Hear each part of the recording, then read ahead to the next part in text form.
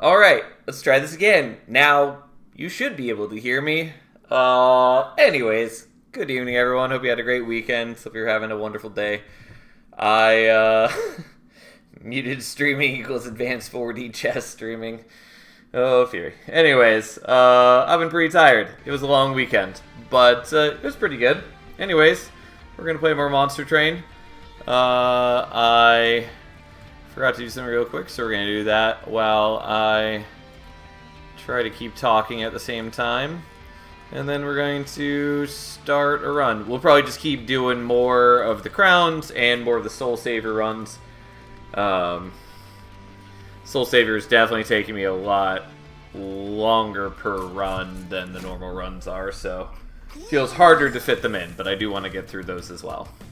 That said, what are we starting off with? I kind of want to do Rail Forge to start things off. I think we have more heft than Herzl.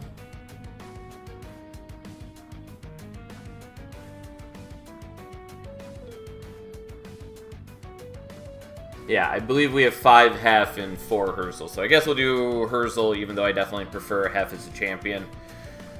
There have been a number of hot fixes that I think are all bug fixes. I don't think there's been any balance changes yet. But I didn't actually select a clan combo before moving off. Don't mind me. I'm only a little scattered right now. Let's do Herzl and arbitrarily chosen Stygian.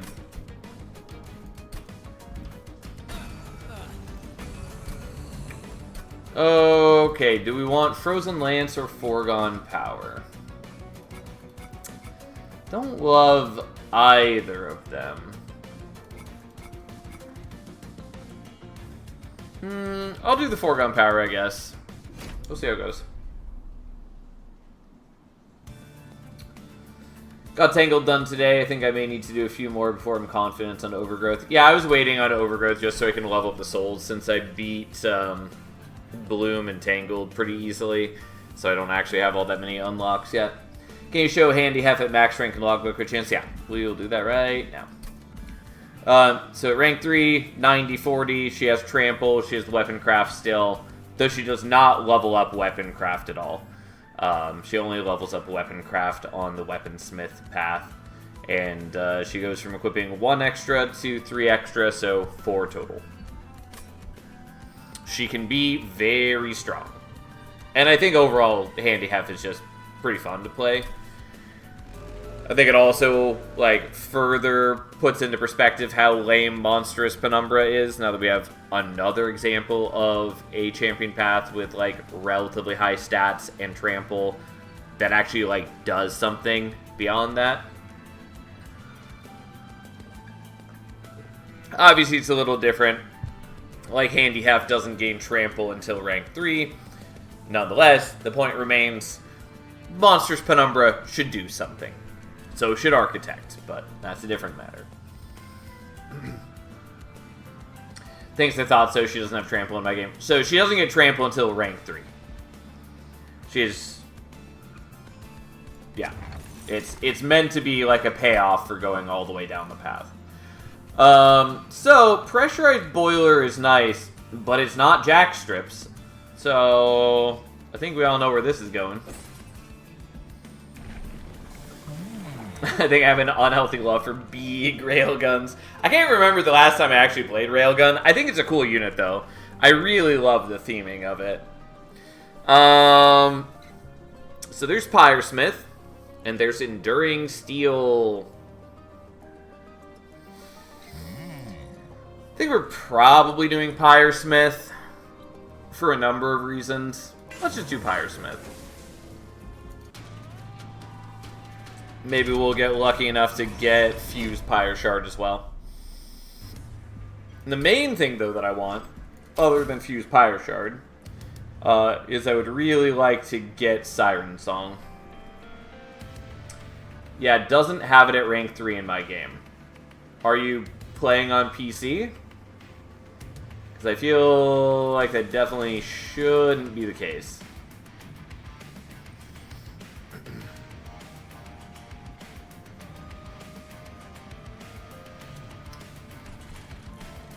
Anyways, we don't need to set up on a higher floor because we have Jack Strips, because Jack Strips is so good. We'll still play out the Shield Stewards just to get rid of them.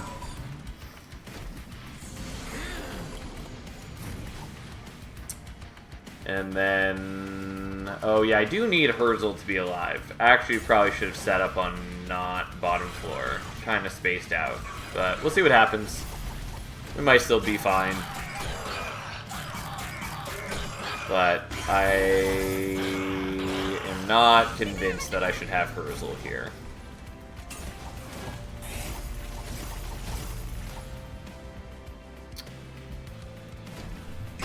Playing on console. Yeah, console is like a patch behind, so may have a couple differences right now. So we get the other boilerplate next turn, so let's wait on that. I mean, I can play this out. Yeah, it doesn't really matter. Hello, Glacier. Alright, so we do that, and then everything's good, but also we do the Fire Shot, and he gets Frostbite, and he's super dead. Even though I probably shouldn't have put Herzl on this floor, it works out okay. From what I've gathered from other games/devs, it's easier to get a patch out on Steam than consoles, and Nintendo's slow. So yes, this is generally the case. Obviously, I am not, like, directly familiar with the situation, but as far as I understand it, for any of the consoles, they have to go through an external, like, patching review, like, certification process to make sure that it's not, like, breaking things or malicious in any way. Whereas on Steam, it's basically they can patch however frequently they want. So, that's why the console is behind. But anything you see on Steam should come to consoles eventually. I just don't know when they actually will ship the update.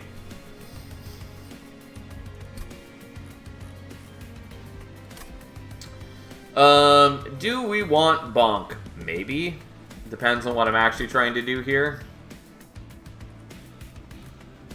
I mean, Bonk is fine, especially if I'm trying to feed the boilerplate. Hammerfall is also not bad. I guess we'll just take Bonk. I don't know. I don't find Bonk that exciting. Let's take the offering token. I think I maybe want to go Merchant of Magic and then do Merchant of Steel after. Sure. Let's do it.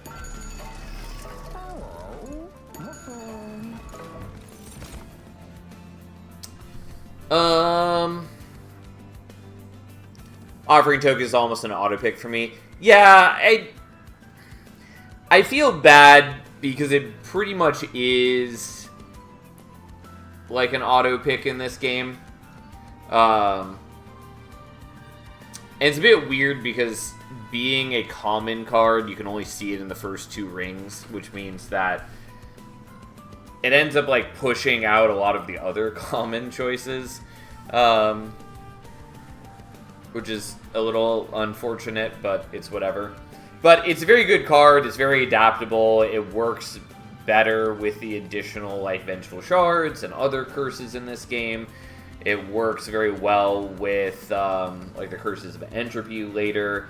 It's just there's a lot of good reasons to be using it, even more so than Monster Train 1, especially with Spell Chain no longer increasing the cost of the Spell Chain copy. So like it went from being a good card in Monster Train 1 to being an exceptional card in Monster Train 2. To the point where it's basically almost always worth having it. So, it is what it is. And unfortunately, there's not, like, good ways to nerf it for the most part. Because, like, every nerf I've heard for it has some level of problems attached to it. So, like, I like Conductor Steward, but if I am pairing it with Titan Sentry, it doesn't really do anything. Obviously, I don't have to pair it with Titan Sentry. I could do other things, but I don't know. Crucible Steward is good. Not sure that's actually helpful right here, though.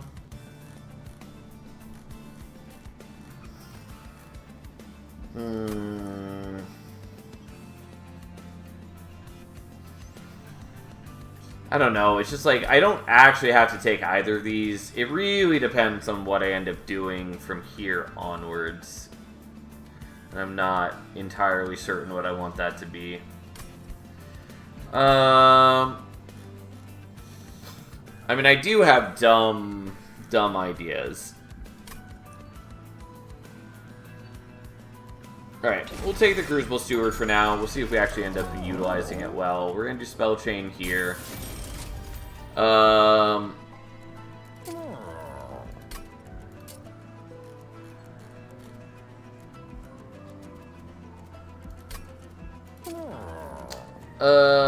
Sure, I'll minus cost that, I guess. And then we'll just call that good for now.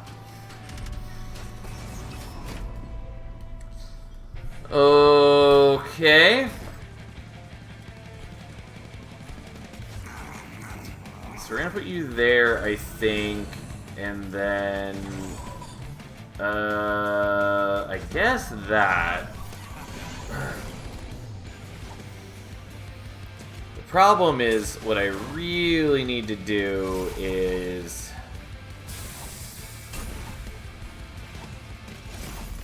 he just takes so much damage from these guys. I really need to get Boilerplate stacked up, basically.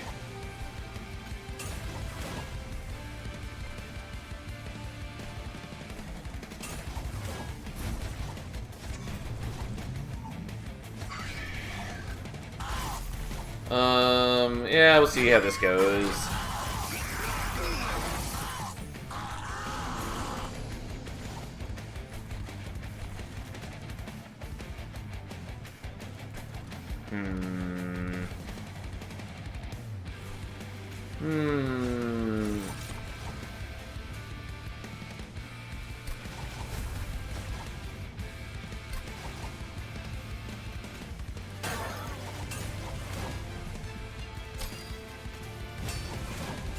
It's not perfect per se, but it works.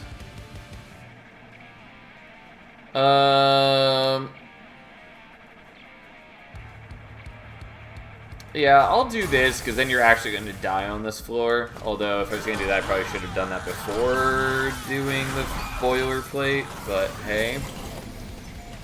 Yeah, you're still strong enough to get the kill, and that's frankly all that matters. Also, we can do this if we really want to. Here we are. Look at us go.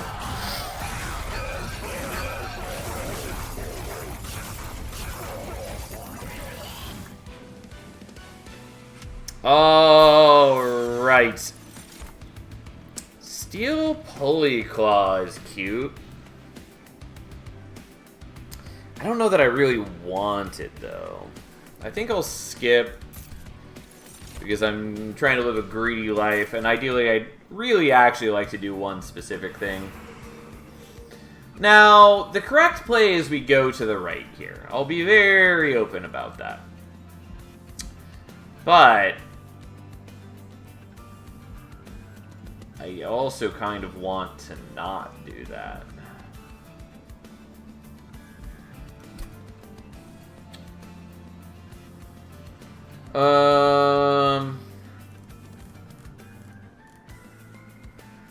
Fishing for Siren Song? More than that. More than that, I am considering a couple different things. So, yes, I would like to see Siren Song. I am also considering a world in which we take Inferno Room. I am also considering a world where we take Hall of Mirrors for Herzl. I am, in fact, imagining a world in which we take all three of those things.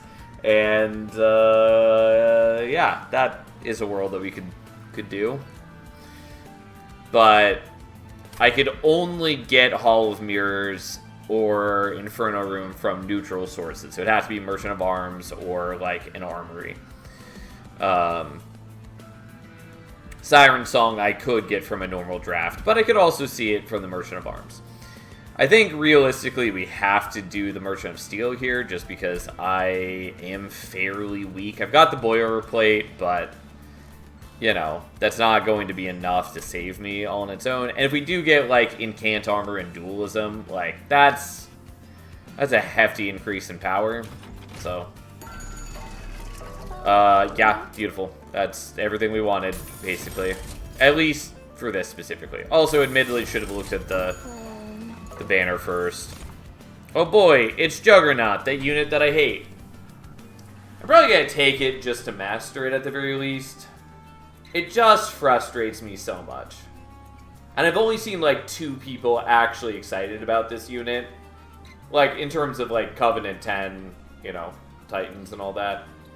There's definitely been a couple people I've seen who just like the high stat nature of it, but like from an actual evaluating it for high level challenges, most people I've seen have been rightfully pretty disappointed. Also, understandably, I've seen a lot of people who call it just the new, slightly better Shadow Siege. I got to 900 plus, so I'm not hating on it. So, mostly I've seen people be talking about it in terms of comboing it with Magnetic Relay, which, yes, it works well with Magnetic Relay, but I think that's more on the strength of Magnetic Relay than it is on the actual meaningful gameplay of Juggernaut.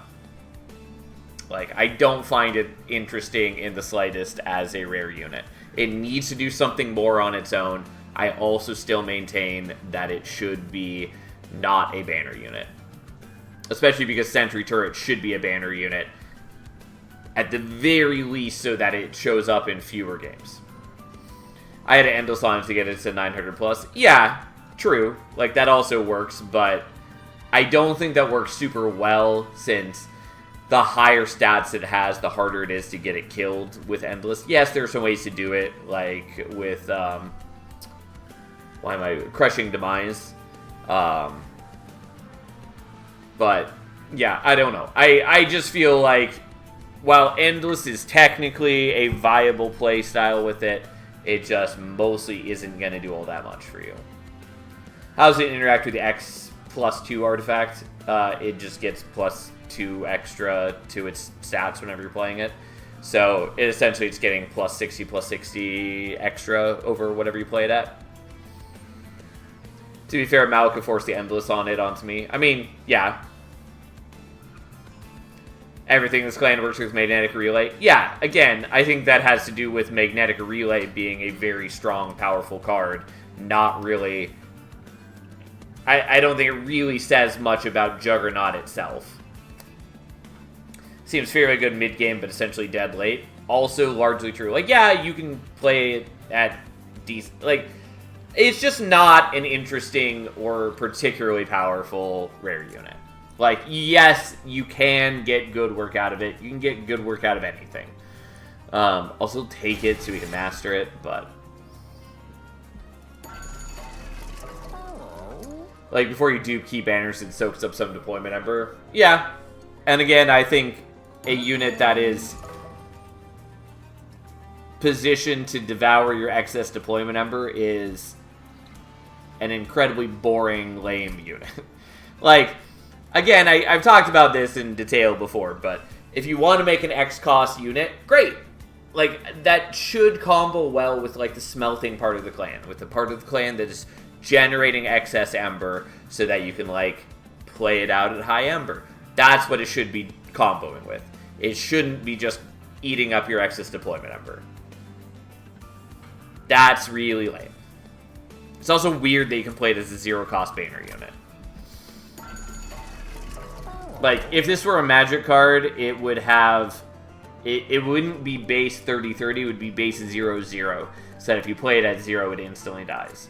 Monster Train doesn't quite work that way, but still. Do I? Fine.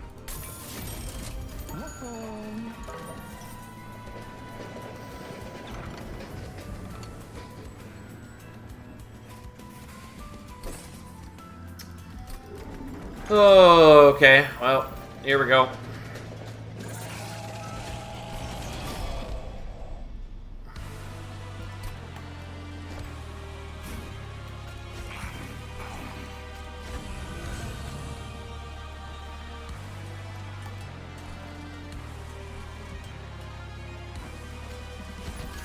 Oh boy, look at him go.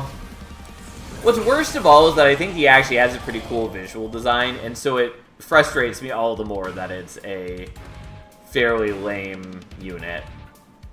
But whatever. So be it.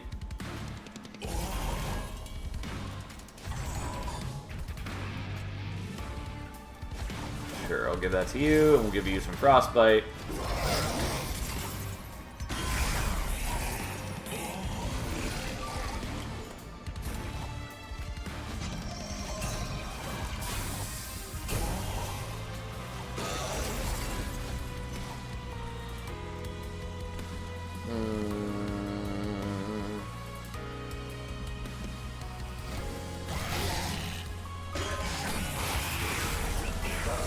Yes, look at all that beautiful Frostbite. Look at it. Maybe someday we'll get different waves for Flesh Weaver. That would be nice. So, go ahead and do those.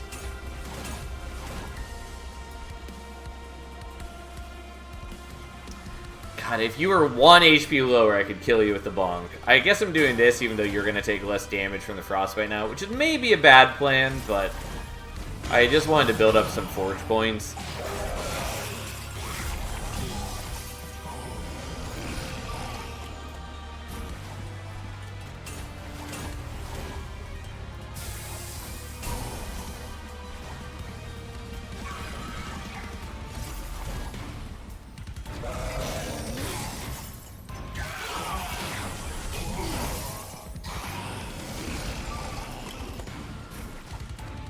Okay, so we are killing all of these still.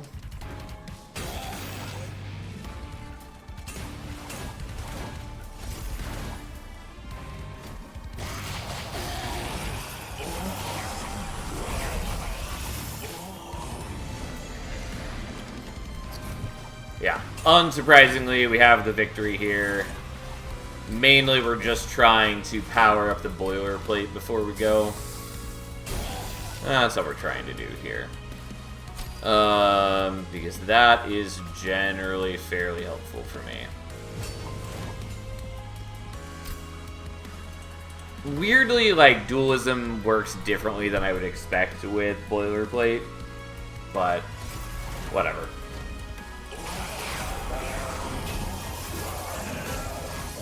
Ta-da!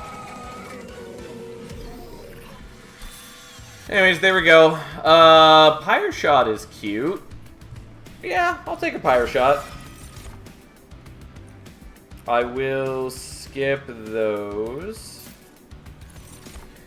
I will take Ember, maybe. Probably. Maybe should take the draw. Also, a little surprised that we haven't gotten Calcified Embers yet. So the responsible choice is I go to the right here, especially since I now have a Pyre Shot of my very own that I can look for holdover on.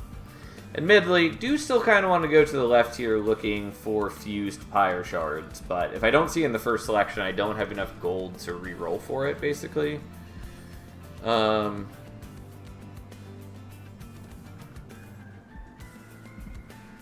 we'll just go here, I guess. Also, the Armory might be nice.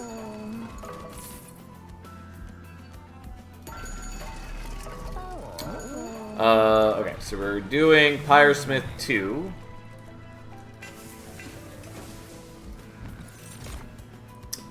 Boiler Room isn't bad. I don't know that it's really helpful, but it's not bad.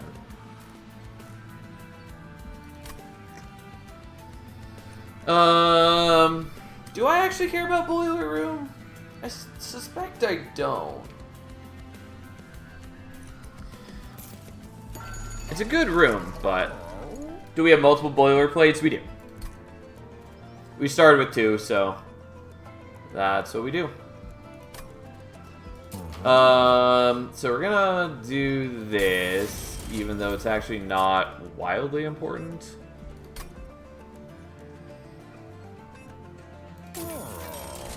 Okay. Great. Beautiful. Incredible even.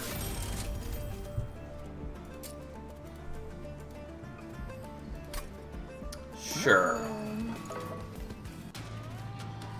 The only problem is it doesn't work, like, super well with the Titan Sentry, but that's fine.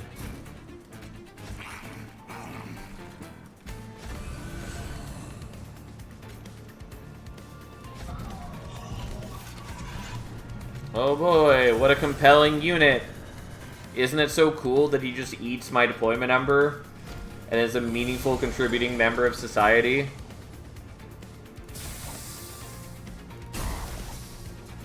Nine damage is such an awkward number. If you're talking about for the bonk, it ends up hitting most important, like, breakpoints for low health enemies. So it's not actually, like, that weird a number.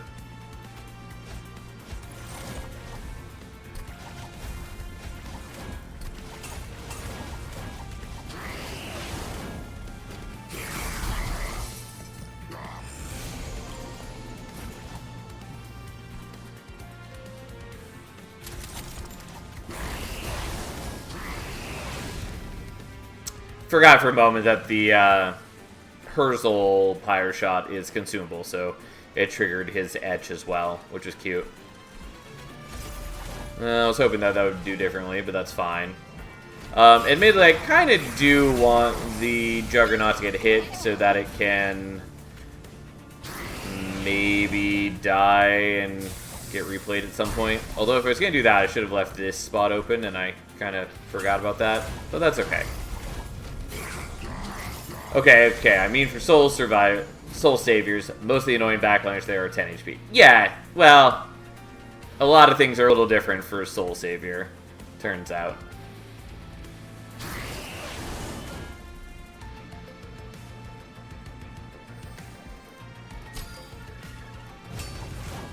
You just get so much armor from that, it's absurd.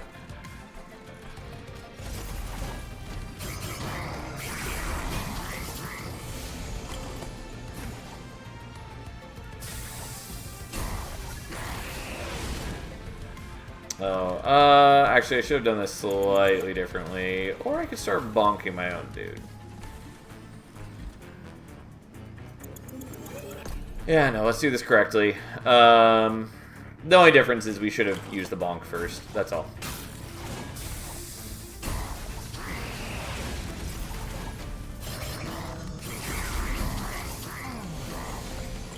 Oh look, it's Corrin, everyone's favorite friend! Ta-da!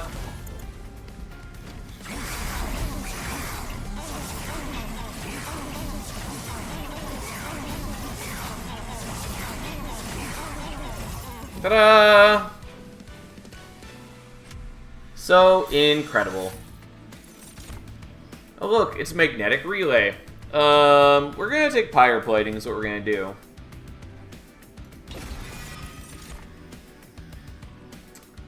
I don't dislike Frenzied Swarm. I'll take a Guardian's Amulet, though, even though it's a little awkward for us, and probably shouldn't have taken it, but that's fine. Fine, we'll go here, I guess.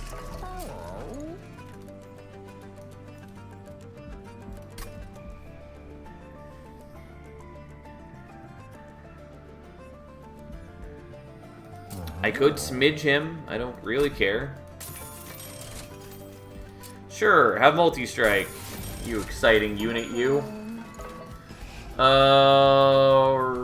Right. So, there are some interesting choices to be made here.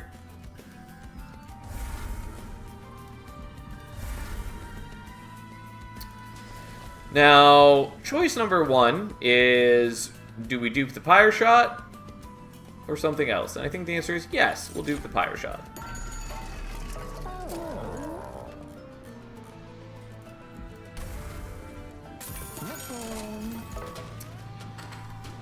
Okay, well, here we are.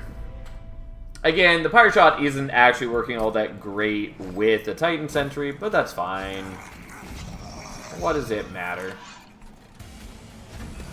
Sends a lot of dripping venom in that brace. I assume that was when I was talking about Juggernaut. In which case, yeah, that seems warranted. Well, there goes all my Ember for the turn, but that's okay. Admittedly, it is helpful for me if I'm building up some forge points so I can buff the boilerplate more, but still.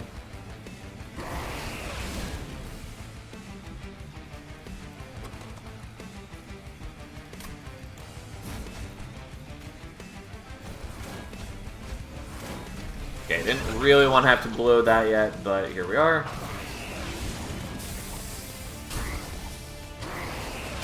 Yeah, it turns out 2 Pyre Shots a turn is pretty good.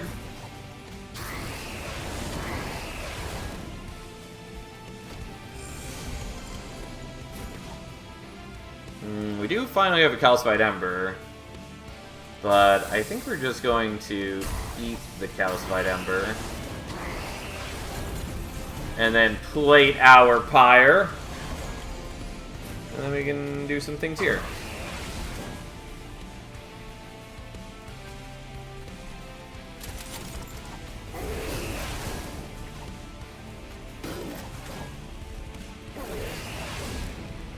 Alright, well, you're surviving for the moment. And I didn't even actually take damage from that because of the armor that we put on it. Yeah, we don't quite... Okay, we do finally knock you down to the reanimate, but... They lose 1 to the jack strips. Anyways, he's super dead.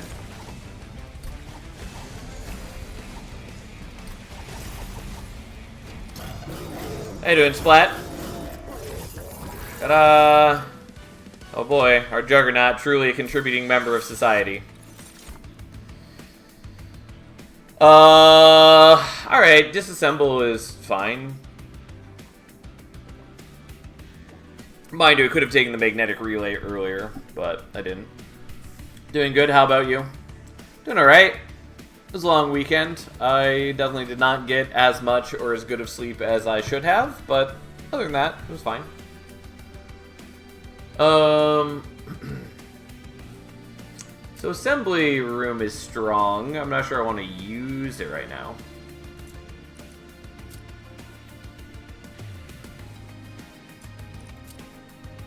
I could use disassemble with Juggernaut to keep killing and replaying it, which is admittedly not a bad play.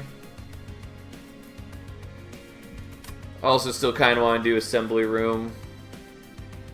I don't know, fuck it, we'll do assembly room. We haven't used it yet. Probably should take the Frenzied Swarm, but we'll skip. That's fine. Alright.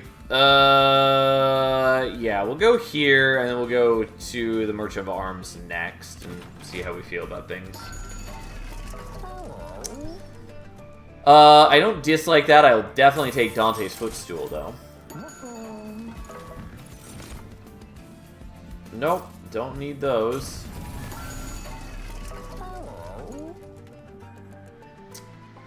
I mean, I do want it, but I really want to reroll. These are not bad. I think I maybe take Volas just so I can actually play out the Smiths. Sure. Oh no, it's Strixen Hallow! What a terrible fate.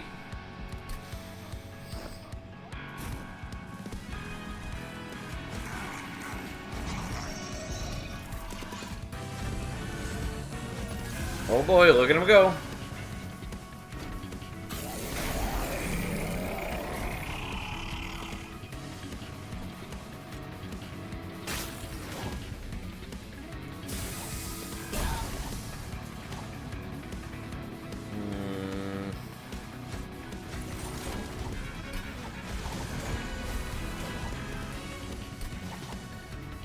Okay, so let's first make another Juggernaut.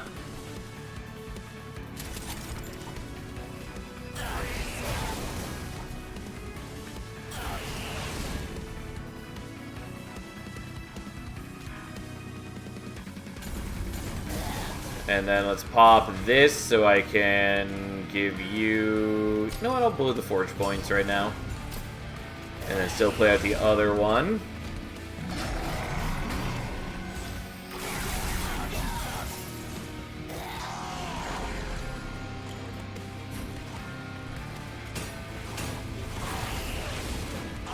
And I'm not even going to take the Vengeful Shard damage because I plated my Pyre, because turns out Pyre plating is very strong. I think it's a card that people have been overall overlooking so far, but it is very good. Oh, hey, look! It's another one!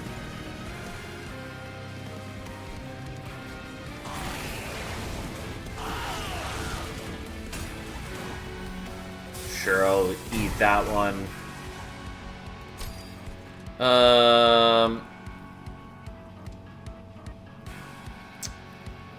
Yeah, I should have done this first. I guess I'll do it now. Assembly Room does work weirdly with equipment in a way that I would expect to get changed. Getting 150, 150 with multi-strike every other turn seems good. Yeah, I saw someone recently... I think it was actually more than one person, but at least one person who was saying that they saw no use cases ever for Assembly Room. That seemed like a trap. I'm gonna tell you right now, it's pretty good. It's like, yeah, it's a 4-cost room, but being able to dupe a unit is very strong. You can also use on bottom floor, and you can actually just fill up the floor because there's nowhere to descend the unit to. Or, weirdly, with Sentry Turret or Railgun, because it's immobile, it can't actually move. So if you are trying to dupe Sentry Turret with Assembly Room, it stays on the same floor. Hall of Mirror has use cases, so Assembly Room will have use cases. Yeah, even more so than... So, Hall of Mirrors can dupe champions where Assembly Room can't. Among other things. But yeah, like, being able to dupe units is very good. Like, it is quite strong. Especially because it dupes the current situation of the unit, so if you've, like, pumped some buffs into it, the duplicated version will also have those buffs as well. It's not just copying the base stats.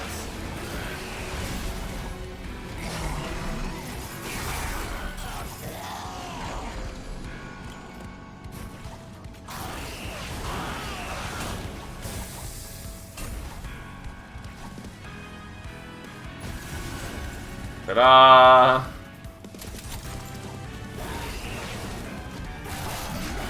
And you get Footstool set up right off the bat, Streamer Luck. Yeah, I mean, it certainly helps. Though what I still really want is Fuse Pyre Shards. But here we go. I was also considering just duping the Titan Sentry repeatedly, so that when we do get to Relentless, the boss would just have no chance to get through a wall of Titan Sentries. But here we are. Let's skip those.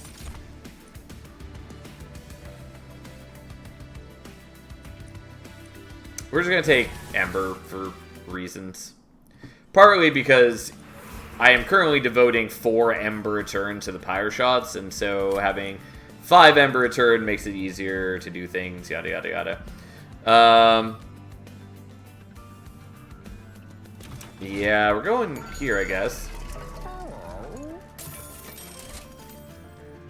Yeah, I don't strongly care about any of those, unfortunately.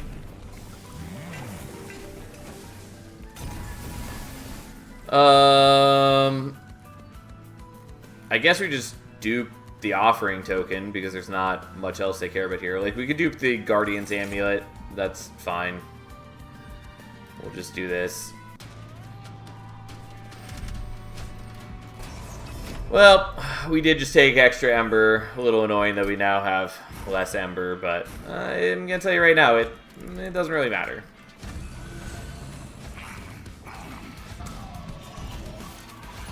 Oh, look, there he is. A 180. Truly an exciting rare unit. Like, again, I'm not going to pretend he's doing nothing for us, but in terms of being an interesting rare unit, I maintain that he's not. He's just not. But yeah, anyways, here we are.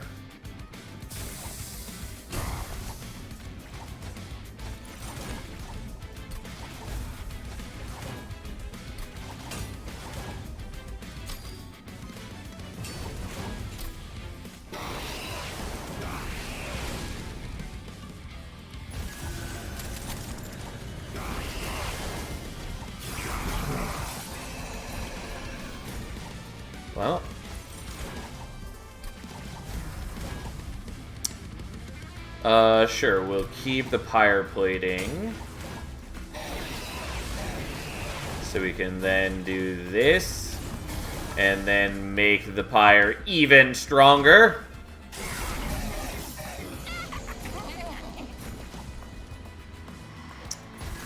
Oh, look at our buddy go.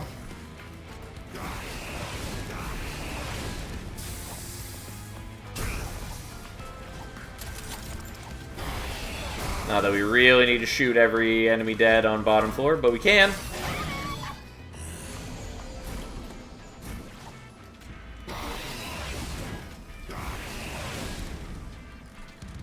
Well, so be it. Again, I don't actually take the damage because of the pyre plating. Not that I'm even using the pyre plating particularly well right now, but hey. We will bonk one of those guys for the stats.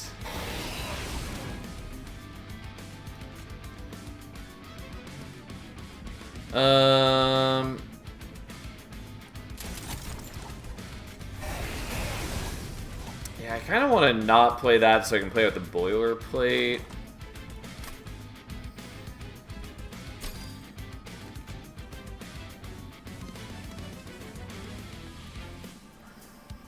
Yeah, I'll do that just because the boilerplate does benefit from the forge points. And it's not important here. You can smelt the one you created. Yeah, I know, but I had not done that. And now I couldn't do it unless I reset the turn, and I just didn't do that, so. Here we are.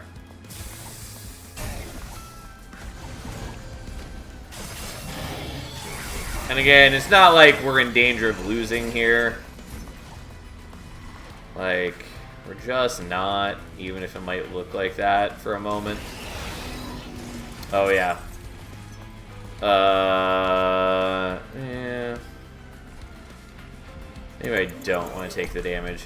I totally spaced out for a moment that I was going to take the spike damage. Just because of the... Yeah.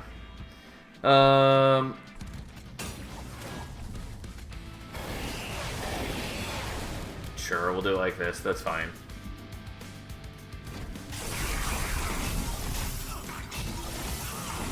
Unfortunately, I do make a Thane rather strong because my dudes take forever to actually kill the statue, and so they just keep hitting into a Thane over and over and over like idiots. But that's okay. We've got a team. Unfortunately, I'm not actually using the Endless on the Juggernaut whatsoever. But, hey. Yeah, I don't care about those.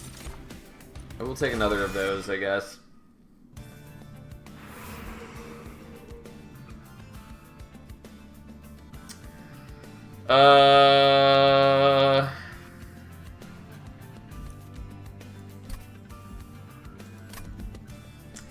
Fine, let's go here for reasons. Sure.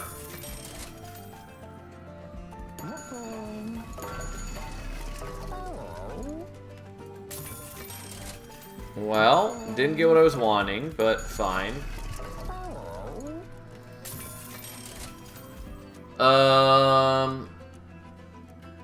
I mean, that doesn't really matter to me.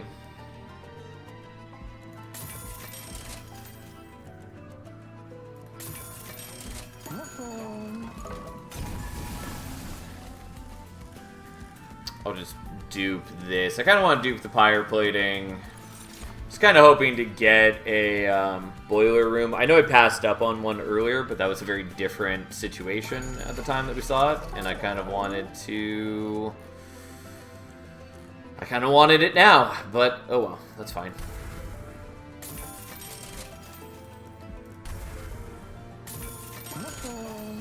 Anyways... the Juggernaut will be working a little less well into the Titans, kind of, but I also suspect it's not going to really matter.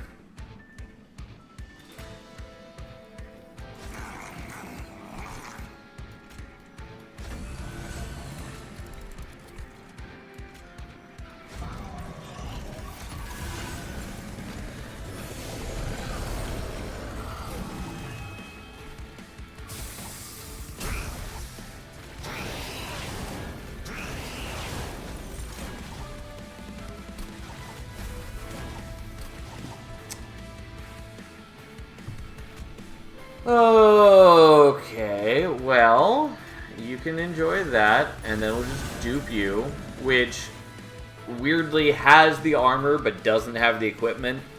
It's a strange situation that I would expect to get rectified eventually.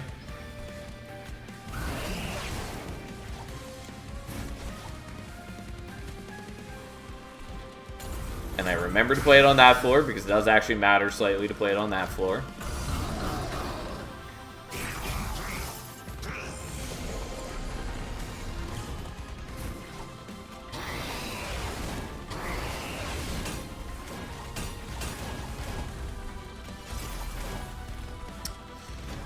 Alright, our dude takes a little bit of a beating and then just smacks them back, and here we are.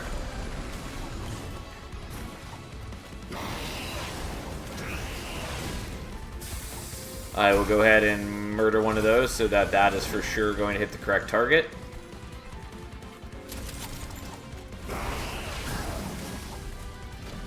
Admittedly, I need to play out the boiler plate on you because I didn't do it before, and that's kind of a problem.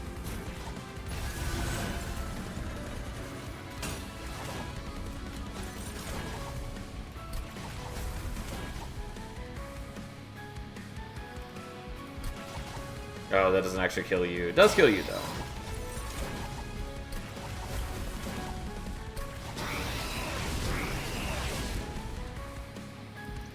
Well, we're doing some solid work.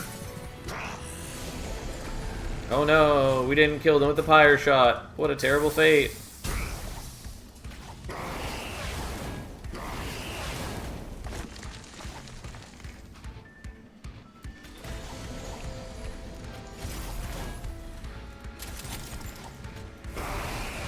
Ta-da!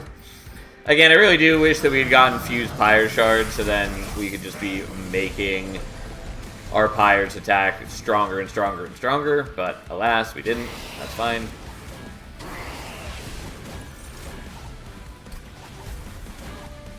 Okay, so let's make that a little stronger, and then finally give you the boilerplate, which then takes you out of harm's reach.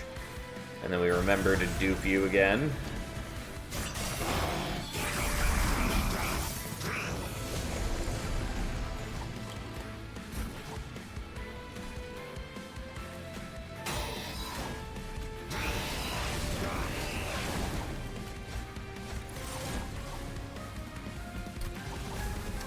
Kind of wanted to smelt the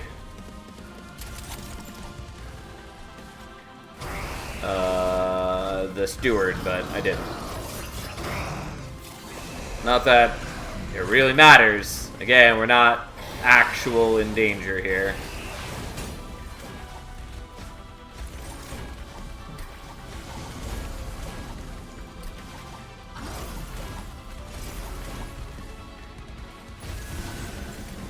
Oh no, what a terrible fate.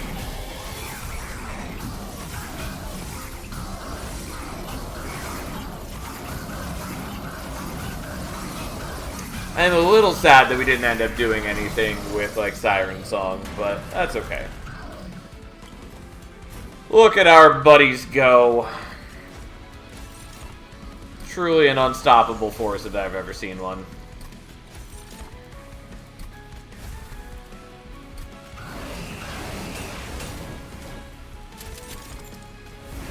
Ta-da! Died to the fire.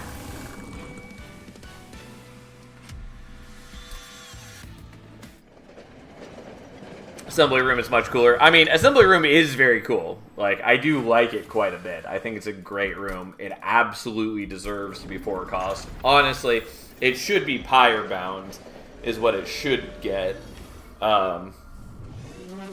Just because, like, it's really weird that you can dupe units on the bottom floor without them having to move, and I just overall think it deserves an additional restriction of being playable only on top floor. But yeah, hey, here we are. Could also be playing it on mid floor right now, don't have to be playing it on top floor.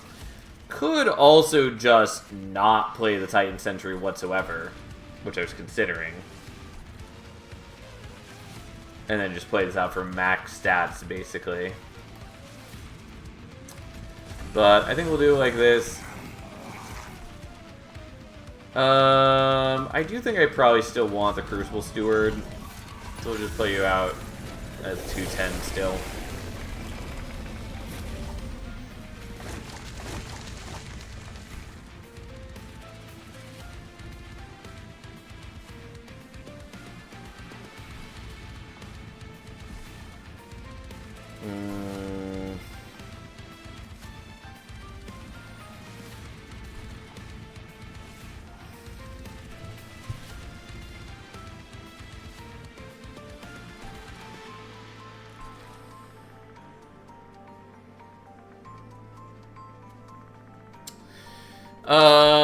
Okay, well, didn't really want to have to do it this way, but that's okay.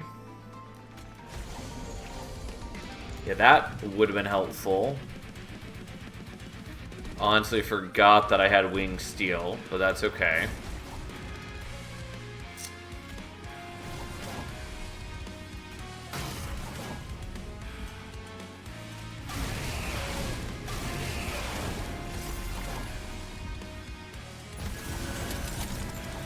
Could be using these on Dominion, but that's fine. Dominion's gonna take damage from the Pyre shots, also, or from the Pyre lights. Also, the Pyre shots are going to get stronger as we use the Pyre lights. Although, unfortunately,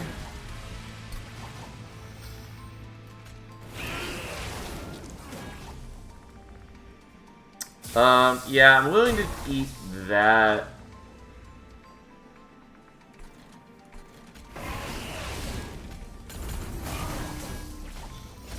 Yeah, not that I really need to do that. The Pyre lights are going to make us a lot stronger regardless, but that's fine. Also, not terribly a big deal if you die. I still prefer for you to live, but overall, I could handle your death.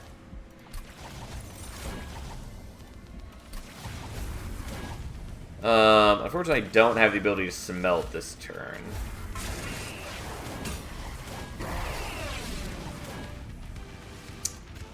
Well, I'll just not play the boilerplate, even though I probably should.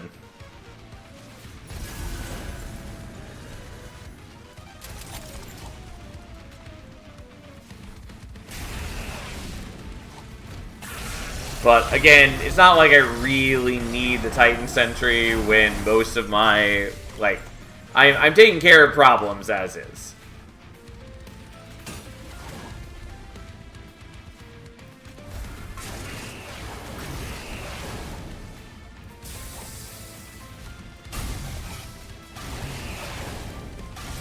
Okay, and we are actually not taking the savagery damage because we are blocking just enough damage.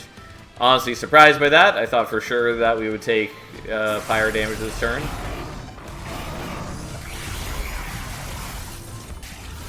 But that's okay. Things are fine.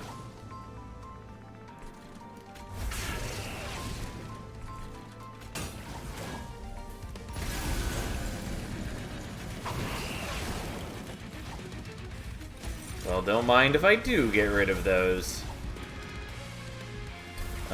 Unfortunate time to draw that. Also, if you're dying, there's no reason to hold on to the Calcified Ember any longer. You're going down. We just need to kill him, so let's just go ahead and do that. God, I could have taken no damage. Alright, this is a little cheesy, but just for the sake of doing this damage list, just because it's a little cooler, let's play these in a slightly different way.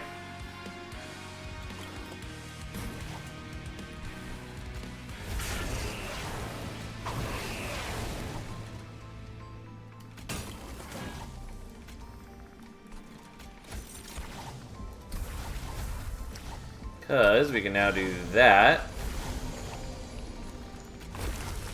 Slightly wrong ordering, but I'm not wildly concerned about it.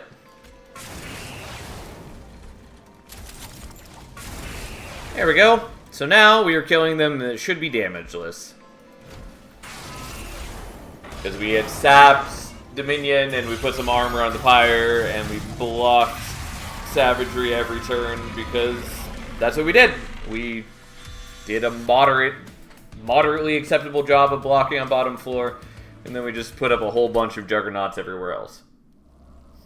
Which again, I'm still not really willing to say that that's Juggernaut being good so much as its assembly room is just a little absurd.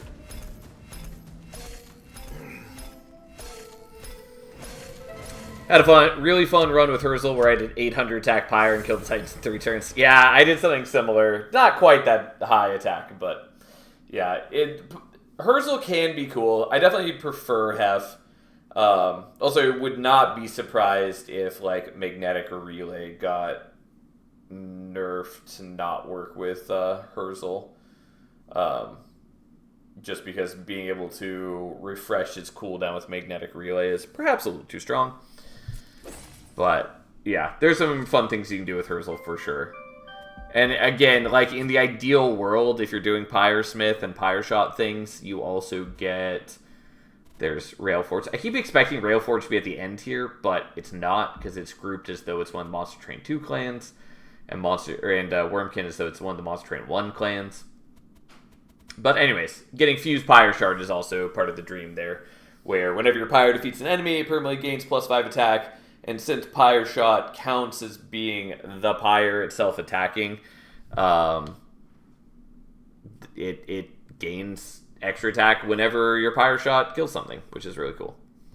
Sometimes you just want a really big stat stick. I never want a really big stat stick. I want my units to be interesting. That's what I want, Fury. Literally never ever do I want just a big stat stick. I want to turn my units into a stat stick, but I want to do that through actual gameplay. I want to assemble a deck that works to buff my units rather than just play a big unit that is high stats and nothing else after. That is how I feel about it. Anyways, there we go. Another crown done. How exciting. We should probably do Soul Saver, but... yeah, I had that relic with Hall of Mirrors and the cooldown tome. Yeah, that would do it. That would, in fact, do it. Turns out being able to use a free Pyre Shot, not just once a turn, but multiple times a turn thanks to Hall of Mirrors, does some solid work for you. Anyways, we're looking at the crowns. That's what I'm trying to see here. You're hurting Penumbra and Burnout Rector's feelings. So, again, Burnout Rector, well, it's not necessarily the best spot in this game currently, just because of the specific numbers. Burnout Rector at least has gameplay. Like, yes, he's a stat stick, but the fact that he has Burnout makes it something meaningful to play around. And, you know, people act like the only way to play Burnout or Burn Bright Rector is for you to have a deck that already has starting, like, Burnout extension. Which I don't think is true. There's other ways you can go about utilizing it. Like, you can use it with Reform. You can let him die and then Reform him, and then he comes back with more Burnout than before, and effectively is full healed, which is sort of interesting gameplay when he ends up with high stats. So you can use him as a tanky frontliner that also does some damage that then effectively gets a meaningfully powerful full heal every couple turns. Like, I think that's pretty cool. It's certainly not the most interesting champion, but that's way more interesting than a champion that is just like flat 200. Like, there's gameplay attached there. As far as Penumbra, yeah, Penumbra's awful. Penumbra deserves to be reworked. Like, and I know that I am not the only one who feels this way. The amount of times that I see people complain about Space Prism, the champion, is very often. Like, basically no one is happy with Architect's Penumbra as is. Also, most people seem pretty unhappy with Monster's Penumbra as well. Like, the best things people say about Monster's Penumbra, for the most part, are he wins, like, the first couple rings, and then you throw him away and you do something else. Which is, like, I think that's a very bad state for a champion to be in. Architect Penumbra is boring but good. I wouldn't even go so far as to call it good. I would call it boring and not great. Like, it's just not, it's not that wildly helpful. I would say of the Penumbra options, Glutton is probably the most helpful of them right now.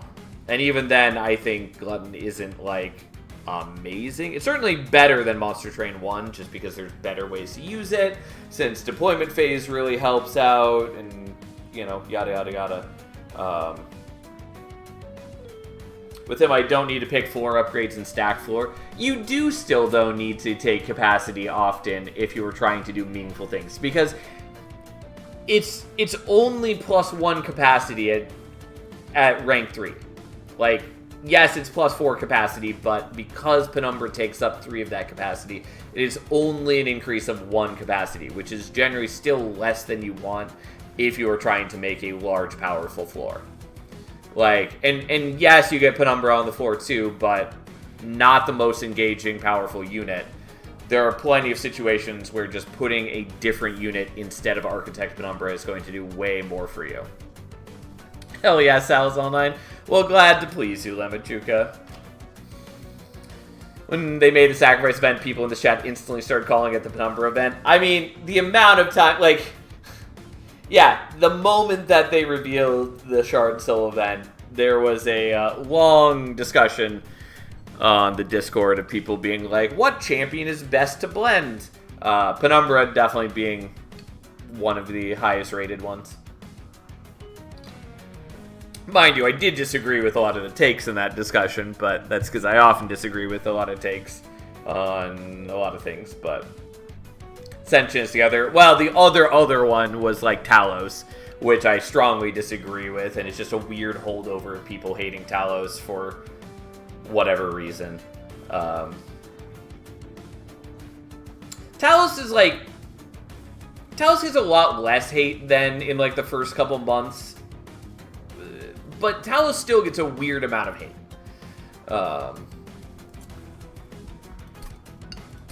Like, she's a solid champion.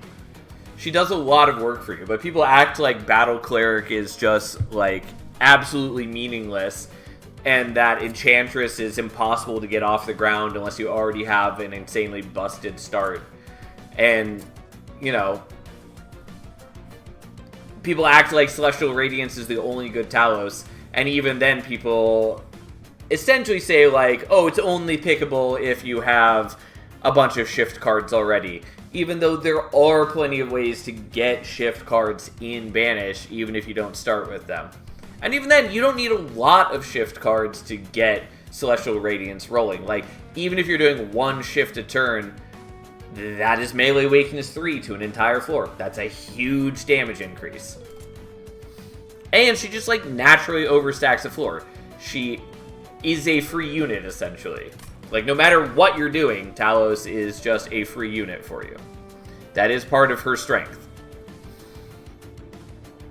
Talos is great, it's just her starting card is bad like Plink. I agree that Inspire's not good. I don't think it's as bad as people make it out to be.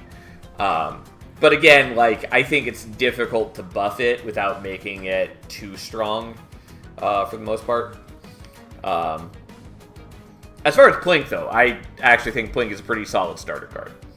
It doesn't scale very well into the late game, but there's enough low health enemies, especially the first couple rings, that Plink ends up doing a lot of important work for you while you are in a more vulnerable stage of your deck. Like, it helps you win the invasion trials very easily. It also helps you get collectors, which is a huge boost of power, especially early on, where it can help you get like a key upgrade or do other things. Like, it's good. It's a solid card. Yeah, it doesn't scale well into the late game, but I will happily take it over Shade Splitter most of the time. I would also say that there's other starter cards that are worse, like Foregone Power is probably worse. Root Seeds even is probably worse, because Root Seeds is pretty underwhelming in this game. Yada, yada, yada. There's a number of starters that I find less favorable than Plink. Plink is good early, sure, but it's useless against Titan Skin 1 enemies. It's not. It does 2 damage, and so it does still kill, like, Titan Skin 1 enemies.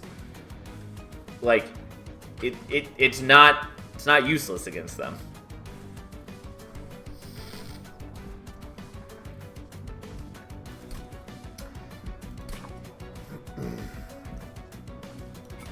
Why do I keep clicking on the wrong thing? We're looking for the crowns. Okay. So, as far as crowns go, what are we doing next? We probably do Wormkin next. I kind of want to do the Luna one so I can get rid of that gold crown, because it bothers me that it's there. How many have we done? We've done 3 Spine Chief, 4 Echo, right? Yeah, we'll do another Spine Chief one. I feel like I should do one that's not the Luna one, even though I kind of want to get rid of that. Maybe we do Awoken. Maybe we do Banished.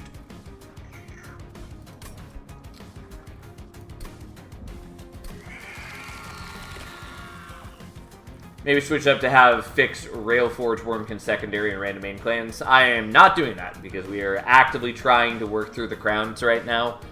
And so I'm not going to do that.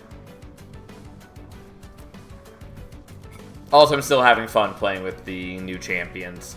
Though, yes, it is interesting to have them as a secondary clan, not only as a main clan. That's working through the crowns too, though. What?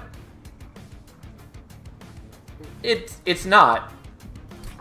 Oh, yeah, no, you're talking about these crowns. Yeah. Fair enough. Fair point. I misunderstood what you were saying for a moment. But yes, we do have these crowns. I will get through those eventually. I was focusing on these ones first. But yeah, maybe we'll start doing some of those soon. I just wanted to work through the, like, primary clans first. Or the primary crowns first.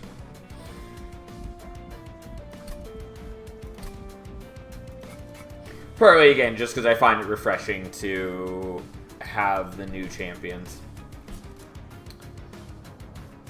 Oh, we have so many crowns to go. Also, admittedly, it would be nice to get all of the ones on a single page done, so I don't have to keep flipping between to see which ones I have done and haven't done. Yeah, anyways, we'll take Root Seeds, even though the Restorers are generally the better starter card now. Restorer's got a big glow up from Lost Arsenal. I finished all Railforge runs with Blast, but damn, I absolutely hate Wormkin. Can't understand this clan at all. Same with, like, Little Fade. I really like Wormkin. I think they're a great clan. Ooh. Carving Corusca is good. Pretty confident we're taking Carving Corusca. Yeah, let's do that. Unfortunately, can't fit Spine Chief and Kinho's Carapace together.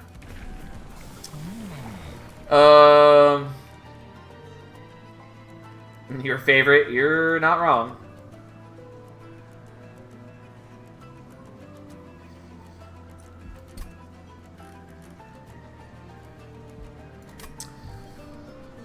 So, I think what we want to do...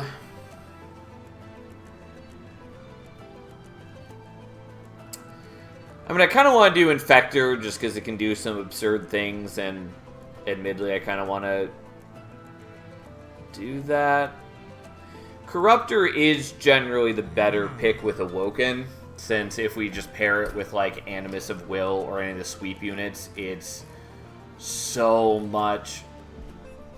It's such a strong force multiplier. Yeah, whatever. We'll do that. Technically, Infector would work better with some other things, but we'll do this. I also don't know if we're going to make good use of the Kinho's Carapace. I think what we're going to do is we're going to play you on top for... Ugh, God, I just don't have capacity.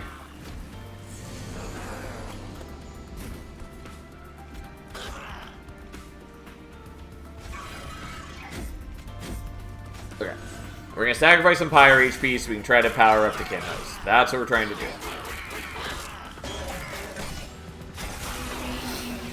Unfortunately, it's Proto Heart Cage, which ain't nobody cares about. I know some people still put Proto Heart Cage pretty high on their, like, tier lists. I still disagree. Like, I get why they put it there. They really value the stats that it gives, but I just don't care about the Pyre stats all that much.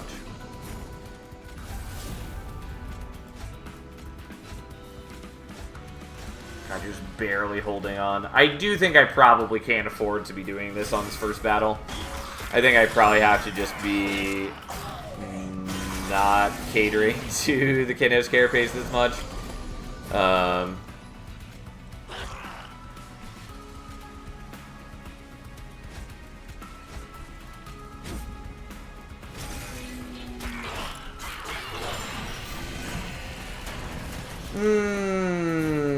I really wish they could fit that. That would be nice.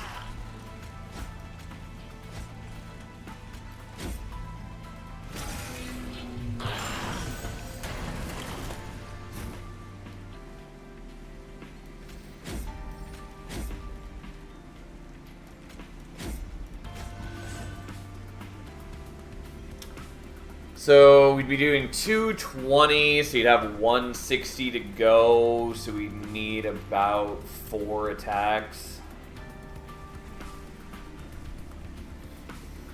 I think I just die if that's the case.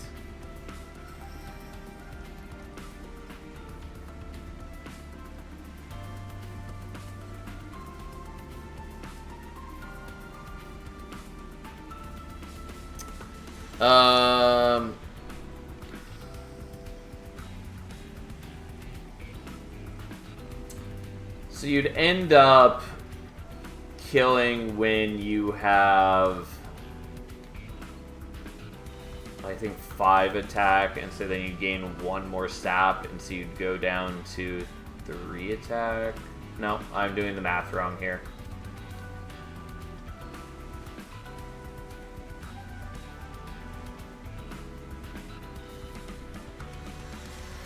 And that might still be true. It'd be like 3 or 4 attack when you first hit the pyre. I know I'm sitting here and I'm doing some bad math and I'm doing it somewhat quickly, but I'm trying to see if I can get away with the greed of trying to feed the Kinho's Carapace like this.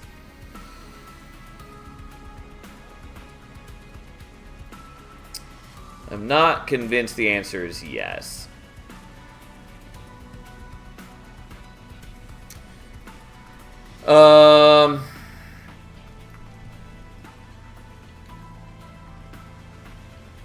Bear with me as I totally lost my train of thought.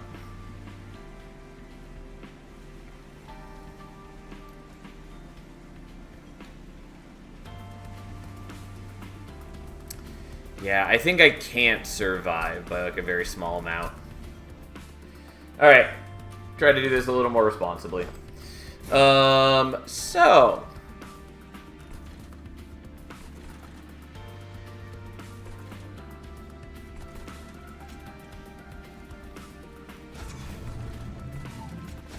honestly, I'm just not going to play out either of those two.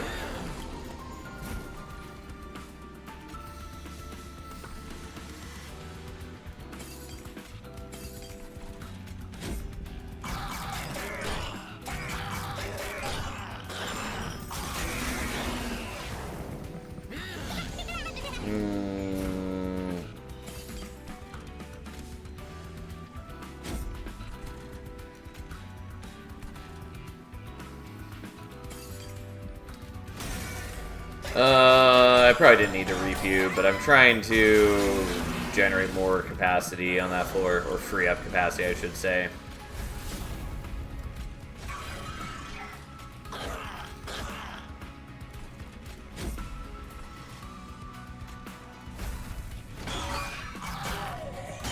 Would you say it is a monster train of thought? I suppose those words could be used, if I must. Okay, so you're gonna go there and you're gonna eat, I guess.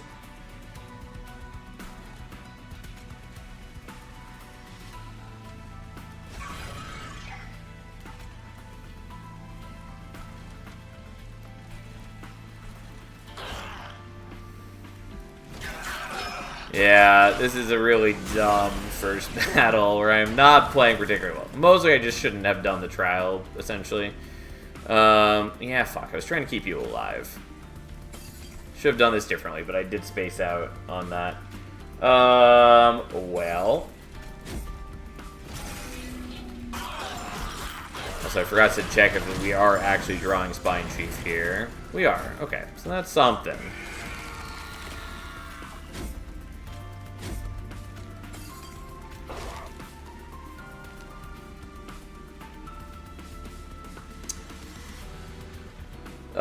So you go down to 105. Yeah, that's fine. Like, we take a bunch of damage. It's a bad start, but we do survive. It's a terrible start, mind you, but we do survive. Okay, look at us go. We're taking Echo Infusion. Hello, Constant Tom. How you doing? I'll say the Wildwood Sap is not terrible for us. I don't love it. I'll just skip that. Okay, we're gonna go here for reasons. Why Wilting Sapwood? We'll take the Shattered Shell. Don't want double stack. What I do want is holdover, or spell chain's fine too, but holdover is really what we wanted. Alright, look at us go. Doing fine, sleeping bad as usual, but other things are fine. Relatable. Okay, let's do that, and play you where you are.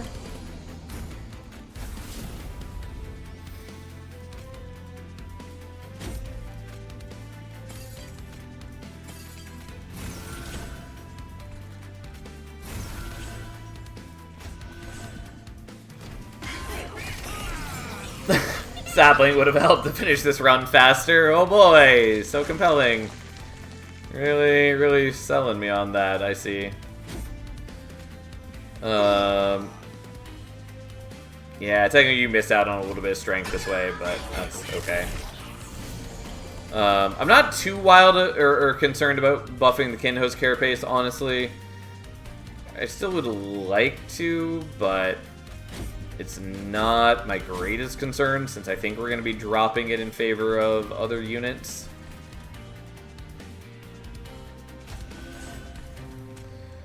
But still helpful to buff. Alright, please. Yeah, we got the Echo Infusion again, which is what we want.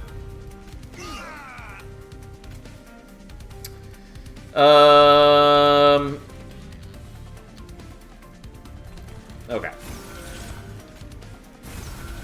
Well, as usually happens in any ad, I do not say how this finish would look like. Fair enough. It's a lot of work to buff the Carapace, but possibly worth it. It's just that comboed with Corruptor Spine Chief, there are just way better things we could be doing for the most part. So yeah, we'll do this, and I could have won on bottom 4 this turn, to be clear. I am choosing not to.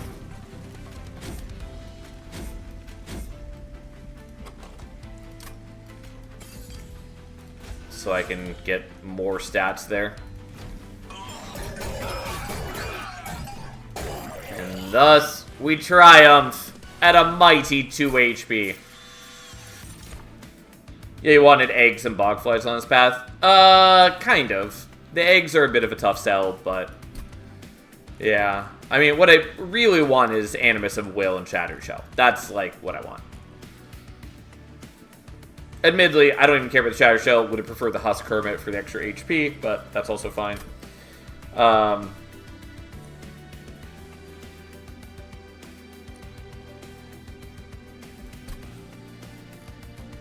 Yeah, I'll take another of these. I wish it were infused, but it's not. I'll take a Wildwood Sap, I guess.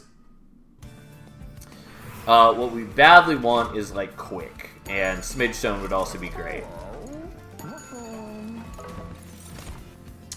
Well, no. But we'll take the Quick.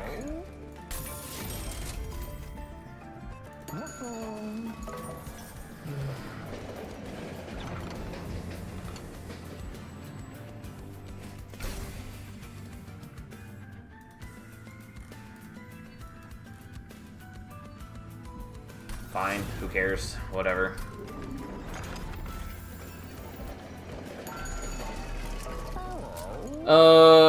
Okay, so let's get rid of this. Let's get rid of that. Let's be a little sad that I can't get rid of other things.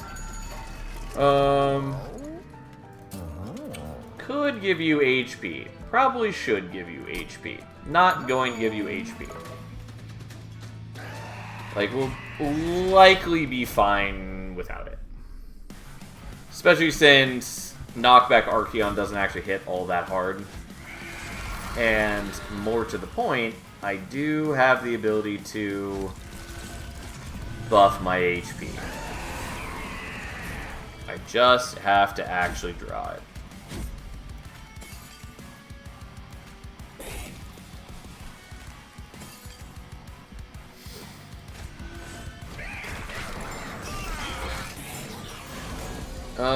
Don't love you, but that's fine.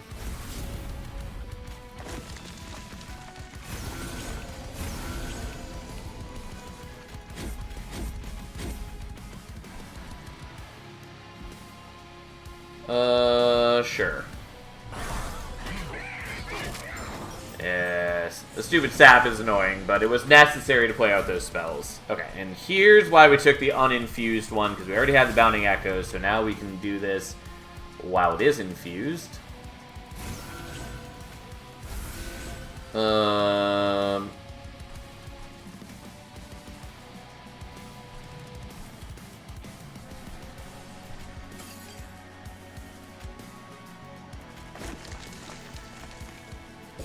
Okay, so now you're strong enough to kill them without letting them attack. I actually should have done that differently. I didn't. Oh well, that's fine. Again, it doesn't really matter if I'm buffing the Kinhost Carapace supremely well. It's not actually the biggest issue.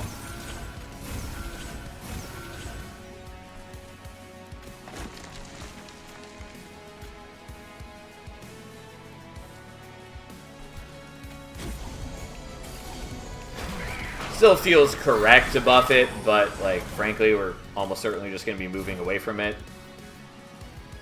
Okay, so you should be fine here, which means we just do this a little bit. And you know what? We even give you some Reap, too.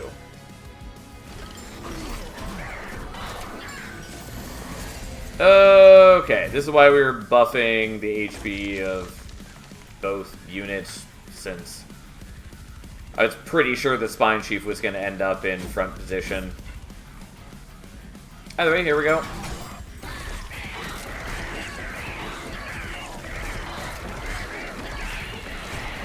Ta-da!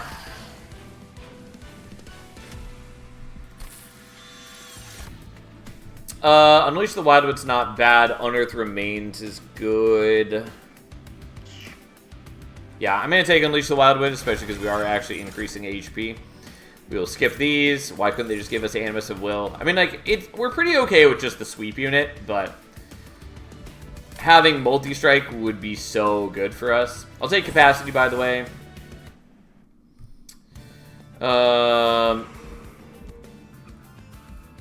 Yeah, we're going to the left. I mean, I don't hate Spell Chain. Keeper of Echoes is not bad for us, but I'm not going to worry about it.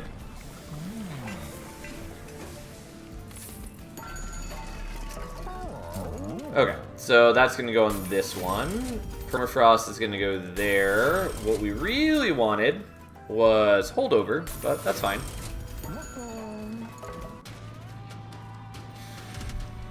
That's fine. Okay, we are not going to step on bottom floor this time.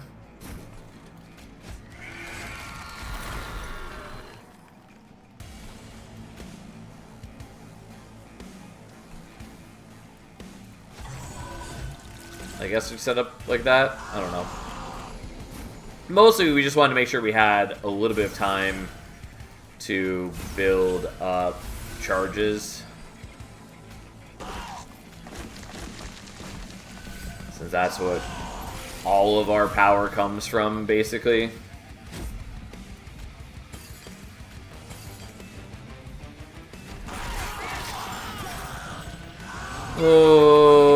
Okay, come on. I need to draw into things I care about.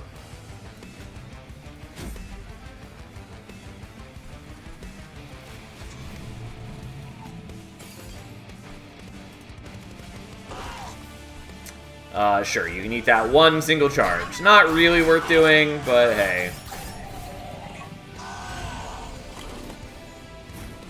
Okay, well. Here we are.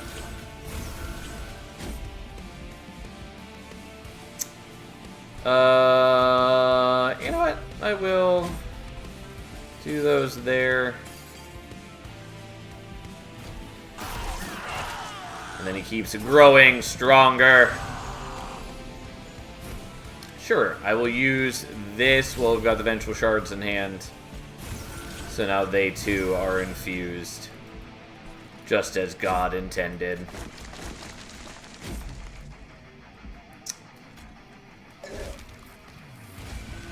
And then we'll do the full heal, because why not?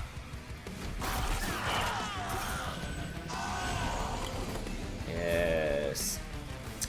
Okay.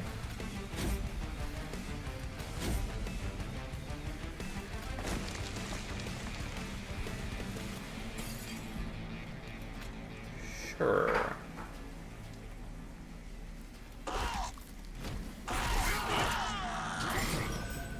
Okay. We should be pretty good. Especially since we have both Echo Infusions here. Honestly, I don't need to be doing anything on that floor. So let's actually not do anything on this floor. Since we already have the kill. So instead, let us spend our charges where they actually do something. Also, it feels so nice to have all the extra Ember from Carving Korska. It's such a good artifact. Anyways, look at him go. 22-22. He's growing. Even if he's largely superfluous to our needs and wants.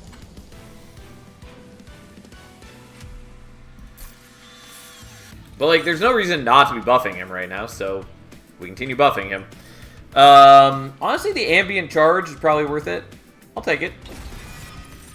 We do lose charges by using it, but it is an extract action, so it does work with Carving Koriska.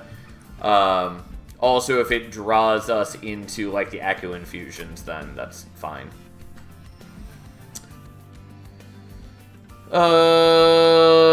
Yeah, we want to go here. I do really want to do the Merchant of Magic, but I also would like a shot at the banner and maybe getting multi-strike. Well, there's multi-strike at the least. And there's Animus of Will. So we'll take both of those pretty happily.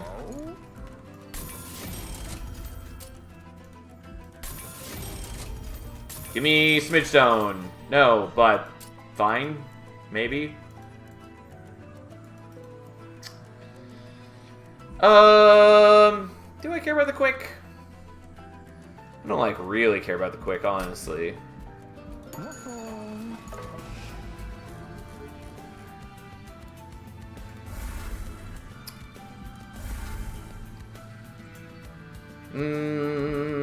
I was gonna dupe a unit, but now I don't really need to. Might just go the Merchant of Arms there. I mean, there are some good artifacts I can get. Also, I would happily dupe the Echo Infusion, so I think that's probably what we do next. I'll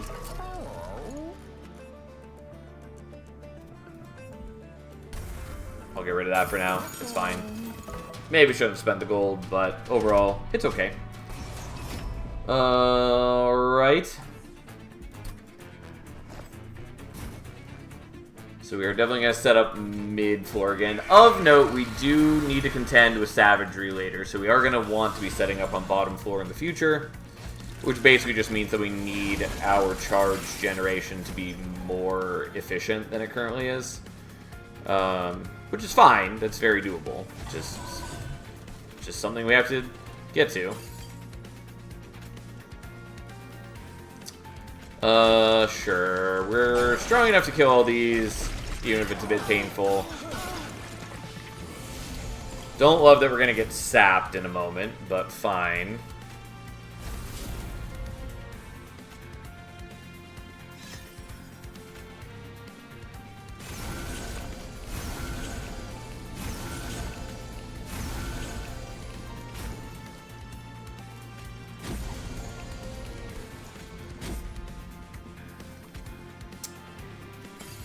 Honestly, I'll put some Reap on you. Who cares? Like, we are going to be murdering these things pretty easily. And yes, I could have given you Quick. Who cares? I didn't.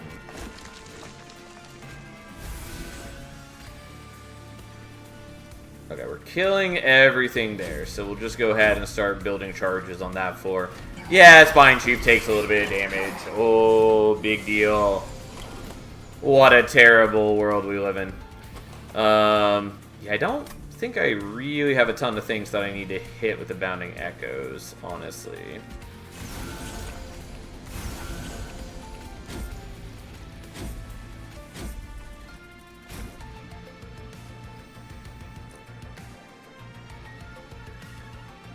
No, I don't know if that's actually proccing the Carving Koriska, even though I thought it did. Because I know the Bogfly Flight does. Am I crazy? Don't know. Wasn't actually looking that close.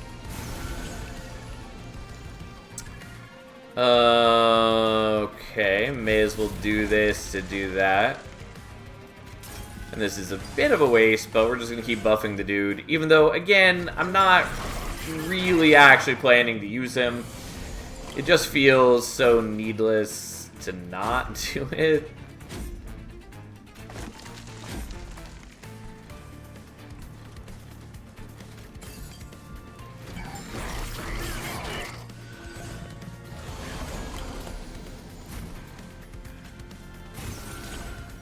Okay, so if this is extract 3, then I should only go down by 2. So if we would set it like that... Yeah, no, it is refreshing. I just missed it the first time. That's fine. Okay, we're gonna full heal while we can. And then we're just gonna buff these fine folks over here.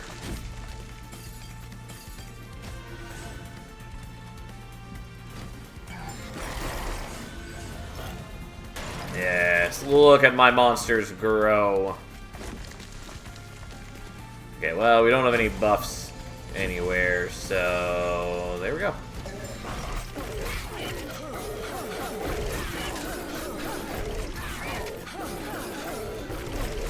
Well, we have a lot of HP, and we do reasonable damage and have reasonable numbers of attacks, so he's got nothing on us.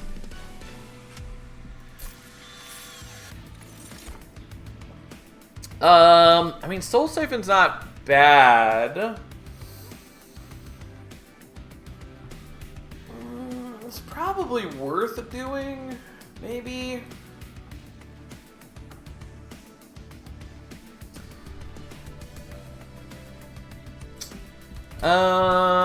Like if I put Intrinsic on it, it is essentially 4 charges right at the beginning. It would Ember Drain me, but my carrying for that is fairly low.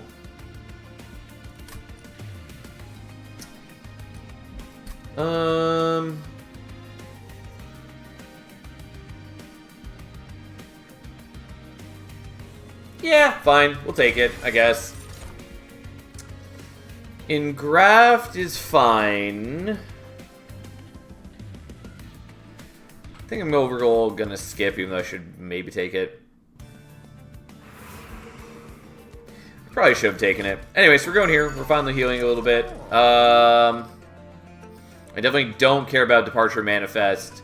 Don't care about Manifold Mirror. Echo Seedling is kind of a maybe. It's kind of cute with the Boundless Echo, or Bounding Echoes. Wouldn't really care about it with Soul Siphon. We'll just reroll.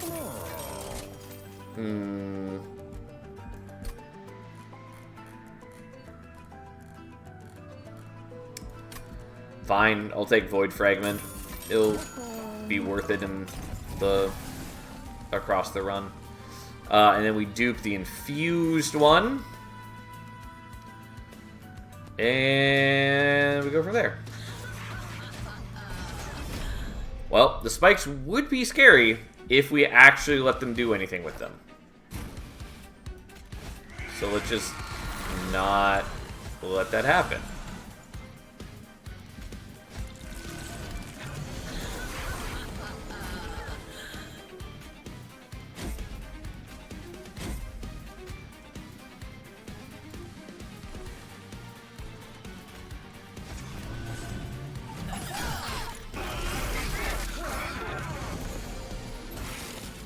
Alright, so we are taking a bit of a beating, but it will be okay.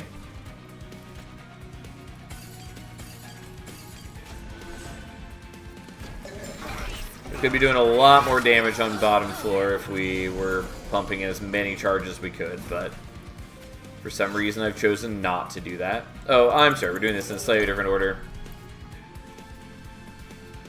There's not really any reason to be holding on to the Bounding Echoes now, so it's better for us to use it now so it can hit these and all that.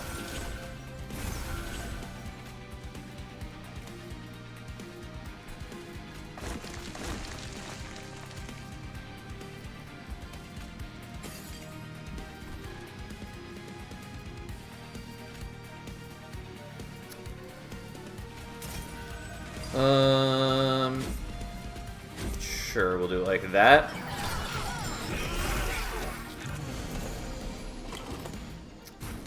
Yeah, don't really need a Soul Siphon right now. Well, actually, let's be a little cute with it.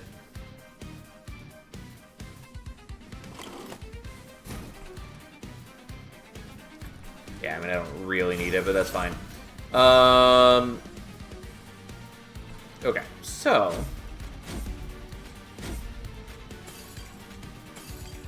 and then he eats them all, and then we refill them. I do get Ember Drain. We're only gonna have to contend with Ember Drain 1 because he's gonna die to the Reap.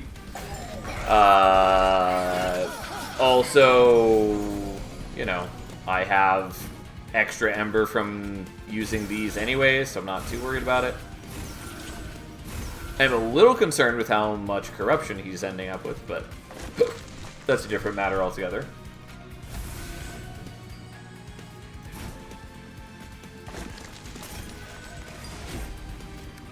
Unfortunately, building charges doesn't really matter on either floor right now. I already had enough power for this floor, and his cooldown was up, so couldn't do anything either way. You know what? Fine. We'll go all out for you, good buddy, good pal.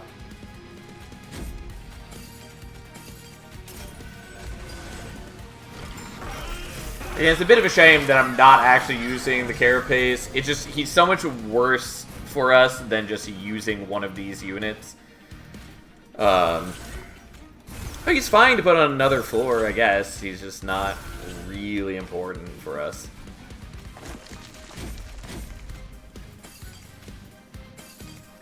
My boy Kinho's Carapace is growing. Yeah. I do really appreciate the change to him as a unit. It was such a bad unit in Monster Train 1, and now it is actively a good, interesting, fun unit. You know, it's not even, like, the most complicated unit by any means. But I think it just works so much better than its Monster Train 1 incarnation. And, like, yeah, it's pretty different. But I think it's worth having such a radical change if it ends up serving a better role in the clan and being a fun, just cool unit to have. So, I'm very happy with the changes to Kinho's Carapace. Similarly, I really like the changes to Glareminder and Bugsider. And I wish we could get changes like that for other units like Shadow Siege. I think we probably take Unearthed Remains here.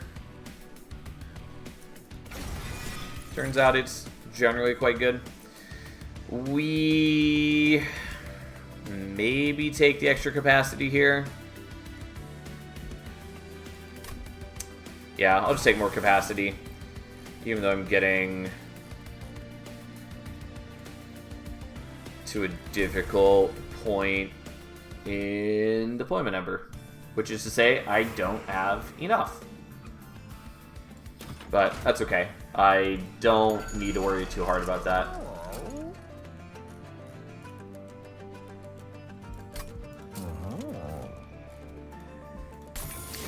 Unfortunately, I can't get... What was the word I'm looking for?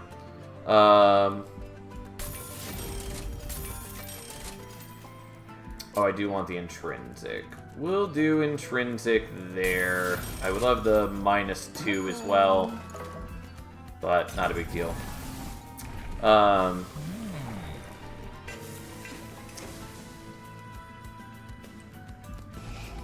Yeah, I can't get Lost Luck at Chainmore. That's what I was trying to say.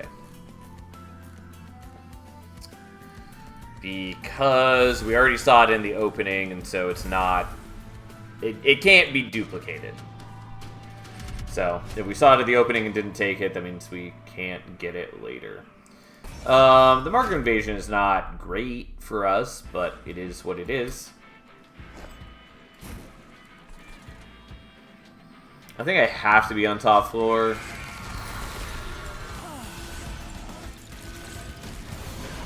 No, unfortunately, that means that I'm going to get these Scourges all the time. Like, I can handle that. It's not the end of the world. It's not really what I want. Okay, well, I don't actually need this right now. Oh, I do need some amount of charges, though. Oh, because this isn't infused yet. Well, annoying, but fine.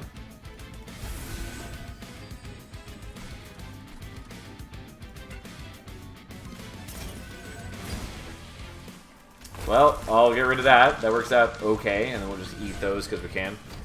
Anyways, whatever. We get the Scourge cards. We should be able to handle it. It's going to be a little annoying since we're going to be getting essentially 2 of them per turn, but whatever. It's okay. We'll manage. In the meantime, we prepare for a Thane. which should be fine. So long as we're not incanting on her floor, we'll be okay. Like, my backliners do have pretty low health, is the only consideration here.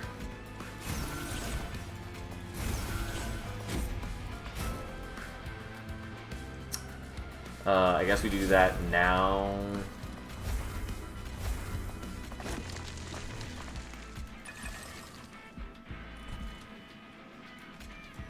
Whatever. Eat some charges. Enjoy. How dare he give me corruption?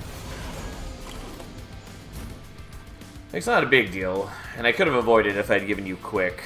I never actually ended up giving you another upgrade, so I do kind of wish I had done the quick. I mean, we put that gold to good use elsewhere, so it's not like a full loss, but it would be nice.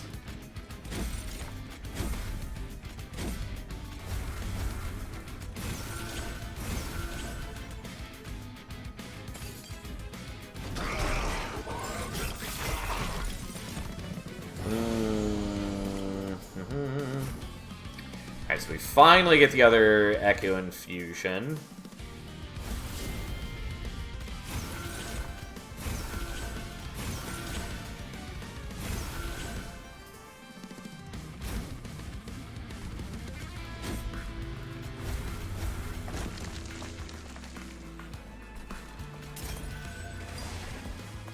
I'm going to generate charge here just so we can knock off one of your reanimates so I don't have to get as much corruption.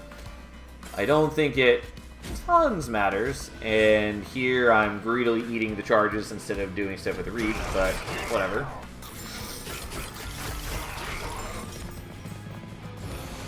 God, there's so many enemies. And unfortunately I can't play out most things because I didn't get any of my Echo Infusions. It should be okay though. You know what? I'm going to give you guys some HP just in case I do want to give some spikes to Athane. Since I can imagine reasons that I may wish to.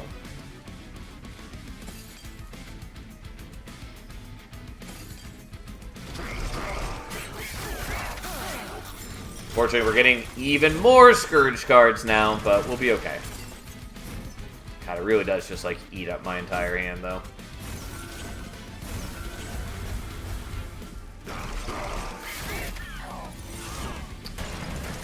Okay, how exciting.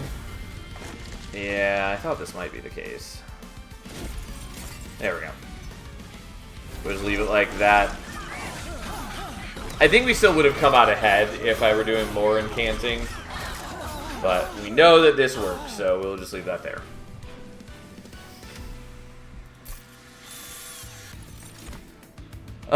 Another ambient charge is not bad for us, so I'll take it.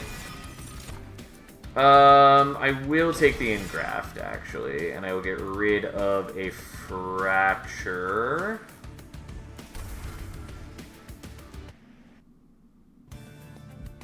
That didn't sound like Sal at all. Trip must have changed him. Kinos could have had a chance if he got full heal. Maybe. But, hey. So I have 9 capacity. Yeah, so this does work the way that I want. I'm a little sad that I didn't give an upgrade. Decay Decoy doesn't help. Deepwood Oil, I guess, technically helps.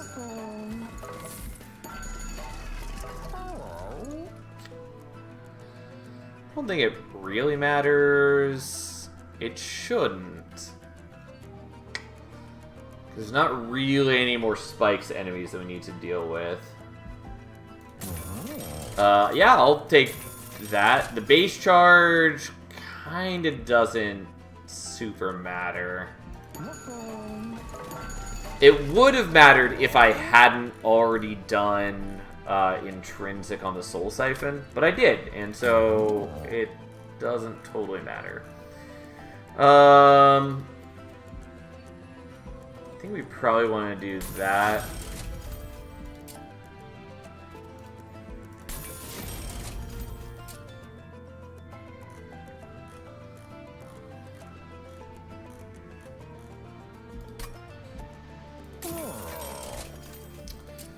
Okay, holdover I'm generally pretty happy with.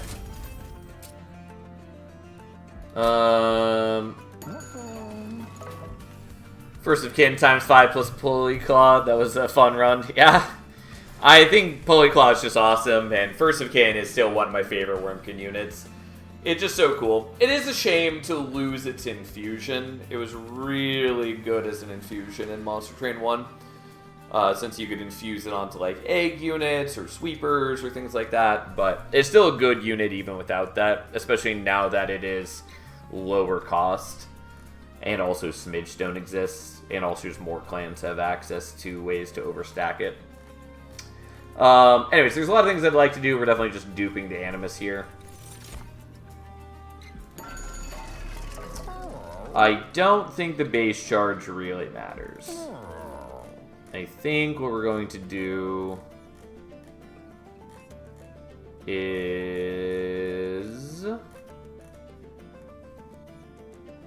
I did fail at the Titans, but oh well, Covenant 9 unlocked. I mean, that's fine. I think we'll get rid of the Fracture.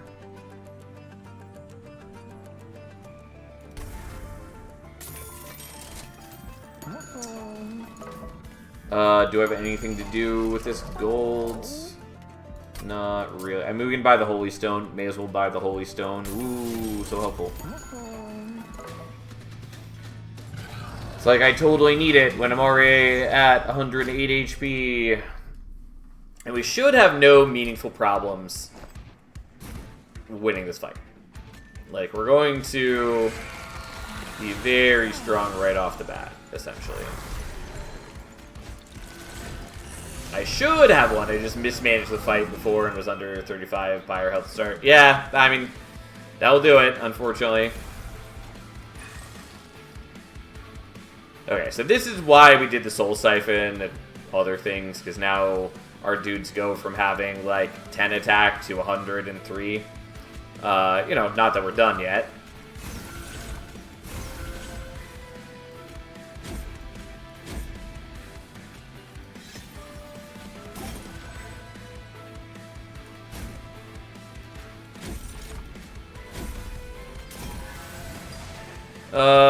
Yeah, I technically could have built up charges for you, whatever, that's fine.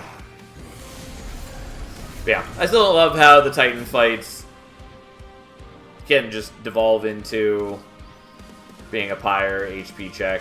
Not even just can, they do. But whatever.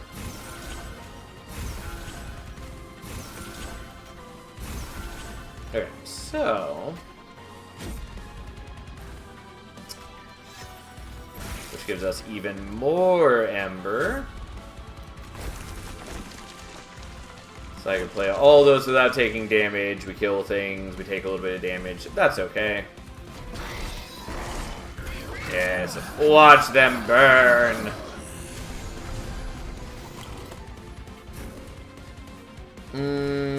Okay.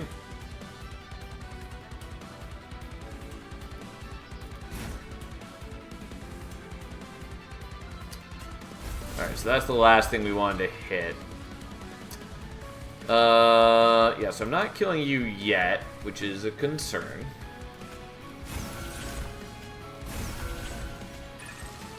Now we are.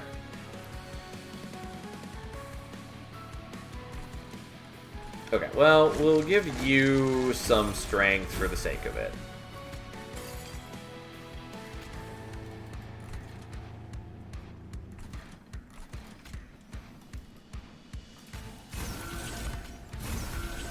I don't think I really need to be buffing your HP, but we'll still do it. Anyways, grow a bit stronger, my dude. Technically, growing stronger means that you'll block for the Titans a little better. I'm not wildly concerned about that, but hey, it does feel technically correct. Yes.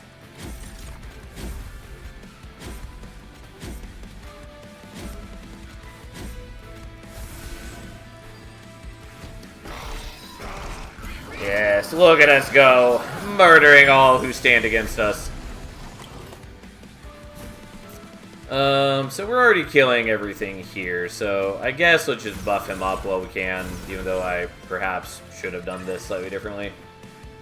Hello, Ashiaka. Thanks for the raid. How you doing, friend? How is Neo 3?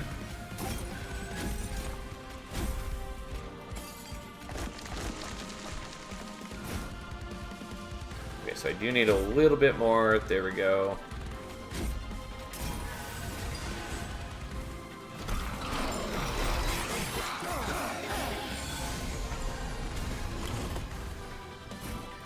Yes. All our draw is good. Also, it's pleasing that we can infuse the Vengeful Shards, so even they can give us charges. And your ability is not up, so we'll just go ahead and get the kill here. Because we can, and there's no reason to be spending charges elsewhere. And thus, we heal for even more HP. Hey, Salad, Neo 3's been great. Glad to hear it. I have not looked into it in any detail yet, but, you know, it seems to be well rated, unsurprisingly. I know a lot of people have been very much looking forward to it. We'll get rid of this Bounding Echoes, I guess. Could have also gotten rid of the Fracture, but that's fine. I do kind of want to check out Neo 3, but I have a lot of other things I'm already not keeping up with, so here we are.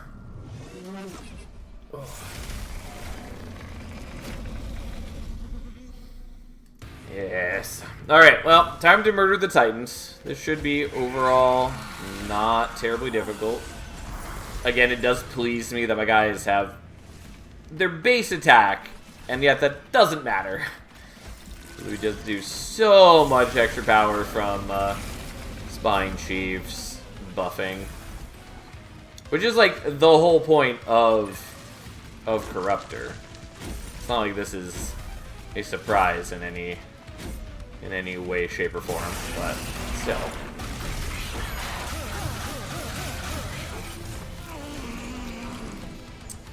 Okay. So.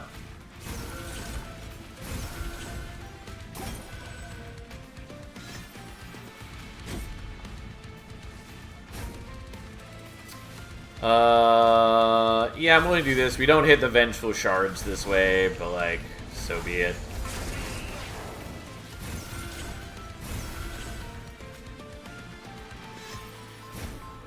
Yeah, even if I had done that, we wouldn't have hit the Vengeful Shards.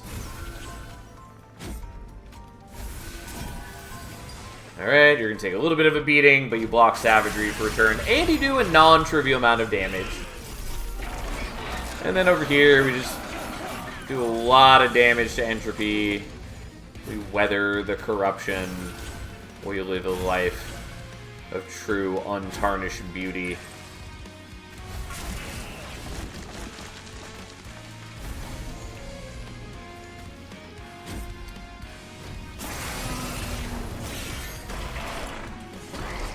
Okay. Well, Entropy's down. Savagery is going to follow very shortly. And then we just wait on Dominion, as one does so very often.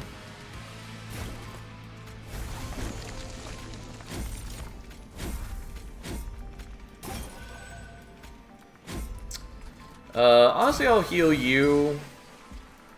You don't really need it, and if you stay alive, you'll delay the Savagery damage a little bit.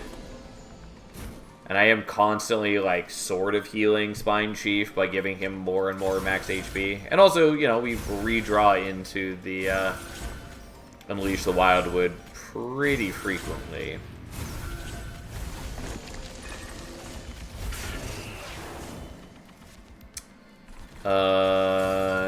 Have a little bit of reach. Why not?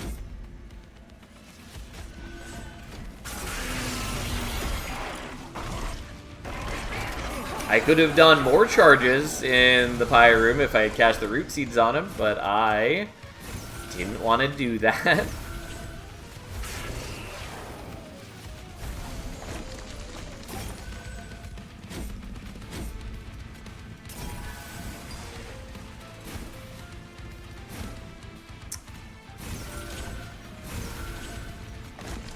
what? Have even more Reap and a little bit more charges. Why not?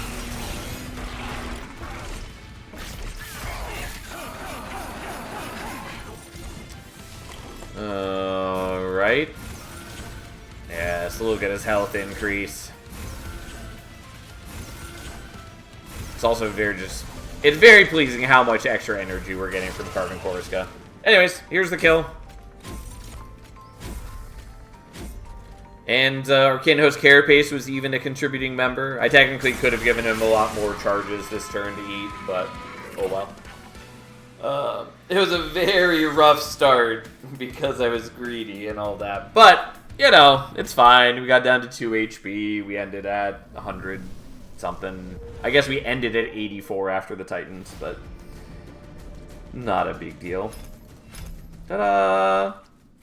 And thus, another crown is acquired. We just have so many left to do. Because we have both these crowns, and then, you know, obviously we still have all of these crowns to do as well. I really like the change to Kinho's Carapace. Yeah, I was talking about that earlier. I love the change to it. Like, it's not my favorite unit, just because it isn't, but I think it's a cool unit. I think it serves a meaningful purpose in the clan.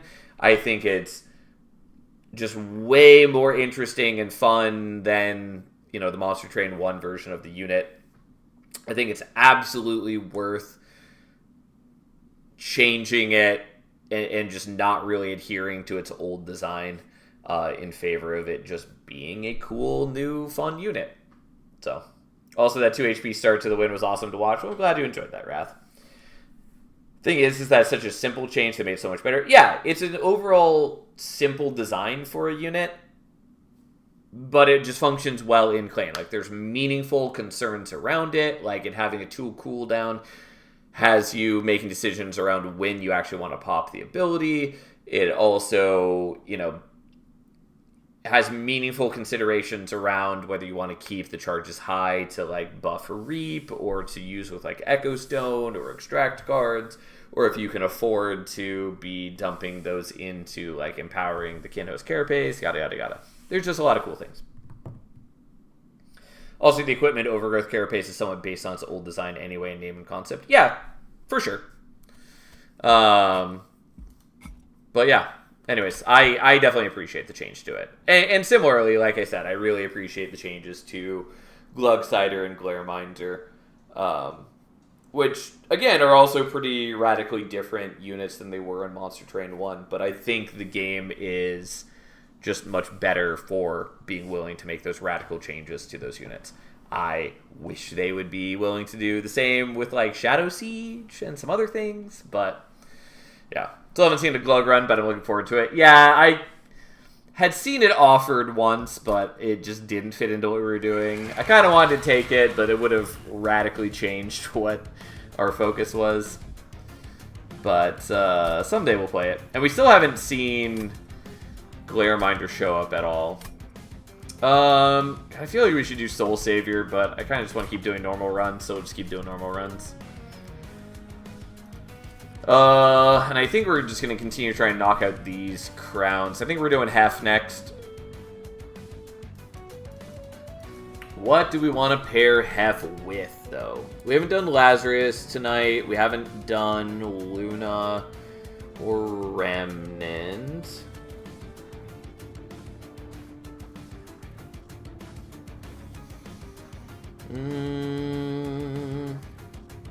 I guess let's do Lazarus. Ooh, Hef and Luna. That sounds like an exceptionally janky Congo. Oh. All right, we can do Hef and Luna. We are definitely gonna take Moon Ritual because Witchweave is bad. It just is. Glug chomping Gearmask wouldn't be a Soul Savior run. I mean, that is useful. Mind you, both of our starter cards do, like, very little on their own. God, I hate Pyre Steward.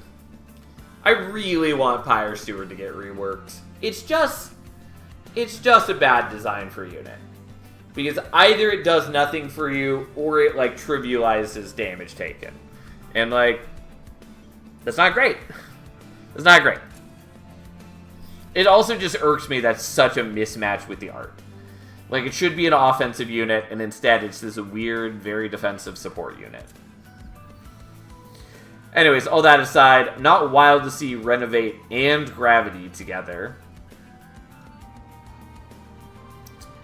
Not exceptionally helpful. Pyre Steward, a Shield Steward on steroids. I mean, kind of. Well, that's an interesting combination. Also, God, this thing has the most unwieldy name of any artifact, Ember Foundry Crucible. It really feels like it should just be Ember Foundry or Foundry Crucible, not all three words. But anyways, is Soul Savior fun? Switch 2 DLC is supposed to be out tomorrow, and I'll probably get it anyway, but just wondering.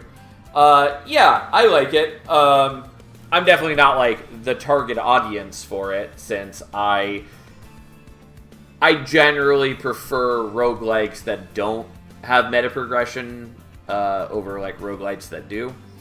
I still enjoy roguelites, and there are a number of ones with meta progression I've enjoyed immensely, but for the most part, especially for a deck builder, I generally would have more fun with things just not having meta progression. Like, I don't mind unlocking new cards and new artifacts and all that. I generally find that unnecessary, and I'd rather unlocks focus more around, like, cosmetics. But, yeah, I think I've enjoyed Soul Savior so far. And I like that it is well, there's a number of things I like about it. I really like seeing all the new enemies, and then new sorts of things to play around. Also, just as a person who has spent a lot of hours on Monster Train and, you know, Monster Train 2, it's nice to have, like, so many new things to adapt to, and to have to, like, learn and work around differently. Like, I just appreciate being challenged in different ways.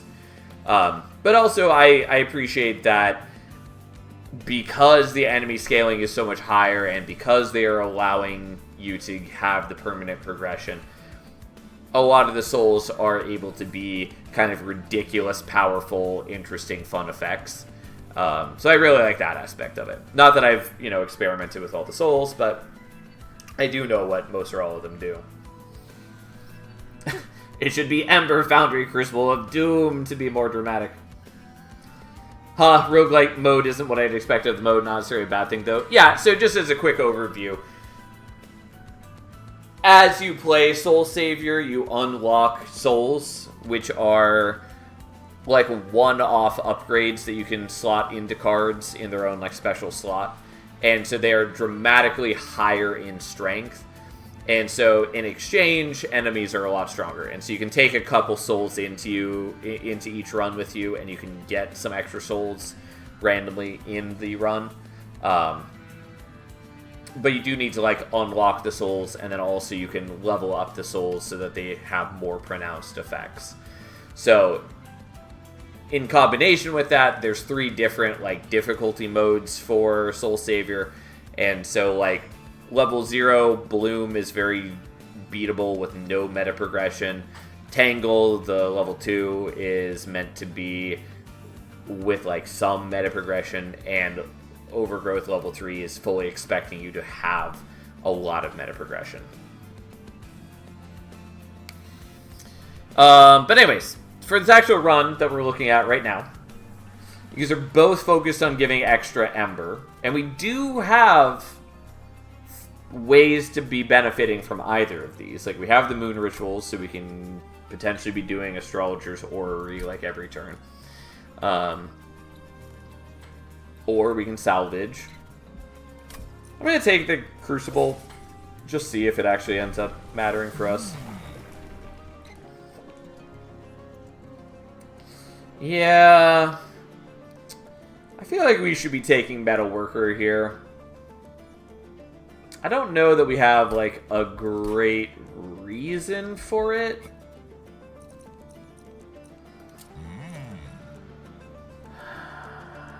I mean, like, we do have Lunacy, we do have Coven Spike. Those are potentially interesting. Moon is only once per turn. Yes, this is true. You can get more... You can sort of get more benefit out of the Crucible, but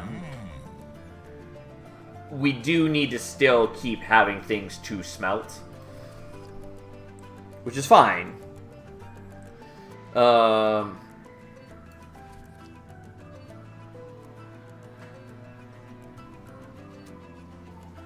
yeah. Yeah, anyways, I'm not sure what we're going to do with all this Ember. There are a number of different ways we could take this deck. Just not exactly sure what we really are going to be putting this all towards. Might be fun to be doing Railgun. That could be really cute. I mean, obviously it just depends on what we're offered. I was just trying to get a good sense of what we're actually going to do with all this.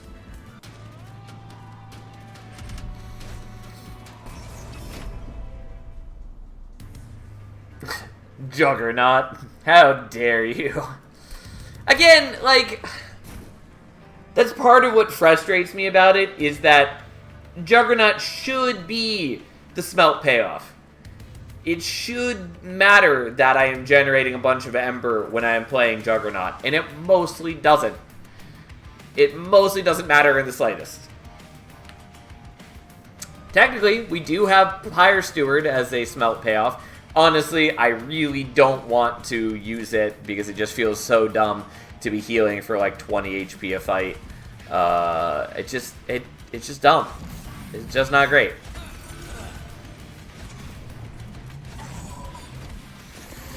But whatever. Here we are. Yeah, sure. We'll just ascend you and...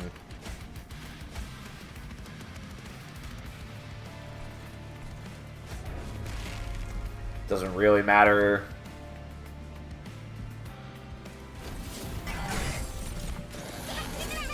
How dare you? Yeah, had I thought about this, I could have done Time Father to hold the Gravity Blast turn so I could get the Collector this turn if needed.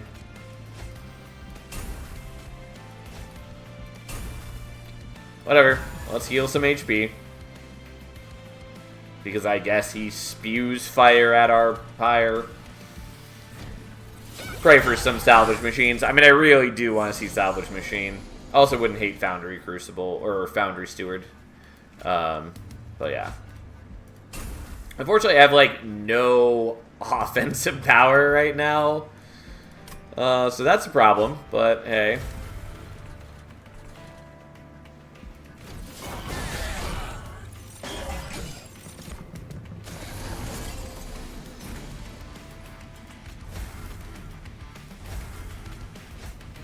I am gonna freeze him in hand, though.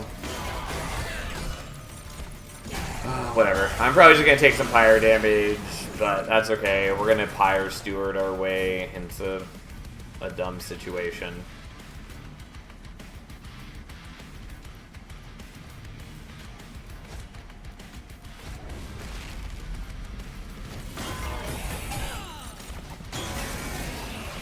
Okay, I really need to draw... Fuck, I did not draw what I was hoping to draw. Yeah, don't know that that's feasible. What I needed to do was have a salvage. And I really messed up the ordering here. Well, let's retry this or I don't fuck this up so bad. Because what I needed to do, and I kind of spaced out, is I needed to freeze... Oops. I needed to freeze the salvages in hand. And I didn't do that.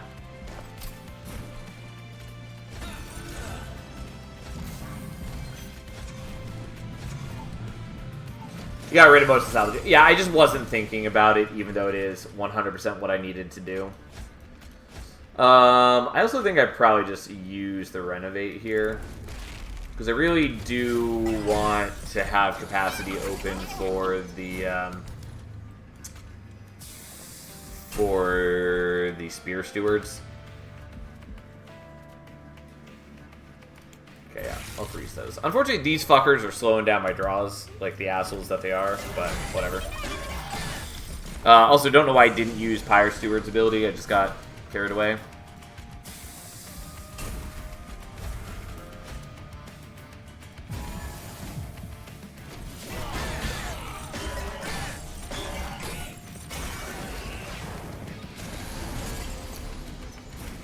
Yeah, fuck these guys and their stupid scourges. God, my damage output is so bad.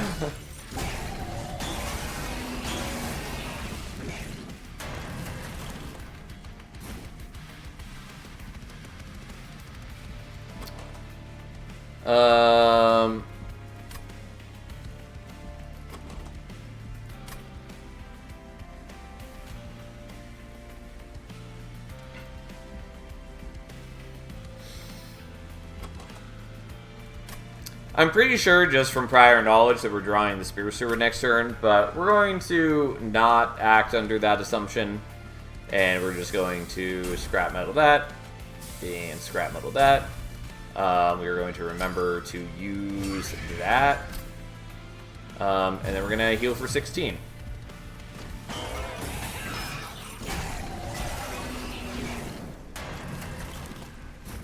Oh, we didn't end up drawing one anyways. Honestly, I still am not killing him. Admittedly, maybe should have put that steward in front instead of in back. I thought about it after I did it. Doesn't matter. It's fine. We healed for a bunch of HP, so we only took 3 damage. Because Pyre Steward is pretty dumb. Metallurgy is pretty appealing. Boilerplate would be helpful. Steel Polyclaw is good. I think we'll just take the Metallurgy. I don't know, man. Again, I need, like, actual meaningful payoffs to the things that I'm doing. Bloody Move's fine. I think we're taking the Starstruck, though.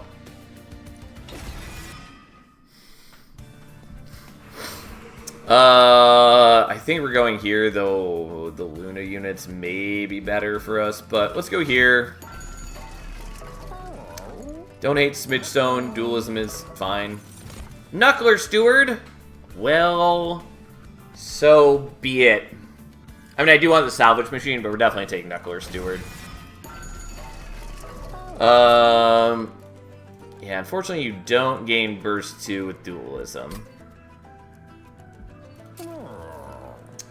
Do I want to Smidgestone you? That's a payoff. Sort of. The problem is that I need a way to buff it, but that's fine. Like, I basically just need to get equipment that I can then, like, forge or do other things. But, like, he is very strong.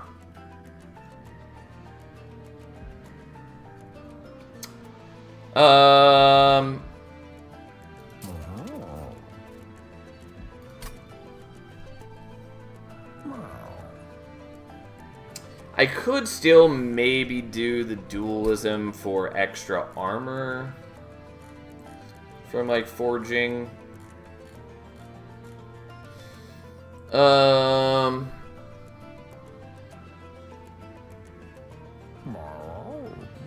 Mostly I just need to get more attack on him. I could also do the Smidgestone with, like, the Pyre Steward, which I might do. I really don't want to use the Pyre Steward, but honestly, it's not bad for me to use currently, and if it's in the game, I should use it. I just really hate it. I just really hate it.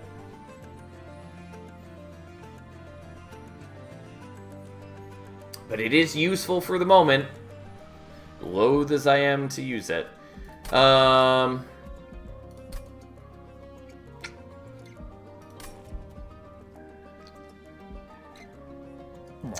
The problem is, like, if I re-roll, there's a very good chance that I can't afford what I would re-roll into. So I'm not going to do it.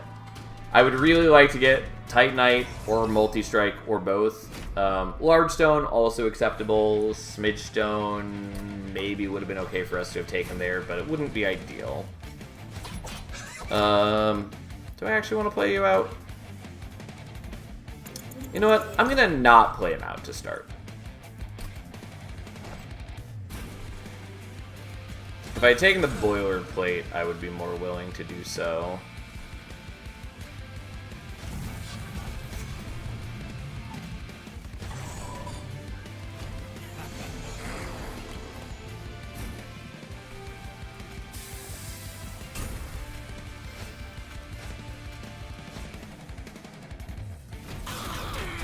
Yeah. I also don't know why I didn't use the Steward's ability. I just forgot.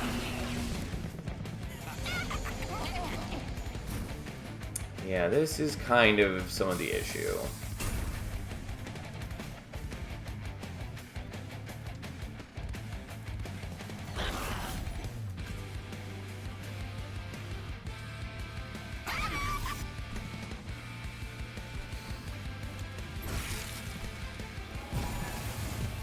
Yeah, well then half dies and I don't get to keep buffing scrap metal and whatever, fine.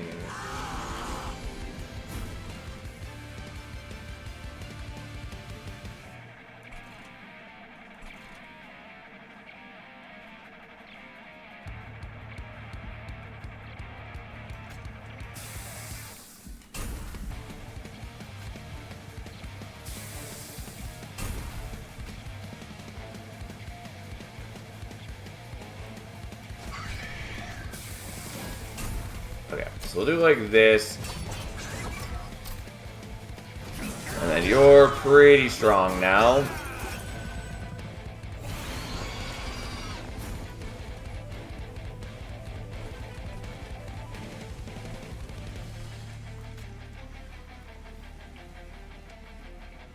I think that's maybe worth doing. Maybe I'm incorrect. I don't know. We'll find out.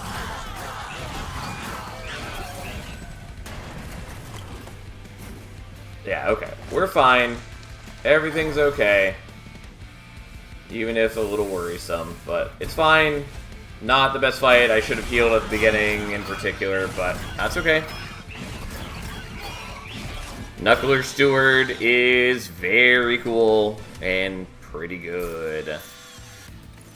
I do like Weldling. I am willing to take Weldling. It is pretty helpful. I'll take Phase Blessing, I guess. And then we're going here because I really badly want equipment. Bloodthirsty Blade is not a bad one.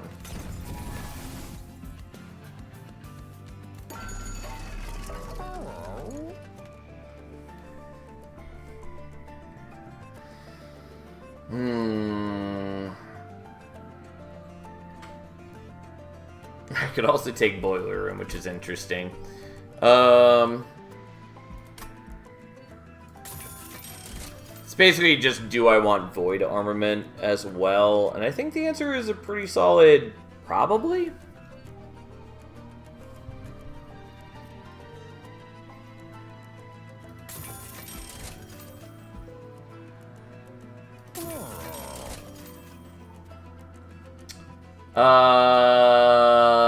I mean, Assembly Room is cute.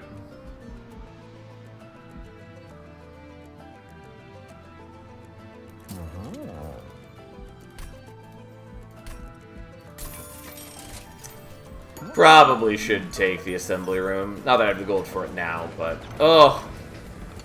Oh, it's everything I've always wanted. Unfortunately, I don't have the dualism now, but we are taking this. So that's the thing.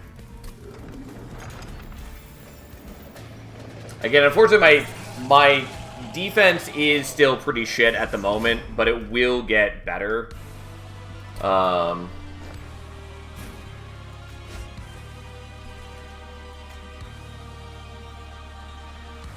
Yeah, it's a bit of a concern, but I think it's still worth it doing it like this.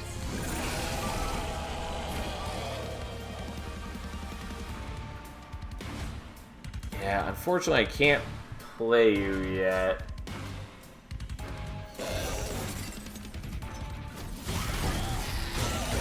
Which is sort of okay, sort of not. Oh well, fine.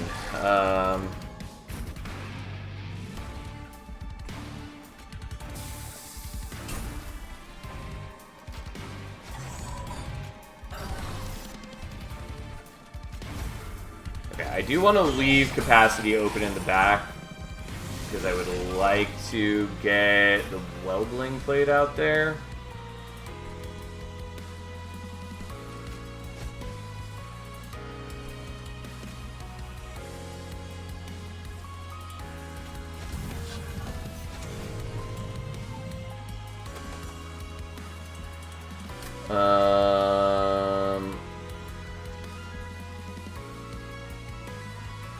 Honestly, I'm just gonna freeze that now, because I think I'm gonna need it, like, next turn.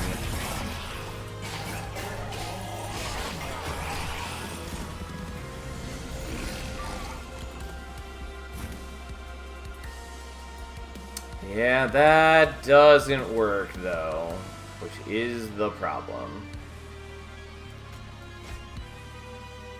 Really need to, like, actually draw things that are helpful. And everything I need is lower down. Alright, let's try this again, doing things slightly differently. I think part of the better plan is to have the Knuckler Steward on bottom floor. Because then these enemies attack for a lot less, and admittedly, I wasn't thinking about that at first, and that is definitely something I should have thought about.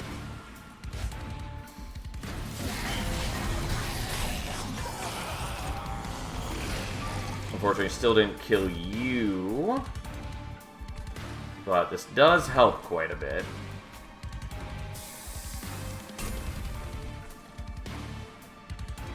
Unfortunately, if I play you here, you will die exactly to that. But we can do that.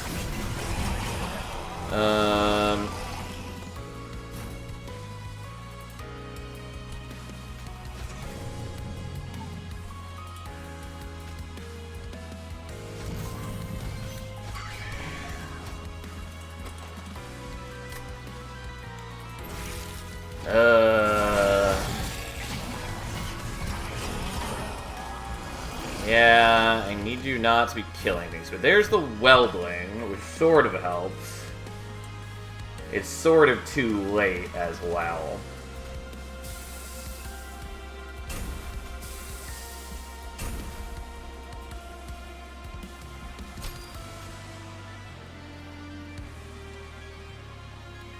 Now the problem is that, like, my steward doesn't really work if he's not in front.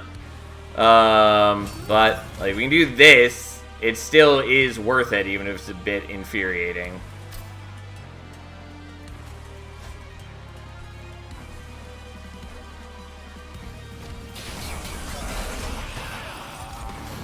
It's just, I really would have preferred to put him in back, but yeah, here we are. But I didn't have the things for it, so here we are.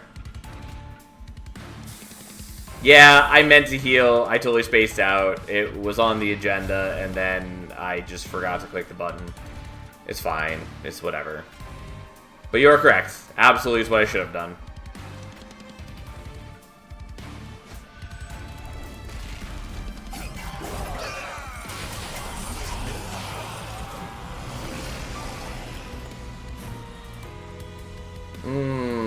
Yeah, this is about what I expected to be the outcome.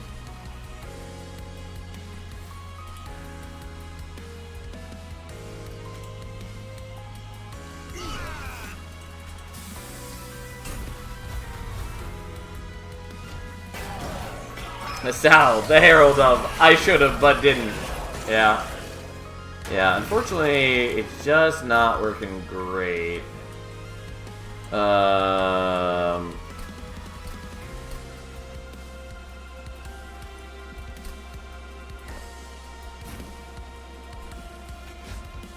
I mean, I could just wait to play out the Knuckler Steward. I was trying to avoid that for a variety of reasons, but that is an option. It's not an option I'm happy with, but it is an option.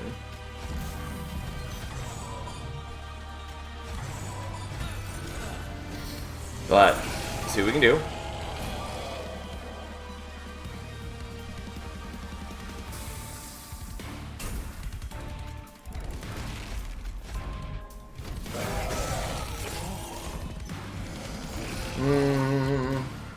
The one fight where Witch Weave is more useful than Moon Ritual. I mean, there's a couple fights like that.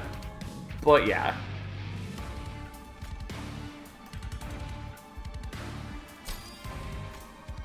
Not really when I'd want to draw the Weldling, but fine.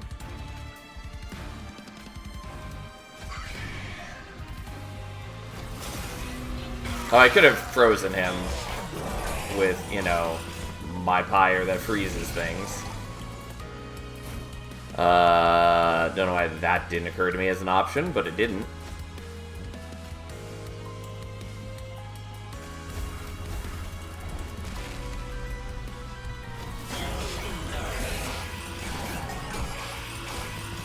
What is the cooldown on Pyre Steward? 2 turns. So you can use it every other turn. Yeah, this is not gonna work.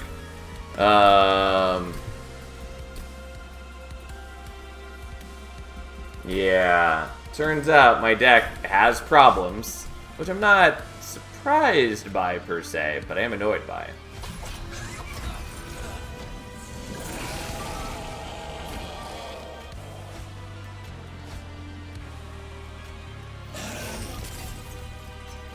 I do think generally we want to do that. Oh, the other thing I could have done is frozen the thing turn 1, and I keep forgetting that that's an option.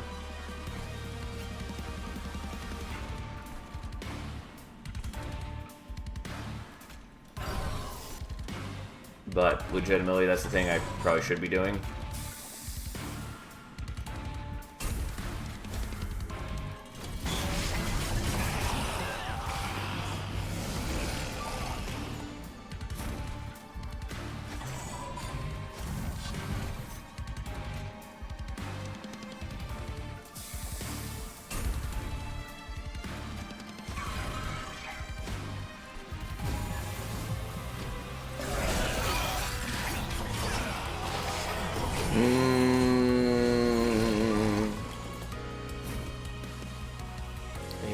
Yeah. This is why I needed to frozen the thing turn 1.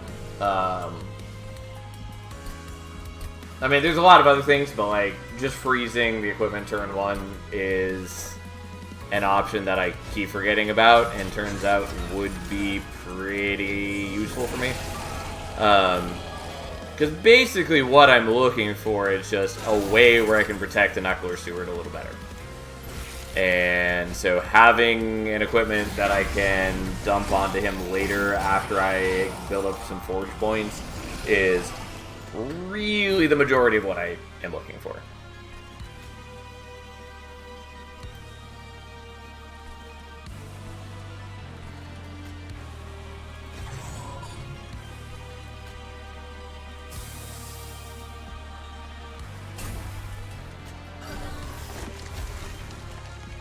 I don't know if it's going to be enough, but I don't need, like, an absolute ton to get it rolling.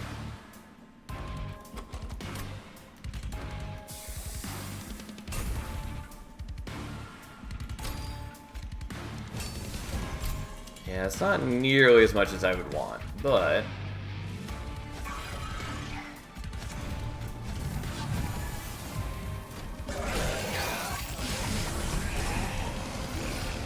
This is why Tight Knight would also be very appealing on him. Oh, my poor Weldling.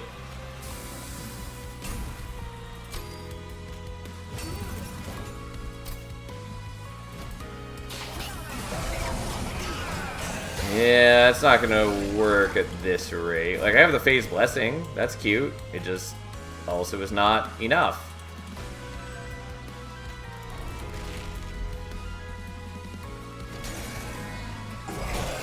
I do a lot of damage now. That's something. It just he can't survive.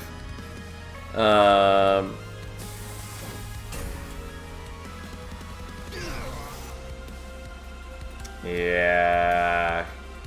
They were still below his attack. God, I know I'm being cheesy, but that's fine. Ascend the Knuckler. Oh, that's a fair point. It didn't occur to me as an option. Well, let's go back to the original plan. Where would we do this?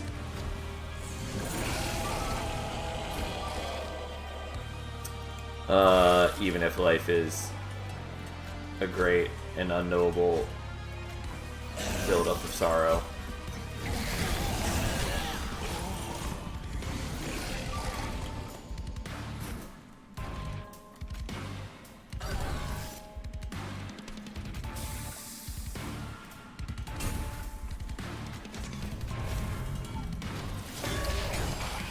Okay.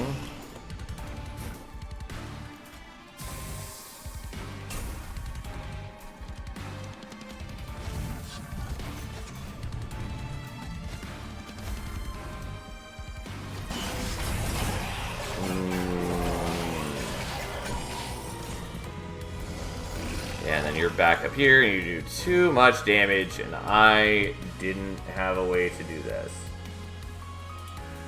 There are other things I can do that I am trying to avoid, but there are possibilities.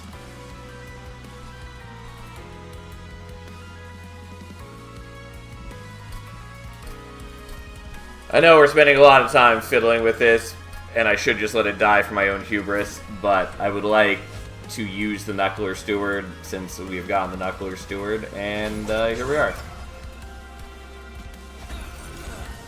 Alright, have a nice night, Fury.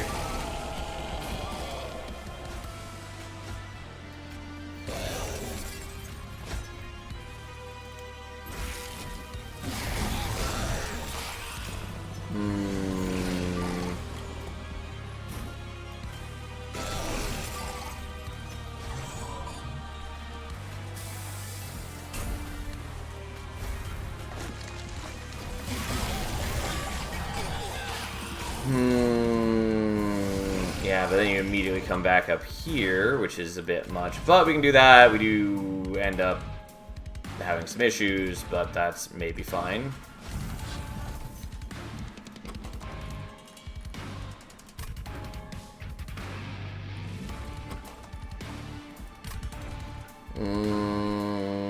You should be fine for a bit of time, so I think I'm okay to just do this.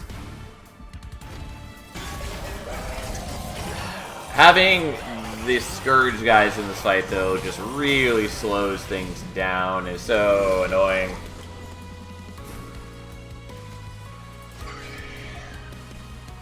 Yeah, Hef's gonna die this way, which I would love to avoid, but I think it's more important that we preserve HP on the Steward. And she still gets one more proc on the scrap metal refining.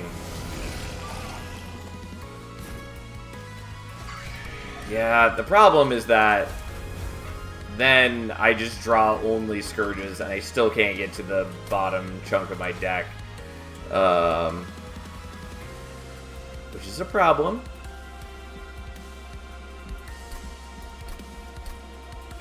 Alright, let's keep fiddling with it, even though I feel bad about it, but whatever.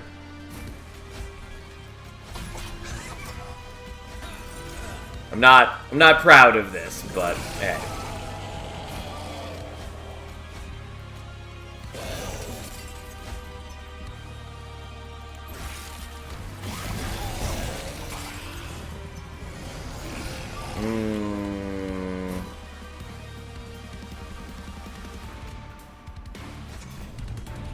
I can also do... No, I can't ascend you.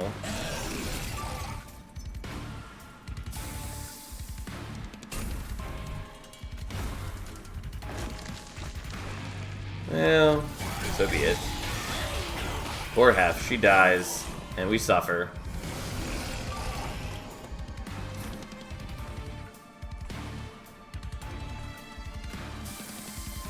Okay, I think I basically need to do that now.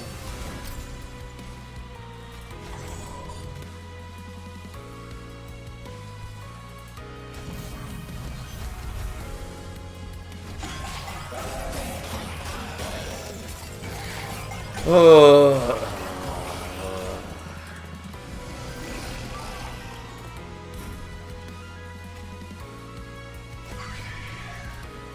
Yeah, you still take a lot of damage, and I think you're still gonna die to the Chosen guy next turn. Especially because you're also here.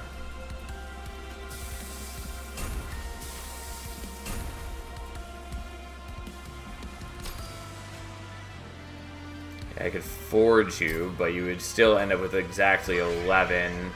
You do survive this, but it's bad. It's real bad. God, he's so cool, though.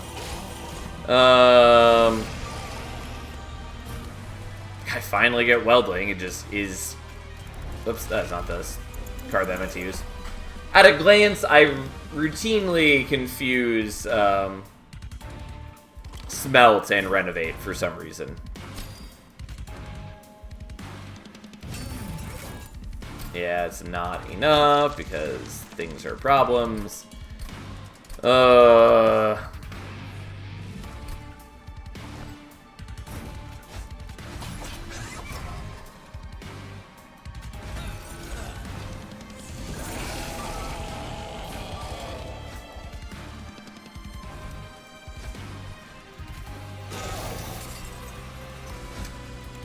Well, here we are. Could have also frozen those with the...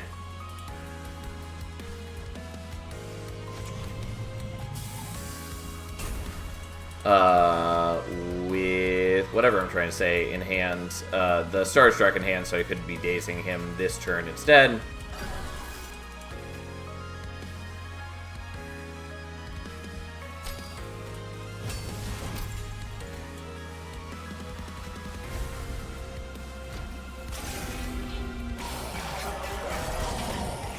But here we are.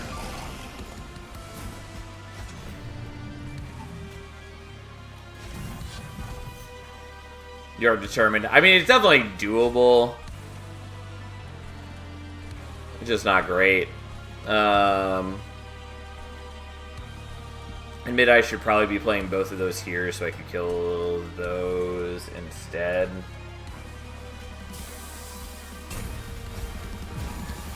Also, if I really wanted to, like, I don't know, but just the ordering that we're drawing things is so fucking bad for us. It's just a little infuriating.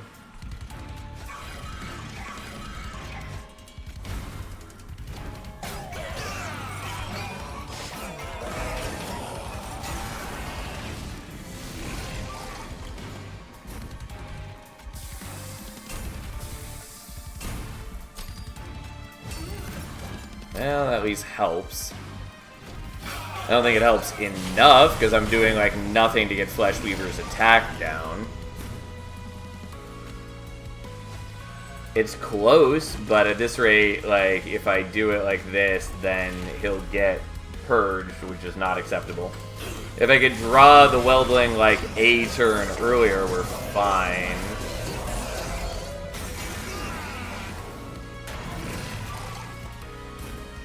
But he didn't.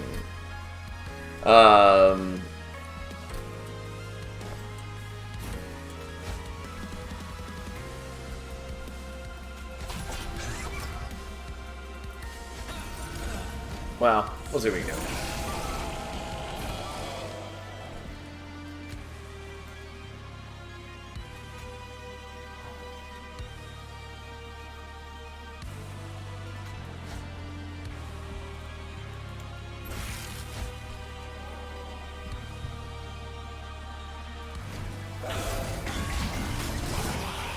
Hate that I leave those guys alive. It's infuriating, I tell you.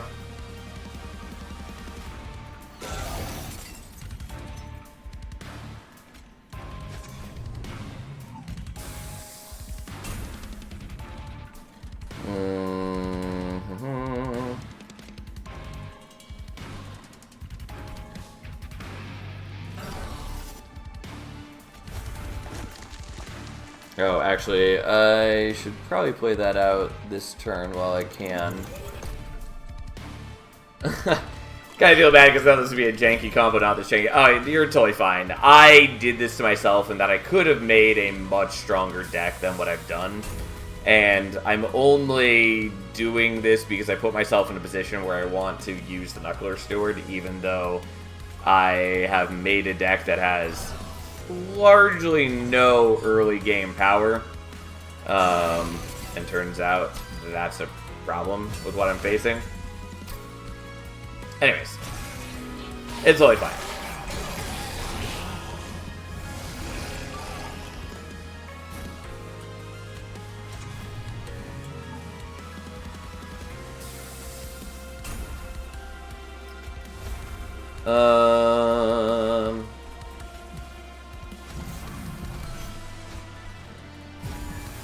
Hi, cat. How you doing?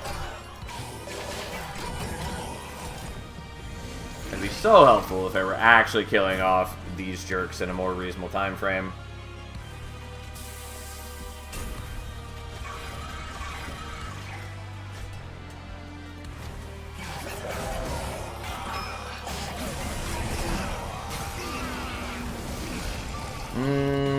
Okay.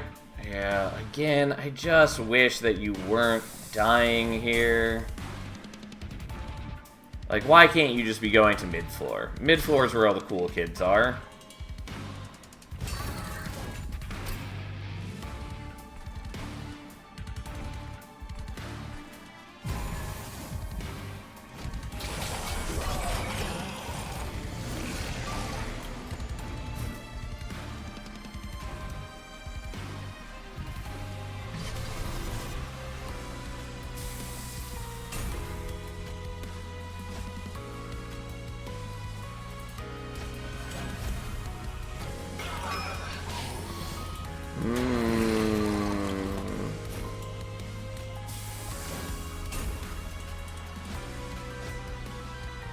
Yep, not enough.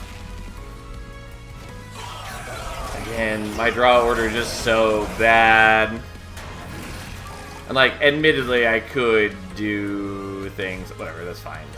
I'll let it die. I did it to myself. It's probably still winnable if I kept fiddling with it, but I fiddled with it way more than was reasonable already. I don't like... I'm okay with doing things a little differently. I don't like getting too specific about seeking something out. Anyways, we'll do that again. That's fine. Pyre of Savageries, whatever. It's been a while since we've had Pyre of Savagery. I don't really want to do Volatile Gauge. It would be something. But no, we'll do Unstable Pyre Sparks. Yeah. Metalworker is definitely not the best combo for this clan. I still kind of want to do it. I will admit that Handy is much better for us here.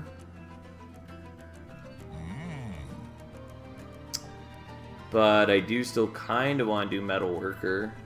Metalworker is definitely a lot less appealing in a world where we don't have the Crucible, though. Especially since I can't really smelt the Moon Rituals because they won't do anything for us.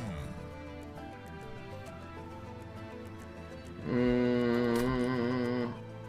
mean, Handy's good, it's just I don't want to only play Handy Hef.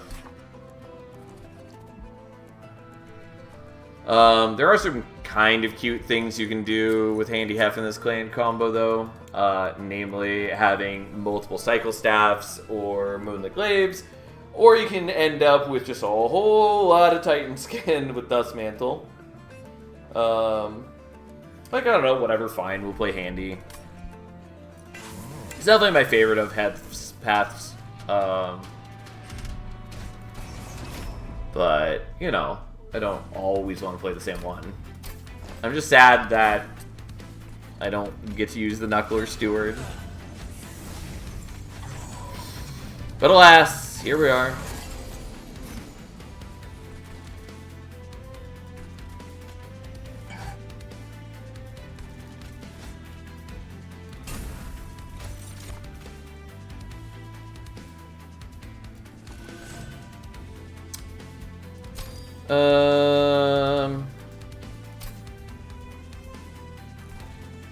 You know, we'll blow that up since I just remembered that I could. I guess I'll just leave the boilerplate unused for the moment. Yeah, this is the problem, is I can't get the collector. Because I did the gravity, which I knew this was a possibility, and still I did it to myself. Well, whatever, fine.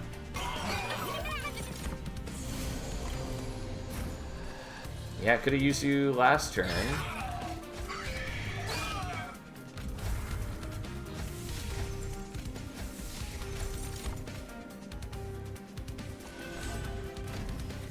I do also need to keep in mind that I have Fire of Savagery. And so ideally I do sort of want to be killing some things with my units.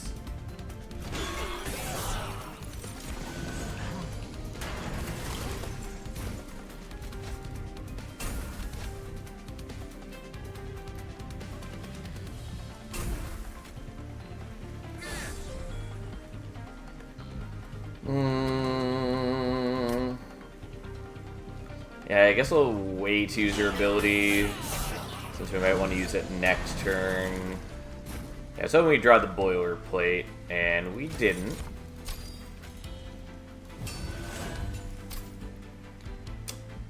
So be it.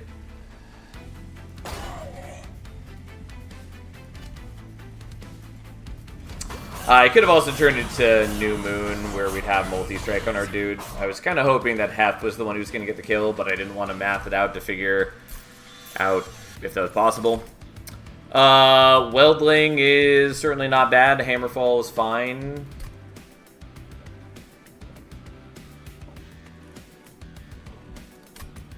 I'll take Weldling, though hopefully we actually draw it in a reasonable time frame. I'll take Starstruck. I am probably just going to the right. Yeah, that's fine. Get a little bit of power.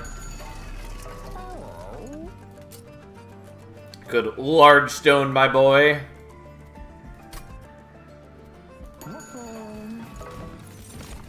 I'm gonna take a Lunar Priestess. Large endless that boy. We're not gonna endless him. But large stoning is certainly a possibility. It's not really what I want to do, but I will do it. It's just, yeah, I will do this as well, because just getting him to have a little bit of attack actually does a fair bit of work for us. Unfortunately, I didn't buff up the boilerplate at all. Like, it's fine if I don't. It's not my greatest concern, but it's also not ideal.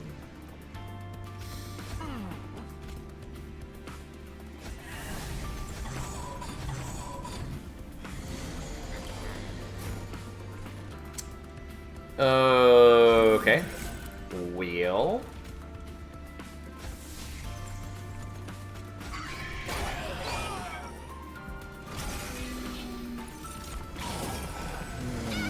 Yes, thank you for giving me the collector for once. Sure, we'll do these. Unfortunately, can't do the Calcified Ember. Also forgot to use your ability last turn. Oh well. That's fine. And now we actually get to use the Weldling like it's intended to be used. Turns out that's nice. Also, again, the Moon Rituals costing 0, kind of actually a problem for us, but oh well.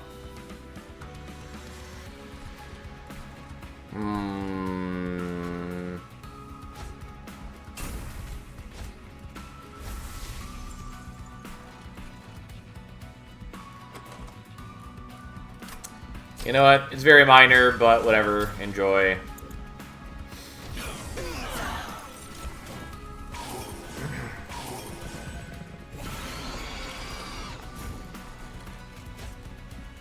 Our starter cards just do so little for us right now.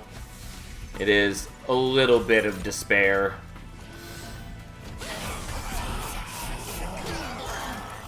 But that's okay. We have one giant Weldling, and maybe that's all we need.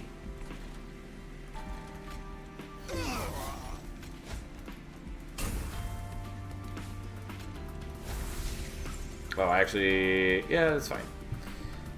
If we had the Foundry Crucible, we could at least be smelting the Moon Rituals for extra Ember. It wouldn't give us extra Forge points, but it would be something. Anyways, we can at least give that some stats.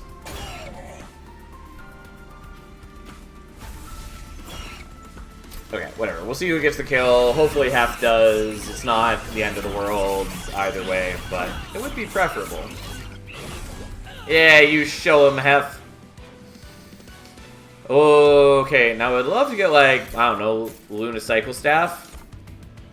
The bonk is okay. It's not, like, my great concern. Hammerfall, I should maybe be taking.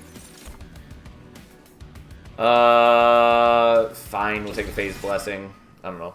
I'm not in good shape to use the Phase Blessing, but I will take it. Either way, we're going here. Assembly Room is cute, but I don't think it's cute enough.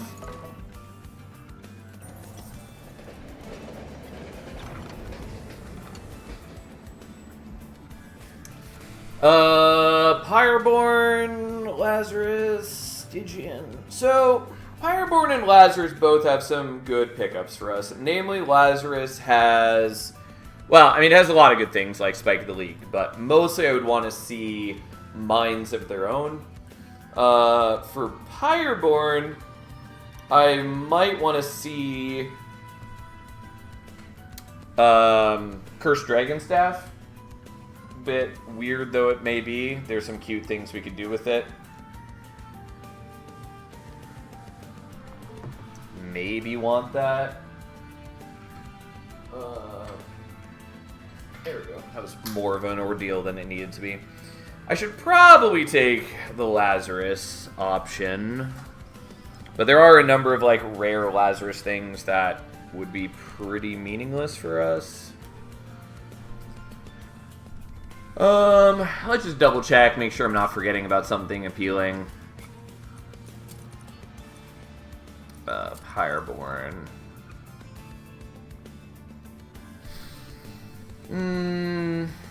Yeah, a lot of these I don't care about. Lazarus does also have the double-edged bearer, which is not terrible.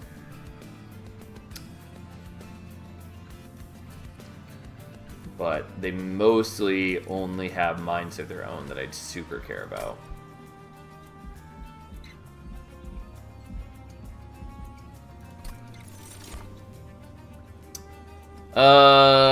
Brain Transfer's kind of cute. We'll take the double-edged bearer, I guess, even though it's a bit of an ordeal.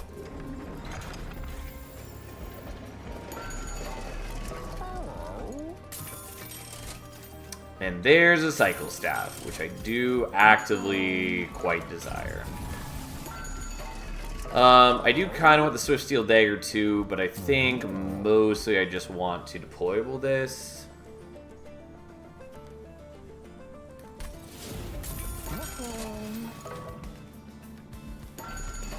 Yeah, like I would like the Swift Steel Dagger too, but it's fine that I can't afford that right now. Okay.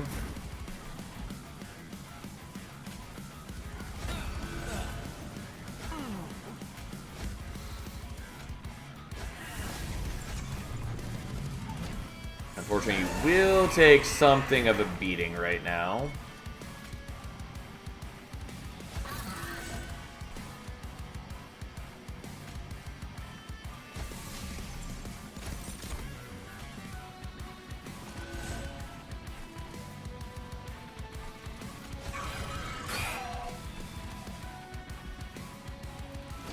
Yeah, that is a concern. I thought about like putting the Nightingale up front and then doing some things, but we'll see. We'll see.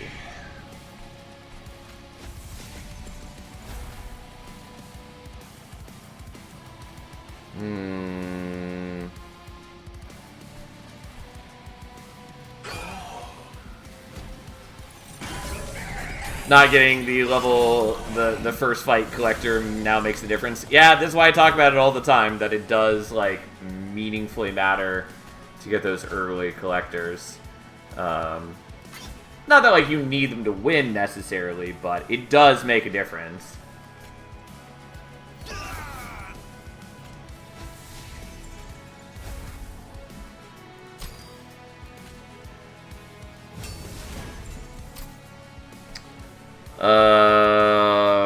Okay. Sure, I guess we'll do it like this.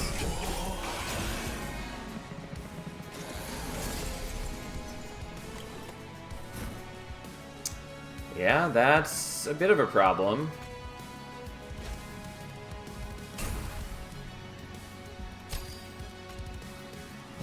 Yeah, you still wouldn't survive that, though.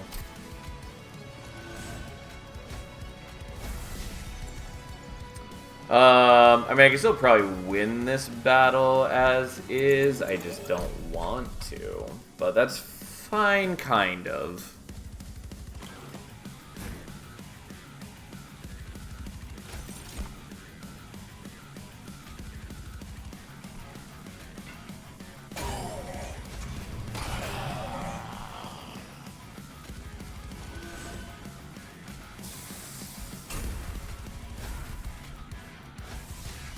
Well, we'll see how this goes, but losing half does take out a lot of my power and is depressing, but it's not totally the end of the world.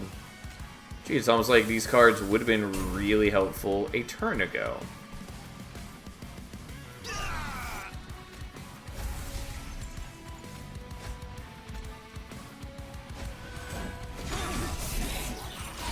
And again, I thought about putting the Nightingale up front earlier to block some of these hits, and that's maybe worth doing.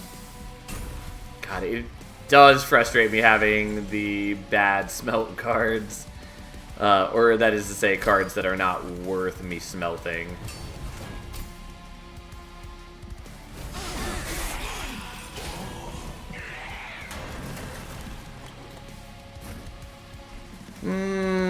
Okay, well, I'd like to get rid of the Calcified Ember, but we're definitely doing this.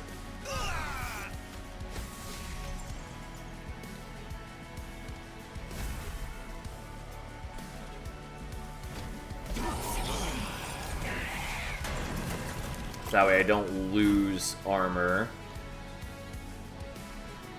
Well, I don't have any forge points, so there's not really any purpose to these, so whatever. Anyways, here we go.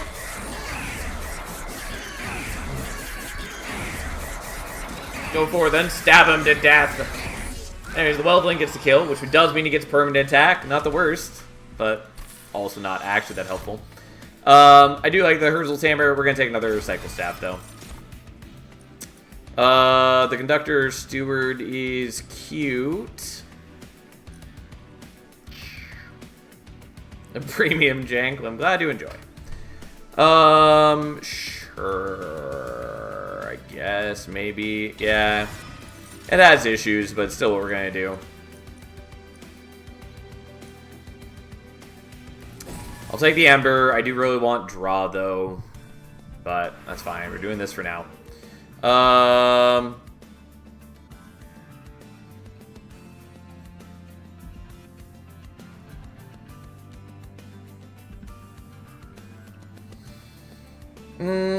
I think we just go here and we get like Conduit and remove some stuff and yada yada yada. Here we are. Yeah, that's fine.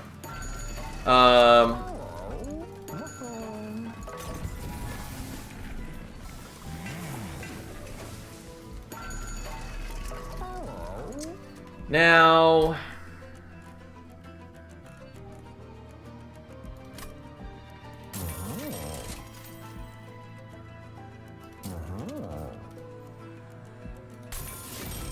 unfortunately, I don't have enough for those. I did kind of want the Smidge Stone, but hey, here we are. Ugh, I also just really want to remove stuff. There's just a lot of junk for me.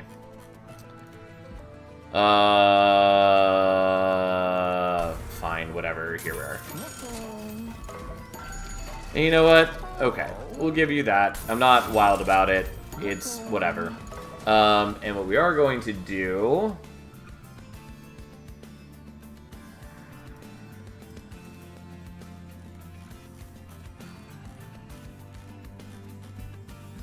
So we're going to duplicate the Lunar Priestess. That's what we're going to do.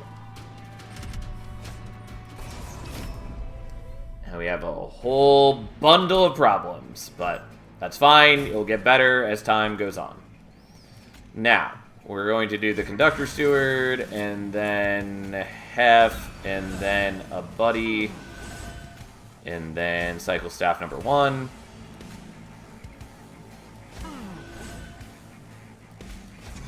We're going to do that, and it's going to be fine.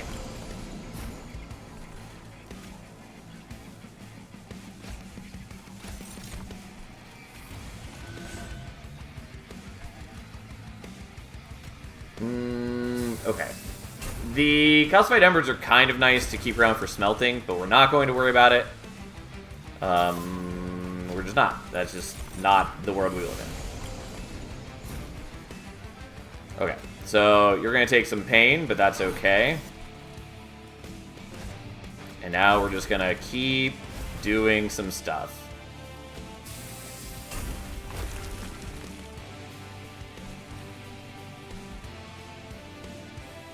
Sure, we'll explode you. Probably shouldn't have, but we did.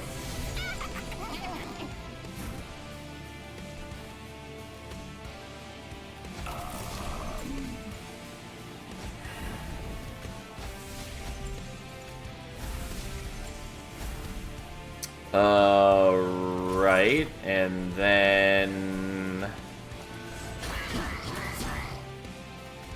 Here we go. Unfortunately, Hef is taking a lot of damage, which is not okay. Does smelting the Vengeful Shard remove for the rest of the battle? Yes, does not remove it from your deck, but does remove it for the rest of the battle.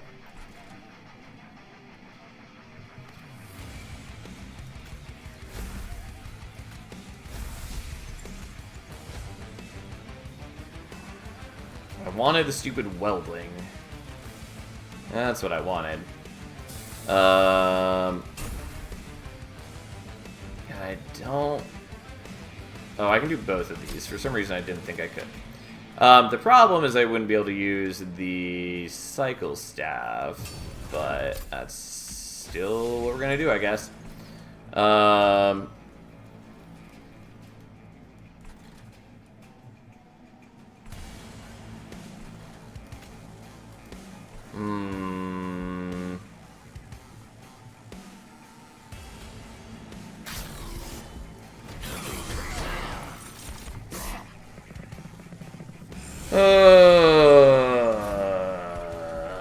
Okay, well, we're not quite dead yet. We're just mostly dead yet.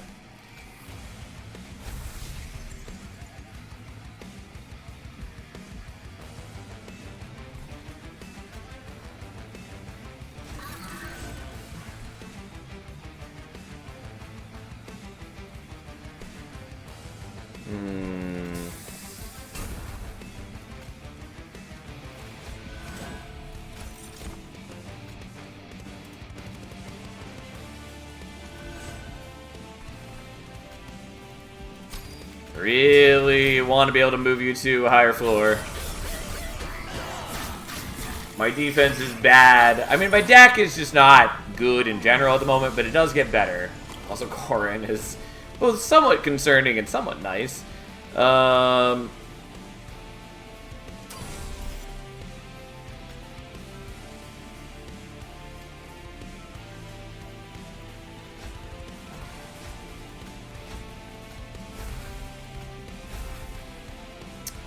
Alright, well, I could have ascended Corrin to kill all those guys, but I wanted the Weldling on this floor, and maybe it's okay like this. It's probably not, but... You know, maybe it's fine. God,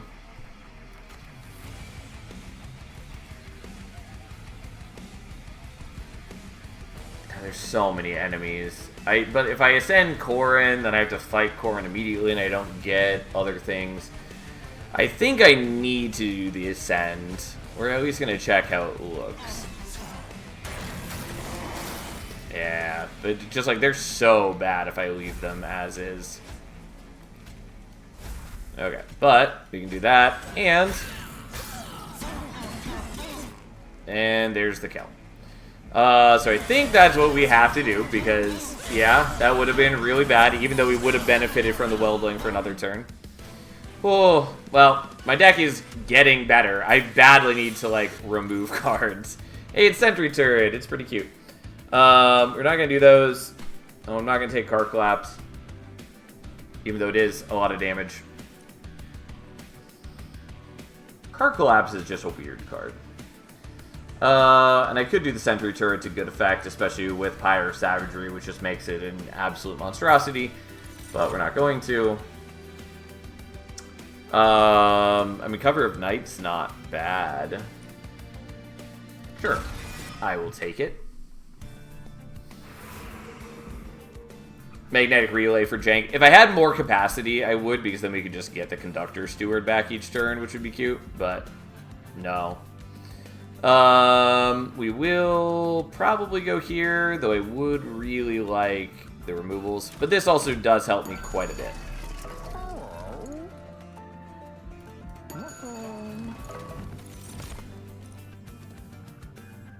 Sure, I'll take another. I'm not doing Mage Blade, so I probably shouldn't take it, but I'll take it anyways.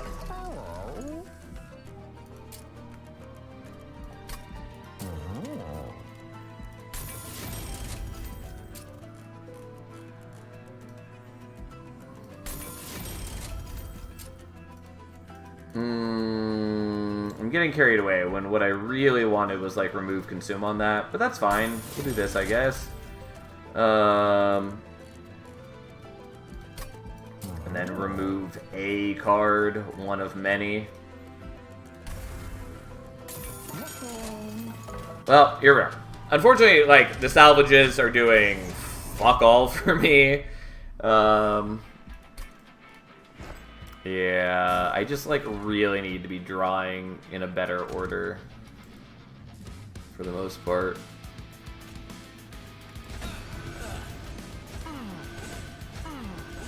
Okay, I do miss out on the rally, but that's fine.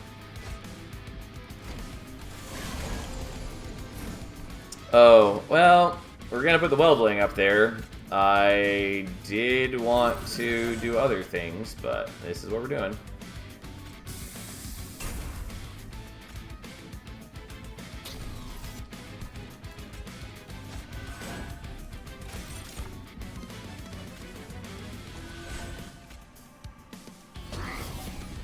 Well, here we are. Yes, give it to me.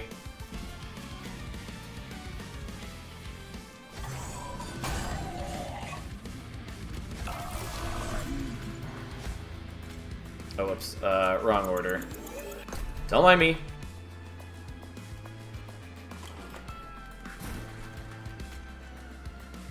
Okay, I know I just had given you something, but here we are anyways. And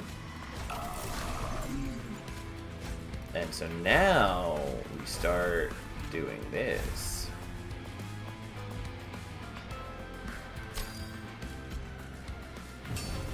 Okay, you get a little bit more armor.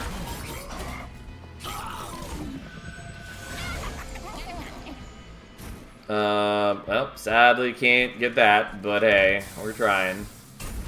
We are gonna get sapped a whole ton, but whatever.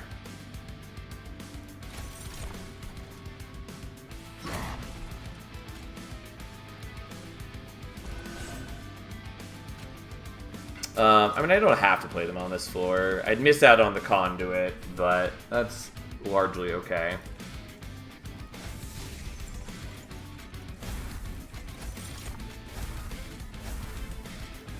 I mostly just want the phase changes. Unfortunately, I don't get the collector. Whatever, fine. We're still overall largely becoming stronger, since I have the multiple cycle stabs gaining strength, so that's something.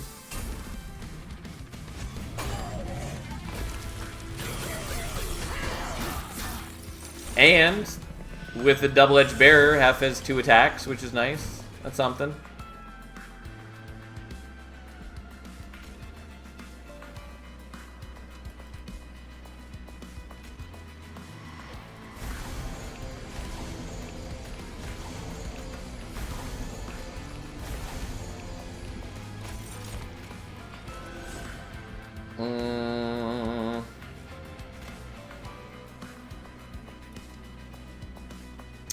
Yeah, unfortunately, I then am not killing you. I don't really want to miss out on all his power, though. But it is certainly greedy and causing me grief.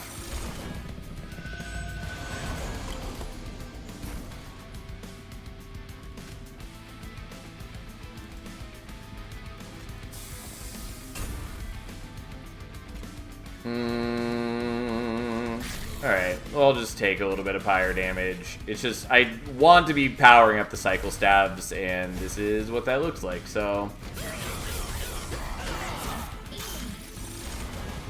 That's just how it goes sometimes. It's almost like we committed to a plan, and we're committed.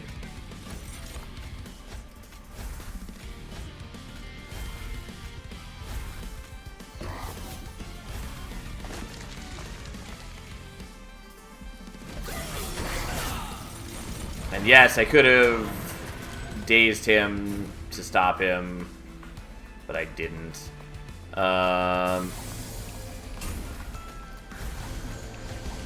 Which is to say, I could have prevented him from gaining reanimate, but I did not do that.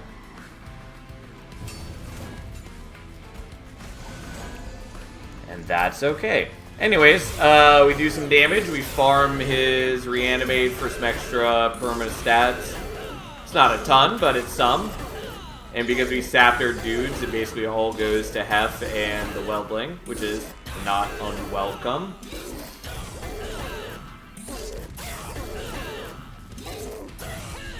Ta-da!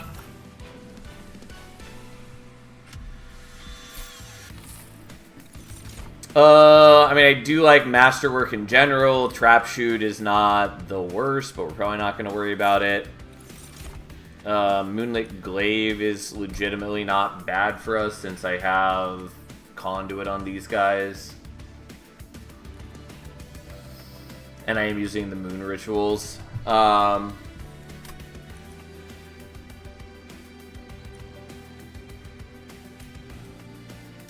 Yeah, like, it's legitimately not bad, although I am getting to a point where things are a bit awkward. I'll still take it. I'm gonna go here for a number of reasons.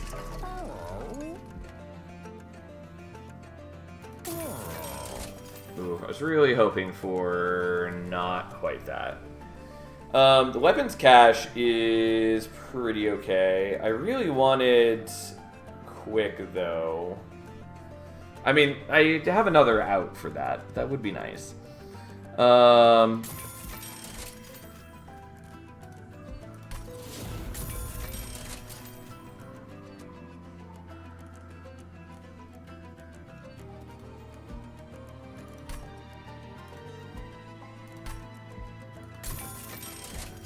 Fine. God, I could Beacon's Light as well. There is a Merchant Magic, though it's over there, which is less appealing. But, fine. I'll take Beacon's Light and totally want to take it. But it is helpful, kind of. Unfortunately, my deck is thick. And that's a problem, but we'll just have to accept that.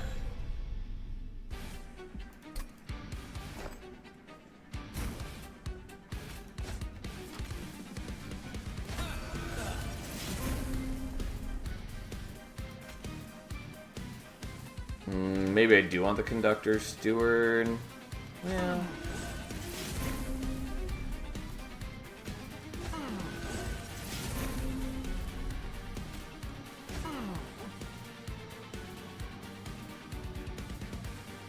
Oh yeah, I don't have enough Ember at the moment.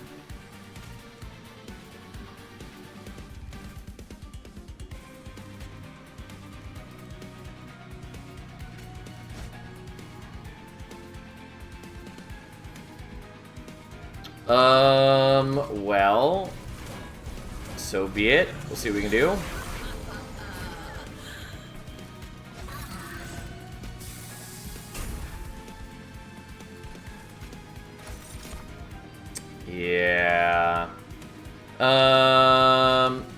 Unsurprisingly, that is a problem.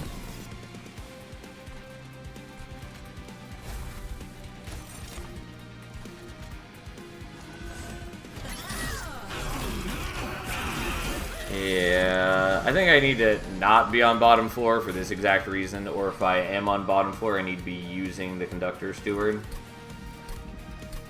I mean, I think basically we just need to be on higher floor and accept that we're going to be attacking the spikes. Like, we should be generating enough armor that it's handleable. I could also just not play with the weapons cache. That's also an option available to us, but I would like to play it out, kind of.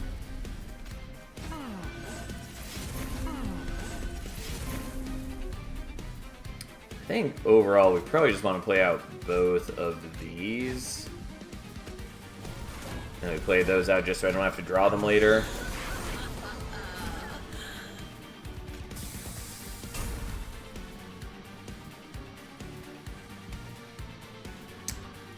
Super minor, but we'll forge you, I guess, and then we ascend you, although then it means that I can't play out the other Lunar Priestess here, yada yada yada, that's fine, whatever, here we are. He's giving a decent amount of armor every turn. If you put more than 3 equipment on Hef, does it overwrite the first one, or can you choose? Overwrites the first one.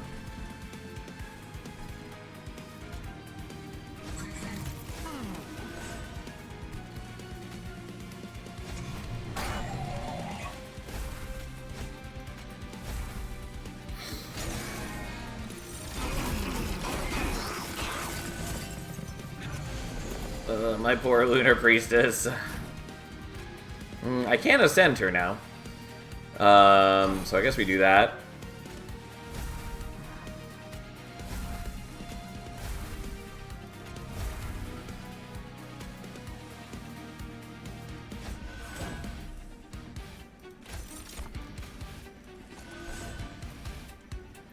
Well, I guess we play you out. You're gonna die immediately to his big wall of spikes. Because Kale is buffing his spikes, and that's just so bad.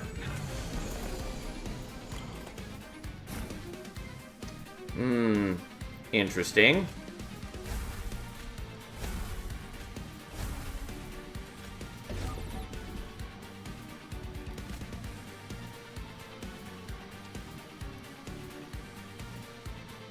Yeah, I don't actually need to do the cover of night right now, so I guess we'll skip. I do want the multi-strike for Hef. There it is. I'm gonna daze you so you can't keep buffing them with spikes, because that is proving problematic. Also, I maybe should still be saving a cycle staff for you. We'll see. We'll see how we feel.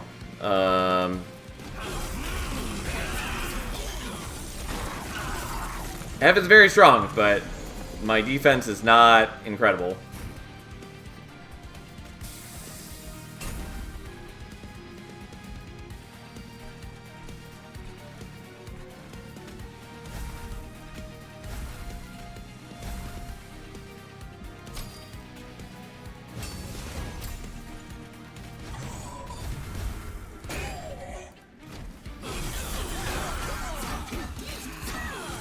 Yeah, I need her to not die, and unfortunately attacking to the spikes is causing us grief.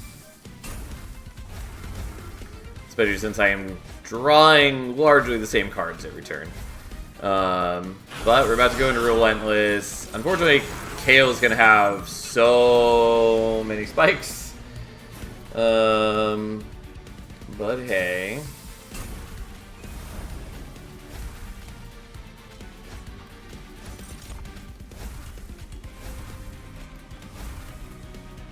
Do a lot of damage. I just also am not going to survive since I have a bunch of corruption and have to attack into an absurd amount of spikes. I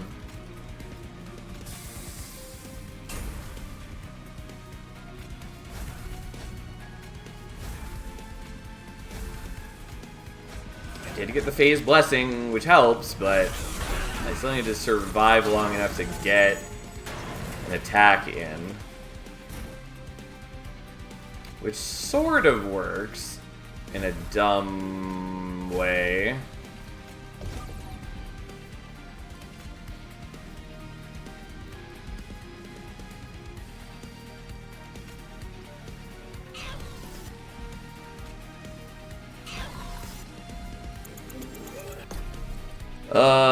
Okay, I think maybe if we do this slightly differently.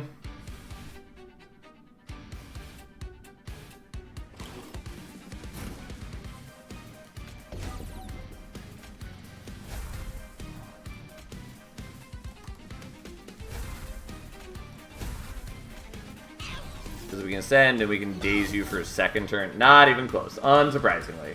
Yeah, like having so much corruption on is also killing me. It's killing me real bad. But yeah, the spikes are a huge problem. Turns out I have bad defense. Who would have known? I mean, again, we could just do things slightly differently. Like, we could do the Conductor Steward here. And cry that it takes up so much capacity.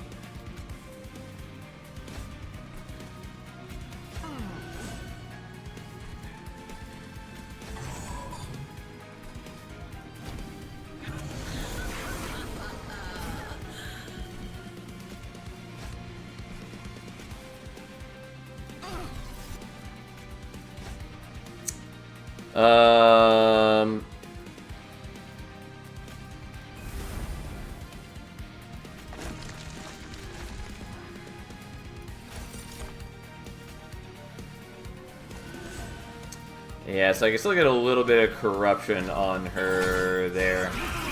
Give Weldling the staff. I mean, that's what we're trying to do now, among other things. Yeah,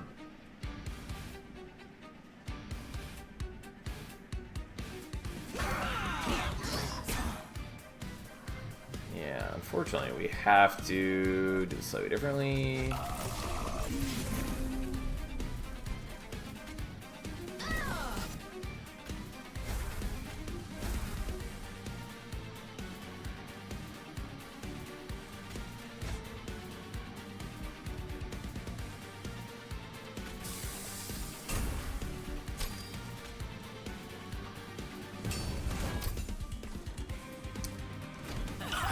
Oh, and then you get the spikes, which I was trying to avoid, but whatever. Fine.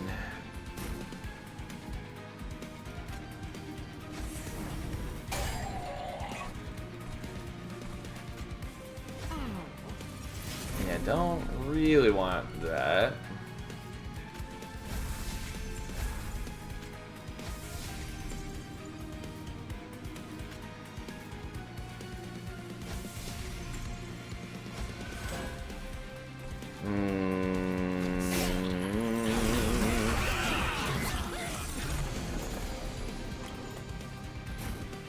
Okay, so there's the Weldling.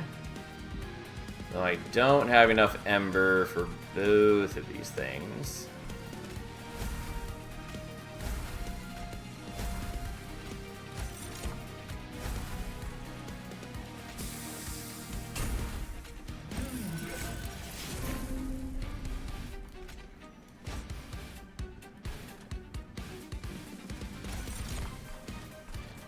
Yeah, you're not going to survive that no matter what. Well, the problem is I have to survive this next turn and still... Well, you know what? It might just be doable. Because now we can activate that. No, she still dies, just barely.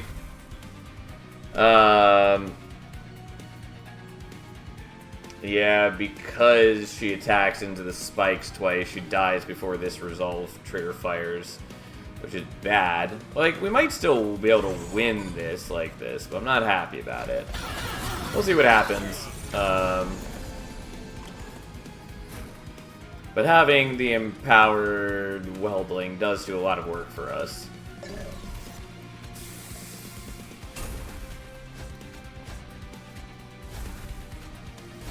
although, like, these guys do fuck all damage. Which means I still take just tons of damage from these guys surviving to the Pyre Room. Though they're not going to survive to the Pyre Room, I guess.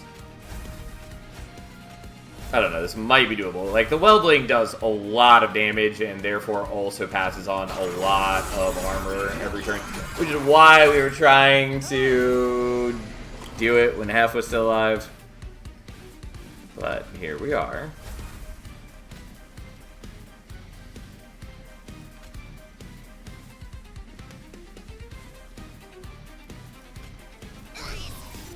Okay, so that's enough to win, so we just do it like this, and everything's fine, and it's all well and good.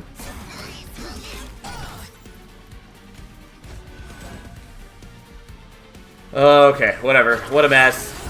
My defense is bad. I mean, it's okay, kind of, but my deck is so thick that I'm not able to execute what I want. Anyways, we're going to take Ember. I should maybe take other things like Draw, but we're taking Ember. Fused Weaponry. Fine. It's sort of helpful. It's mostly awkward, but it's sort of helpful for us. I don't think it's actually worth taking, but I did take it, so here we are.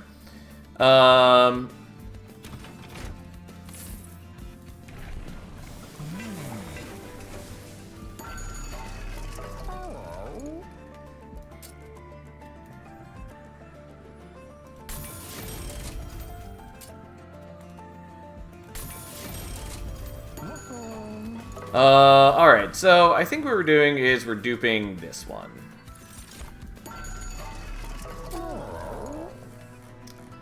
And then we're removing some garbage. Of which there's sort of a lot.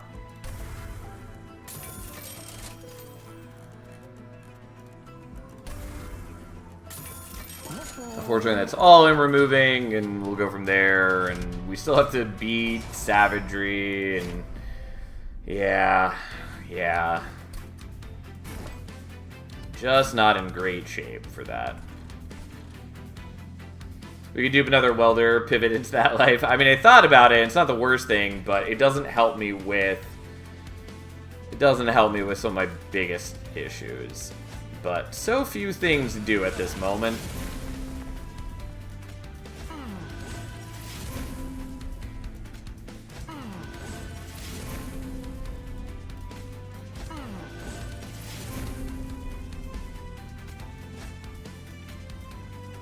I have a lot of attack, though. That's definitely true. Can't play out half my units, but, you know, we're working on it.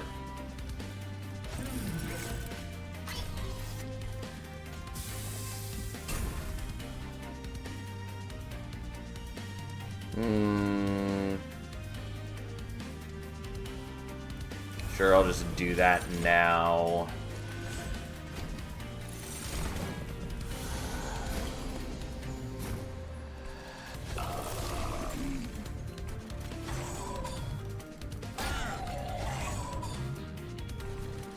And thus, we make our monsters grow.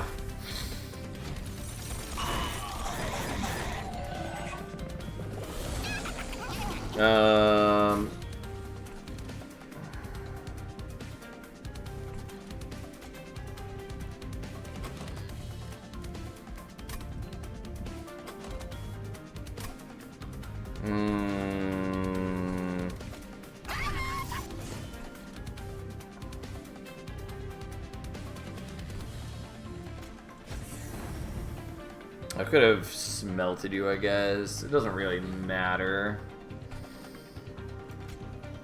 I do kind of want to use the fused weaponry, but we're not doing it. Also, unfortunately, I don't get to power up the Cycle Staff this turn because you're a jerk, but that's fine. Also, I forgot that she has Trample now, which means that her giant attack power actually does matter.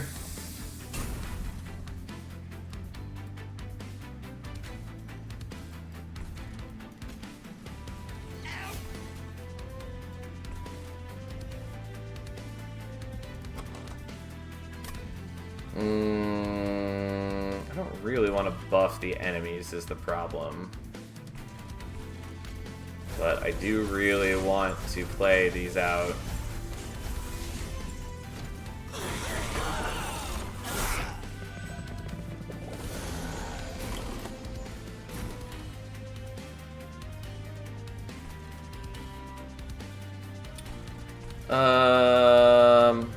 Yeah.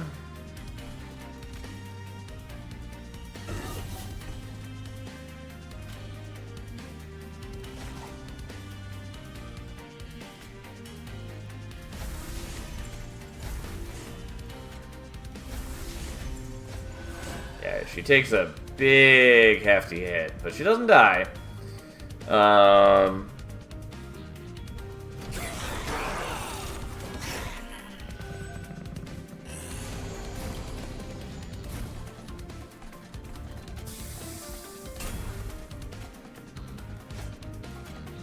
Well, my deck is a mess.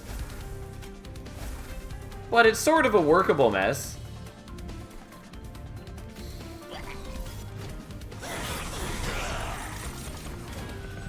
Yes, look at her power grow. Again, it's just not really gonna do anything, and I don't actually need the fused weaponry, even though I sort of want it.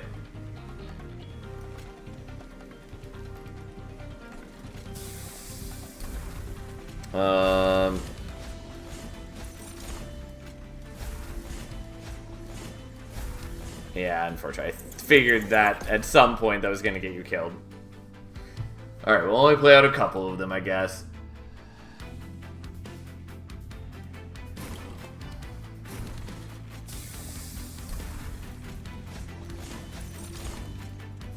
Okay, that's enough. Like, I would like to do more of the Cycle Staff power, but it is very bad for me if I let it go too far. Okay, so we kill you so then we can not be silenced.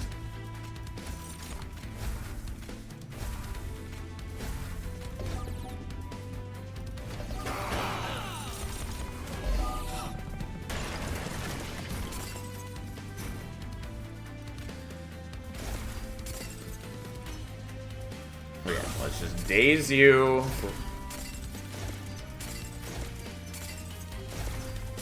And then we eat that, so then we can give her one more equipment. And then she does her thing. Kablam! She really beats them to death. The problem is that's just not good enough. Okay. This is probably why I was hoping to give her quick earlier, but then I didn't. The Geared Gauntlet is kind of cute, but it's just not notable here. Another Moonlit Glaive is fine.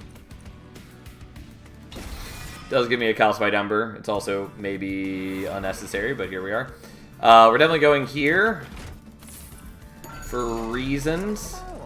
Oh god, I really wish that. I mean, so the holdover works.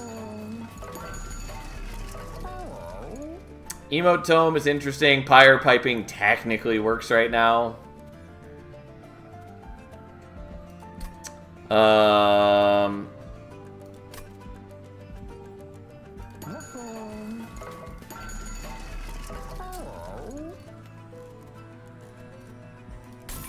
Fine.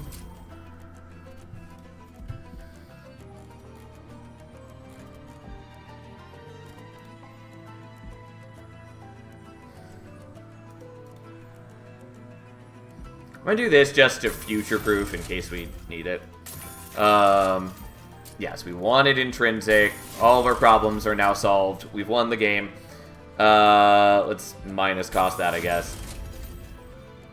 I don't know how they designed Pyre Piping to have an artifact that just automatically disabled during the final fight. Yep. To be fair, it's not automatically disabled, but yeah, I really dislike it. I don't really need the Pyre Piping now. Stardust Treat I don't really need either. Well, don't need those now.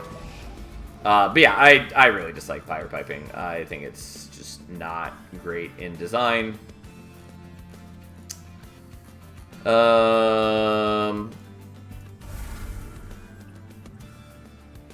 But if we're dazing everything, the Pyro Pipe is not stable. Fair point. But it also mostly doesn't matter to me at that point. Unfortunately, the Titans are going to be a pain in the ass. But it's fine. But yes, I did not really think that far ahead. But mostly I just wanted to remove some stuff. It shouldn't really matter at this point.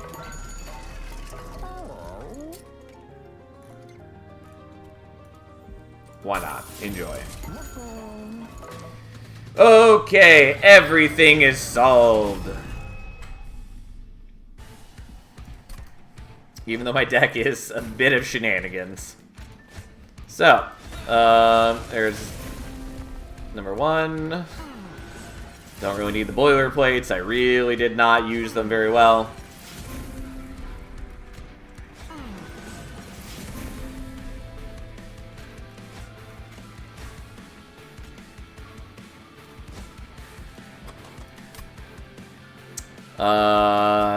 The problem with dazing, I guess I can shoot him myself. I was gonna say, I can't really give Hef the double-edged bearer very easily now. But that's okay.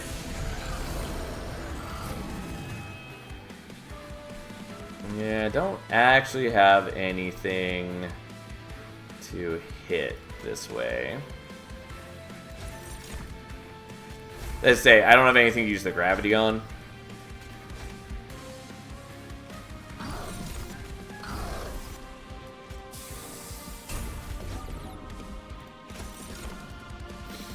Well, I didn't really need to do that, but here we are. My deck may or may not be somewhat of a mess, but that's okay. It's our mess.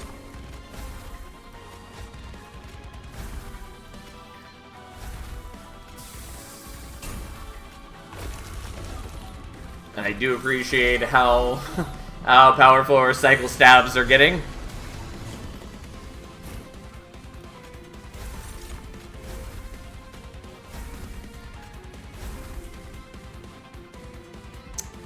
Okay, so we play him out.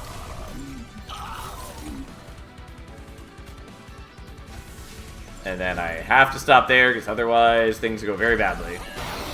And then she just beats them to death with her mighty hammer.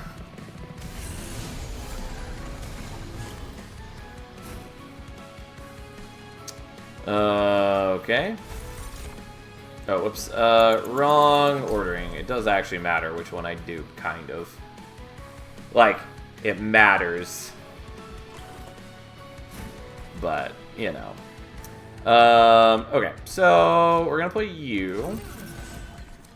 Then we're gonna do this one, because this one is Spell Chain.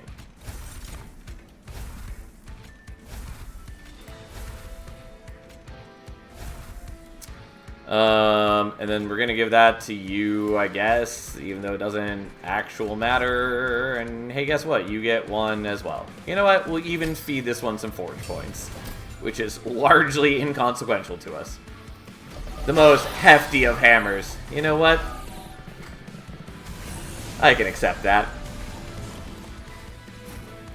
Once again, fused weaponry does fuck all for me, as it so often does.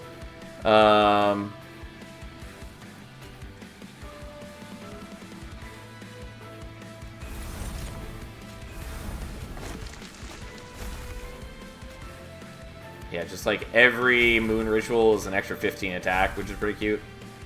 Not all of that's permanent, of course, but it's nice. I think it's visually the same hammer offers equipment for the Hef event. Yes, it is. Same hammer that she used in Monster Train 1, although it's like a different half now. Or it's just that Hef is smaller. I don't know. But either way, yeah, same design.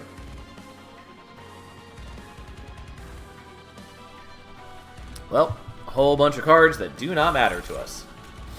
But we are going to keep permascaling our equipment. It's been an awkward run, but we got here.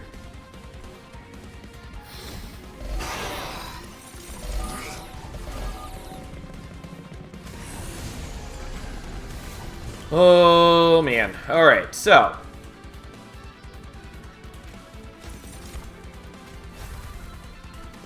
We can now play you out.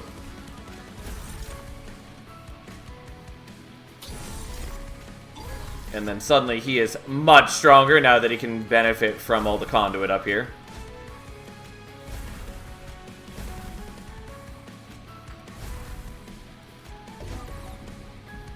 Alright, I could also attack immediately, which we're not going to do, because I would like to just greed for all the permascaling, because we can. And then we'll wait patiently for Dominion. Yeah, unfortunately we will. It at least will go faster because it's Pyre of Savagery, but yeah, it is dumb. Undeniably so. I could have also dazed him more. I'm not wildly concerned about it when Hef is hitting for 2,600 a turn and counting.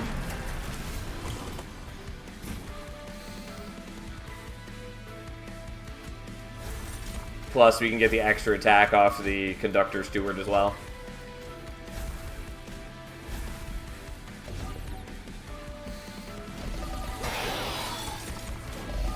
Yes.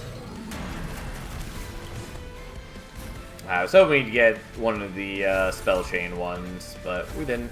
That's fine.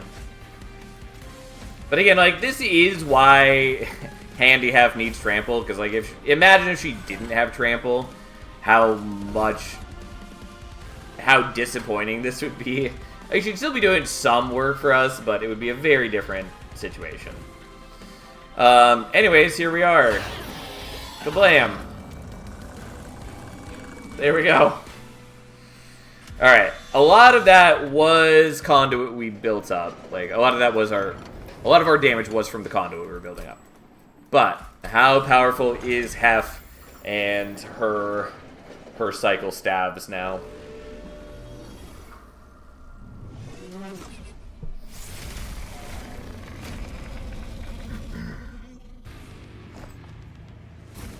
So she is at a casual 193. This cycle staff also at a 193. 178. Yeah, because we've only got... No, there's the other one.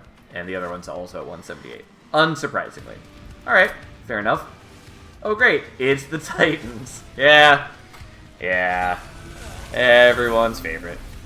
I just got Monster Train 2 3 days ago, and I feel the staff is way too powerful. I would not call it way too powerful. I would call it good at times, and oftentimes somewhat underwhelming. Hey, Sal, thoughts on Railforge so far? Good to see you, Hearts. I like Railforge quite a bit. I think they're a very fun clan. I think they have a lot of good tools. Yeah. Those are largely my thoughts. I have some things that annoy me that I would like to get changed. Namely, I think that... I guess let's do it this way. Namely, I think that Juggernaut shouldn't be a banner unit. I think that Sentry Turret should be a banner unit. But for the most part, I think they're a very fun, enjoyable clan with a lot of cool tools, basically.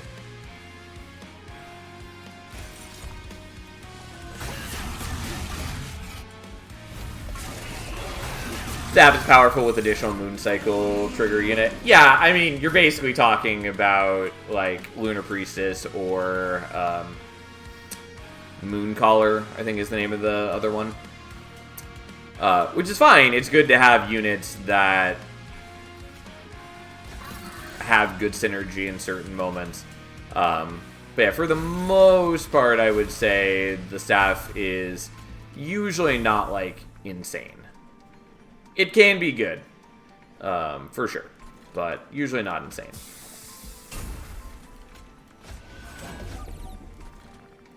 Unfortunately, we can't daze Entropy, so we are still taking damage. Why do you like Juggernaut being a banner unit?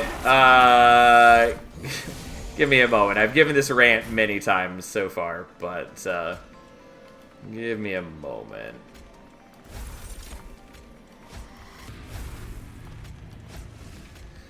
Essentially, I think that by being a banner unit in the way that it is, it's not engaging with the aspects of the clan that it should be. Yeah, we might need to not have Heth up front because she just takes too much damage from entropy.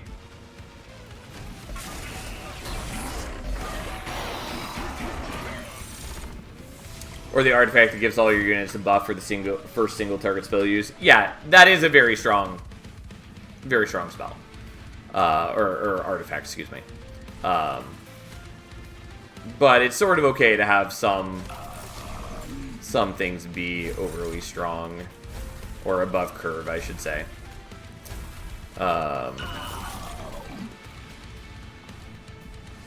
Hef will die at this rate, which is not ideal, but on the other hand, yeah, I need her not to be in front, is essentially what it comes down to, which is fine. I just wasn't really thinking about it and playing on autopilot. Or I need to be on top floor, maybe top floor shouldn't matter, actually. But basically it's just I need Hef not to be in front, which is fine. We don't really need to be min-maxing our upgrades at this point. We just need to not die. Anyways, Juggernaut being a banner unit. So, two things about Juggernaut. Actually, we'll wait till the end of this run. It's just so much stronger than most other artifacts. Like, the kill stack sword is just bad if you can get Moonstaff. If you're saying that Blood of the Apex, the one that gives perma-scaling whenever you kill with an equipment, if you're saying that is bad while you have Cycle Staff, I would disagree. It just makes it better.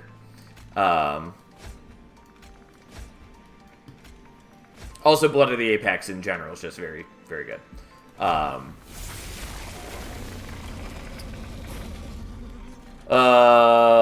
Don't mind me as I try to do these things. But yeah, Abyssal Prism is very strong. There are certainly situations where it's not going to do much of anything for you. But for the most part, yes, it's very good.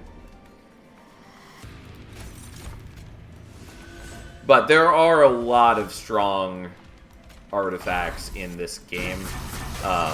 Some of them somewhat unassuming in their looks, like Jack Strips is incredibly useful, even if it doesn't look like it would be doing all that much for you. We definitely want this, which I think I didn't do last time because I was distracted. Also did these in sort of the wrong order, but that's fine. Yeah, we'll do that. Who cares? Two things about Juggernaut. No, three things about Juggernaut. And you know how it is with me. You know how it is. But yeah, we'll talk about Juggernaut properly in a moment once we're actually done with this battle. Okay, at least the Weldling is self-sustaining, more or less.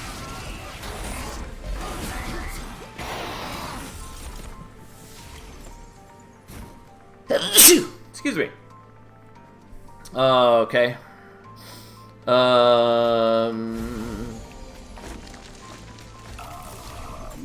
Yeah, so we want to do the moon rituals first. Because if I dupe the Starstruck, I won't have enough Ember for it. Actually, I currently won't anyways if I want to play the equipment. So we'll just not worry about it. It's not like I really need to worry about these either way. You'll still get killed by Entropy, and then we'll live a life of joy anyways.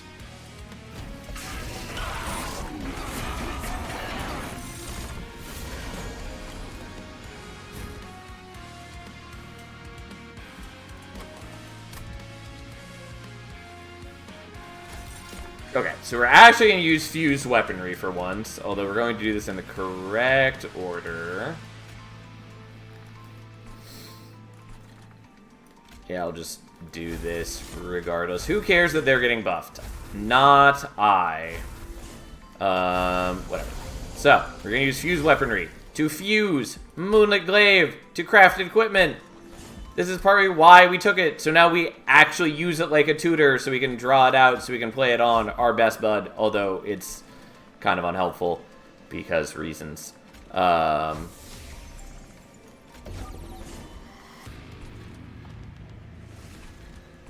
you are self-sustaining still. Maybe we do this here. That's fine. Whatever. And we're just still waiting for the minion to die, though at least we have the strongest pyre, so we are killing it at a somewhat reasonable rate, he says, before he actually looks at it in great and terrible despair. Anyways, he's now joined the team, and here we are. Well, just like 10 more turns. Boy, do I love Dominion. That pause when looking at it was telling. Very telling. You're not wrong.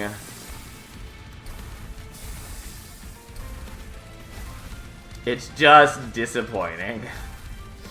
I just hate this fight. Mind you, I could just stop playing the Beacon's Light. I'm getting enough armor now, basically.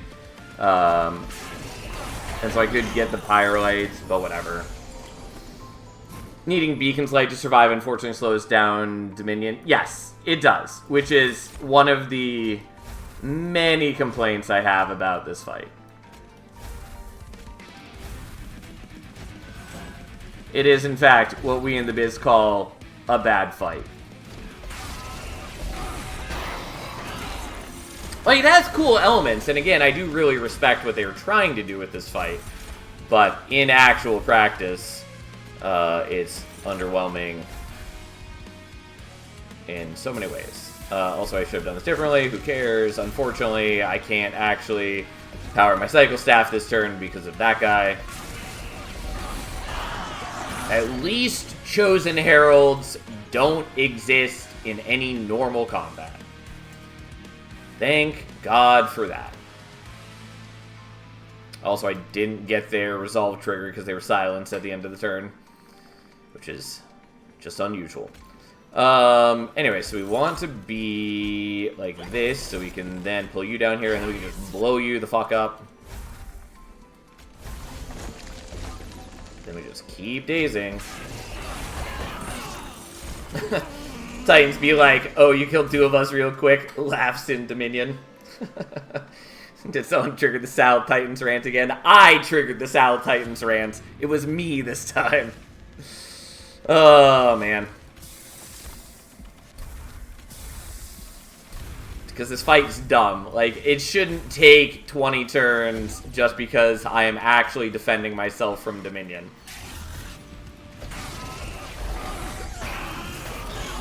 Also, why is Entropy immune to being dazed? Like, I understand some of the rationale. I still think it's weird and odd that you can't daze him.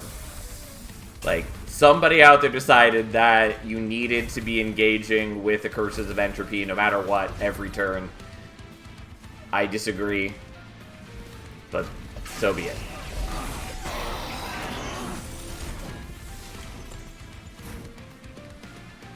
I like the way it turns Pyre Health into more of a resource, but it'd be nice if there were more ways to speed up Dominion. Like, what speeds up Dominion? Melee weakness, ways to double play Pyre Light, rarely spell damage, but the problem is Dominion is 4 spell shield. Damage debuffs rarely deal enough damage to be relevant. Yeah, these are some of my feelings on the matter.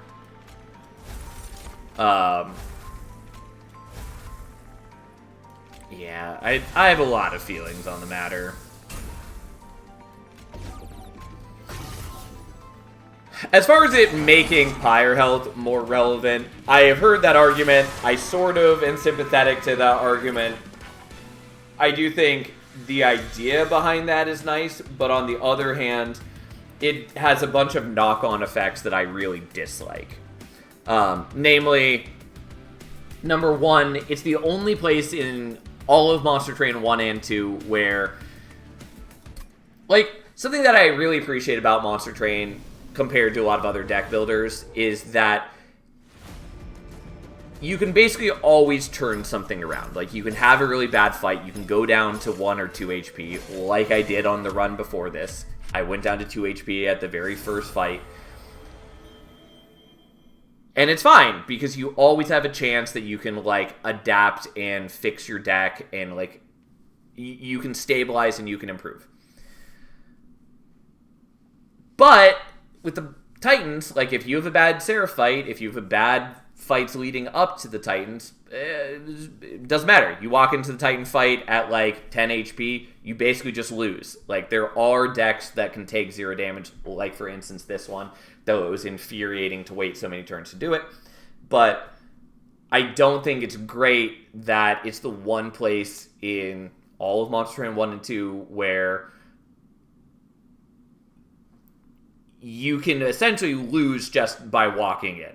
And I don't like that at all. Similarly, like, if you go into the final ring and you're at, 20 HP, even if you are going to have a flawless Seraph fight, and you're going to have a flawless Seraph fight, your routing choice is essentially chosen for you. You have to take the healing. And I think that's pretty lame. Like, I really like the routing system in this game. I like being able to choose how you're affecting your deck, and so it feels particularly bad for you just to have essentially no choice. Like, that's not particularly engaging gameplay, and I don't think that's super worth the benefit of it makes Pyre health across the run matter more. Especially because, in addition to that, it means that so much of the power budget of the Titan fight is built around the gimmick of it being a Pyre HP check. And so to the point that really the major factor of whether you beat the Titan fight or not is not so much the strength of your deck, it is, do I have 45-ish HP? Like, if you beat Seraph, you basically win the Titan fight if you have 45-ish HP. And that's pretty lame. Like, on the whole, my biggest, like, top-level problem with the Titan fight is there's not major things to draft around. Like, for the Divinity fight in Monster Train 1 versus Seraph fight in Monster Train 1, there are things to draft around. You have to draft around the waves being larger. You have to draft around the existence of the mini-bosses that have much higher HP and are very threatening to leak to the Pyre. You have to draft around the different types of attacks that Divinity will do, whether you are going to engage where he's got sweep, whether he's got multi-strike or trample. You have to engage around, all of those are decision points that matter and really make you draft a deck differently than how you draft a deck when you were just considering beating Seraph. I don't feel that way in the slightest for the Titans. I draft for beating Seraph, and coincidentally, that is the same deck that will beat the Titans, no problem. I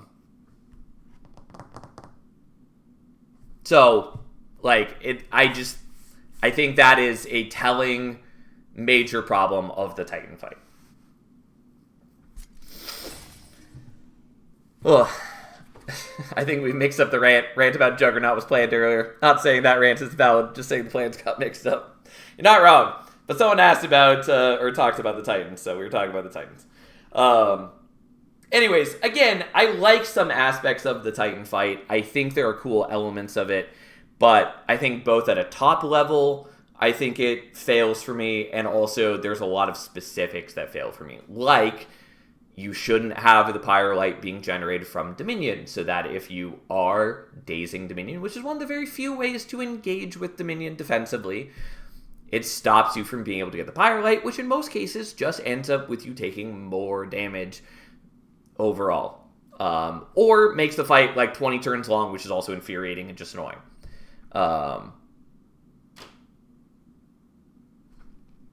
There's a lot of things like that. Also, why does Dominion have 4 spell shield?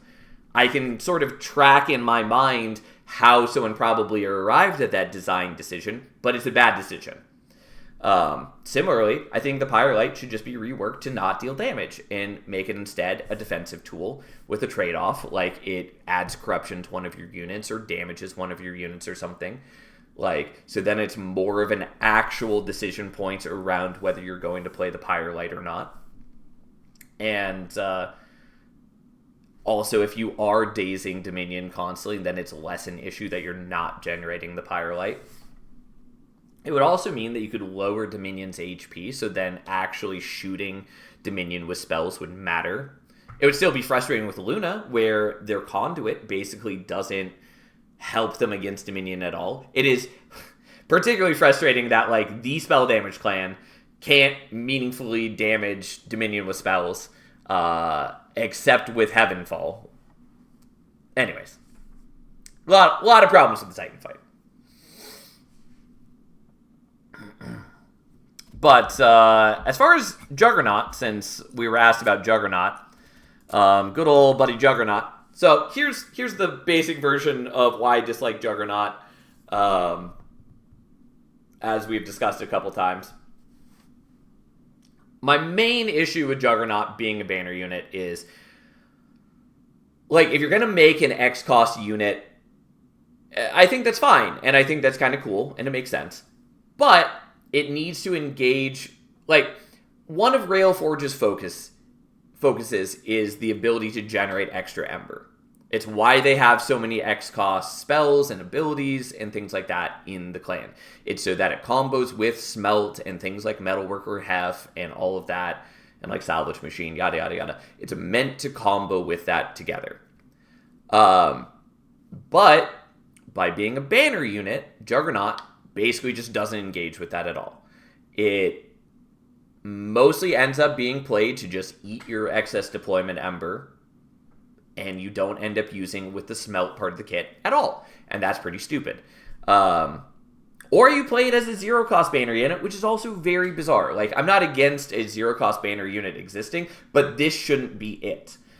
You can just not play it in the deployment phase. Why doesn't that work for you? Because, like, yes, that's technically true, but saying it's a good banner unit because you don't play it during deployment phase, I think, again, is a bad argument for why it should be a banner unit and should be in the state that it is. Like, yes, you can do that, but if that's the expected play pattern, why is it just not a banner unit to begin with?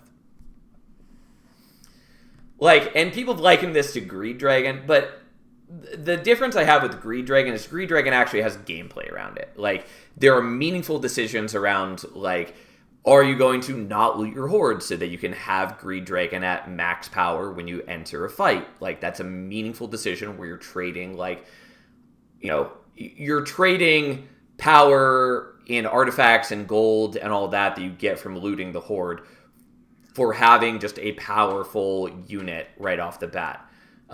Or you can choose to loot it, and then, you know, your Greed Dragon's going to be much weaker, and you have to decide whether you want to play it during deployment or whether you want to hold it. And there's meaningful decisions around that, around, like, how much you want to build into horde generation. Because, like, there are some decks where you just want to take, like, super minimal horde generation so you can get to 8 and just stay there and never loot it. There are some decks where it is very worthwhile to be taking as much horde generation as you can, so you can get to 8, loot, and then still have enough horde generation that you can very quickly get to 8 again in the next fight and play out your Greed Dragon before it matters. Yada, yada, yada. There's actual gameplay around that. Like, Juggernaut saying, it's cool because you could play it in deployment or not play it in deployment. I find there to be a lot less engaging gameplay there. Like, and again, I feel like I'm justified in this, since basically everywhere I see people talking about Juggernaut, they talk about playing it as just eating up your extra deployment Ember, which means that is how people are using it. This is not a hypothetical. Like, yes, there are technically some other ways to engage with Juggernaut. Like, you can use, what's it called? Disassemble. You can also use Magnetic Relay, assuming that you're giving it Endless for the Disassemble. But again, you could still do those things with it being a non-banner unit. Part of the other half of this, since I got a little distracted, is it essentially just amounts to being a big block of stats. People are rightly calling this essentially just the new, better, more flexible Shadow Siege. Because that's what it is. It's high cost for a bunch of stats, and that's it. But this one is a lot more flexible because you can play it right off the get-go. You don't need to find Smidge Stone for it. Also, new Shadow Siege essentially takes 10 Ember over the course of the turns, thanks to the Ember Drain that it has. And there's slightly more interesting gameplay with Juggernaut if you're giving it Endless or things like that. I will point out that I don't think Endless is the most interesting synergy with it, because as it gains more stats, it's harder for it to die, to trigger the Endless for you to replay it. Yes, again, technically there's Disassemble, but then you have to wait to draw it again till the next turn, and it's not actually doing anything for you.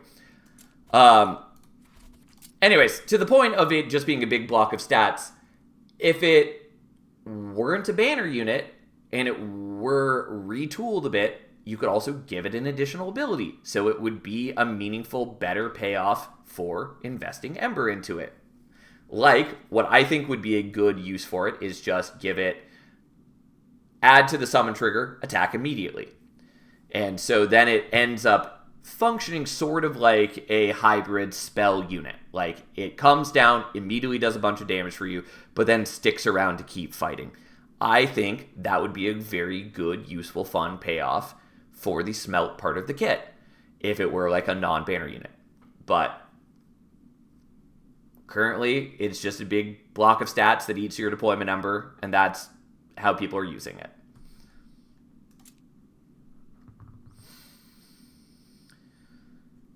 Anyways, the other half of this is that I think that Sentry Turret is too strong and too unengaging in gameplay when it can show up in every run.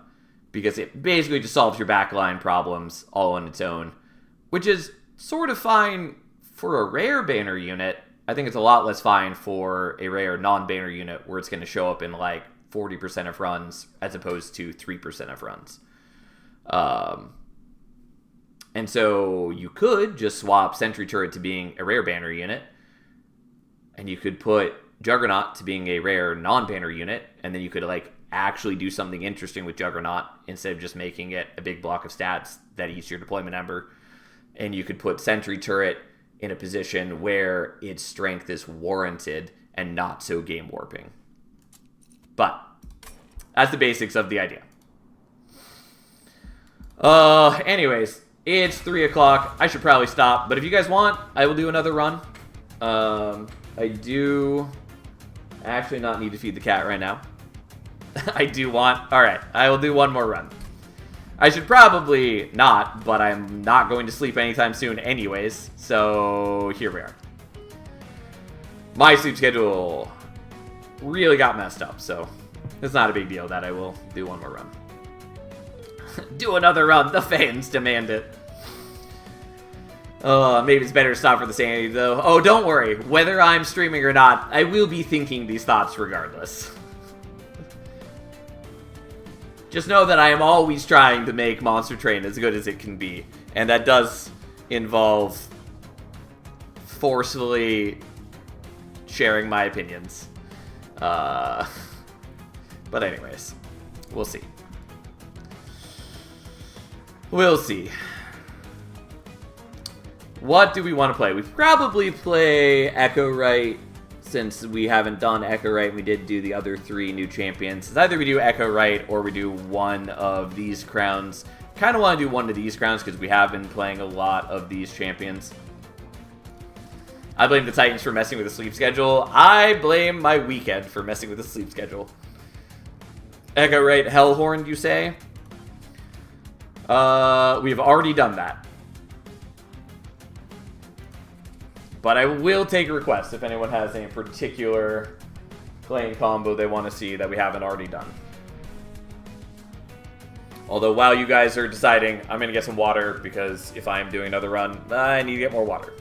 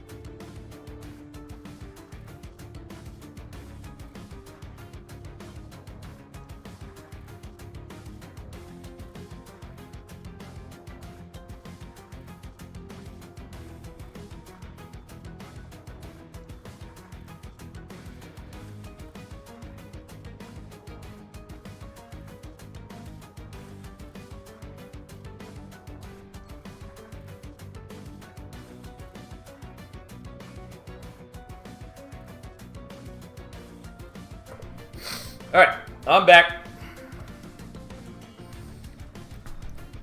Railforged Luna, Echo Wormkin, Wormkin Lazarus, Echorite Under Legion would be another fun one if that hasn't been done. I think we did that one. Maybe not. We did not, but that's fine. We'll save that later. Railforged Luna. Oh, he just did those. Echo Wormkin. Yeah, we can do that, I guess. That's fine. It's not the button I meant to press, but that worked out okay. So, we are definitely going to start with Echo Break rather than Fracture, because Echo Break can benefit from magic power. Also, I generally prefer it, though Fracture might be better in Monster Train 2 than 1. But, that's fine. Why is it Pyre of Entropy? Well, so be it. Does magic power scale with echoes here? I don't know what you mean by that. Well, there's not really a choice here. We're definitely taking Artificial Pyre Stone. I will say, Wing Clippings, I think they gave it a buff in this most recent update where it still triggers Etch even if it's saved with Wing Clippings. I'm pretty sure we talked about this already, which does make it more appealing. Regardless, we're taking Artificial Pyre Stone.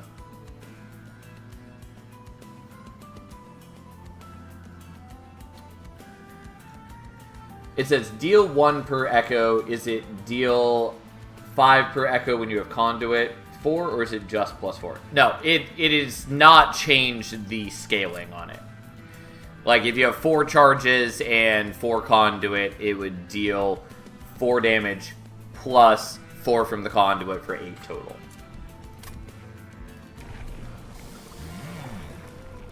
The main issue I have with Pyre of Entropy is often runs to the 10 card limit and doesn't give net draw. I mean, it by design gets you to the 10 card draw. Like, they did change it once upon a time, I believe, so you don't get as many blights anymore, so that it more cleanly gets you to the 10 card draw right by the end. I appreciate that's really cool to see Ekka's gameplay for me. I like Ekka. I think she's overall fun. So it ends up being chip damage to the Pyre that counteracts its extra HP. I mean, like, yes, that is why it has the extra HP, is expecting you to take the shard damage often. Technically, what you're supposed to do is you're supposed to just draft a lot of cards to counteract that, or get a bunch of holdover, but I don't find either of those to be engaging or reliable gameplay options. I hate this Pyre. I think it's awful. I also hate that people who like this Pyre will tell you that, like, oh, you're just supposed to take double energy every time you play it. And it's like, yes, I get that that's sort of the gameplay, but I don't love that it makes taking capacity with this Pyre dramatically less viable, and there's no point in taking draw whatsoever. Like, I like making choices about my deck. I don't love that the correct choice with Pyre of Entropy is basically just always take double energy. Yes, there's a little more nuance to it than that, but I don't like this Pyre.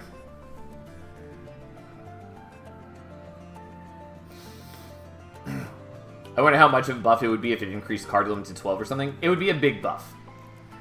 Like, it definitely would be.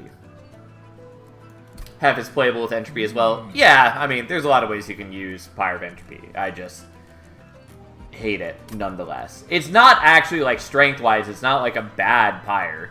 I'd put it somewhere in probably, like, B tier. There are other people who'd put it in A tier. But, like, it's fine. It's certainly usable.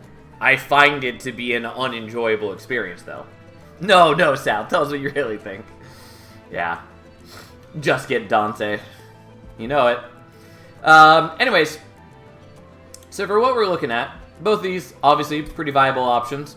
Lunar Steward is certainly a lot better in a world where we can easily overstack with Bogflies. So I might take that. It also just generally works pretty decently with eggs. So we might do that.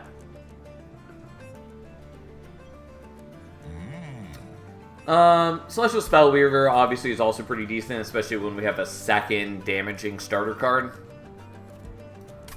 But I'll take Lunar Steward.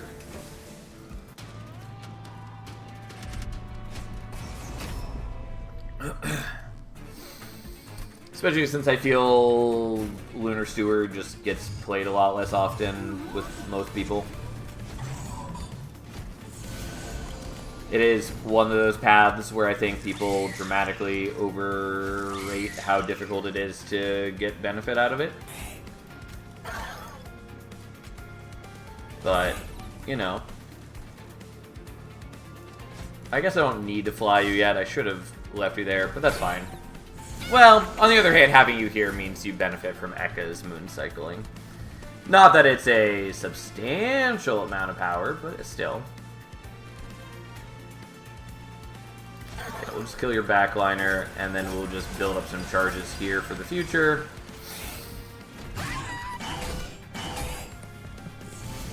And we'll generally be in good shape.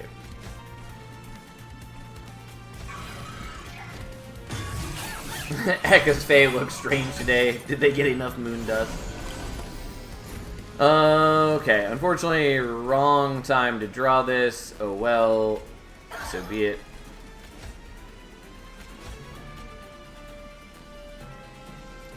I mean, it doesn't really matter. We're already killing the dude.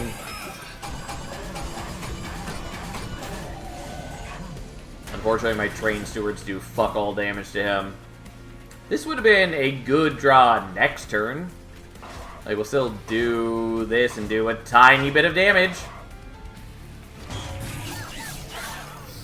But that's fine. We should be okay.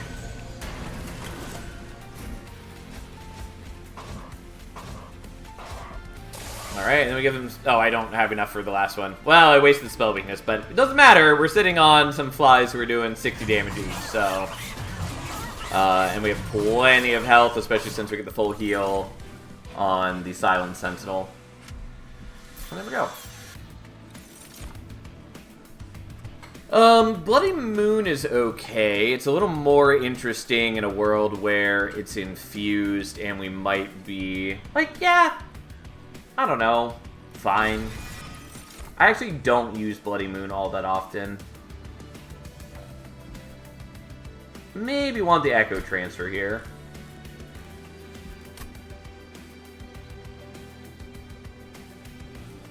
Or I can take the Bogfly, which then, by being infused, it means that we can immediately automatically fly it onto another floor. Which is cute. It just really depends what direction I want to take things. And I lean towards doing the Echo Transfer, especially because I kind of want to do something specific. I mean, obviously, it really depends on what we're offered. Also, Pyre of Entropy fills me with no end of rage. Become the Lord of the Flies. I mean, it's not a bad plan. I was sort of hoping for something different.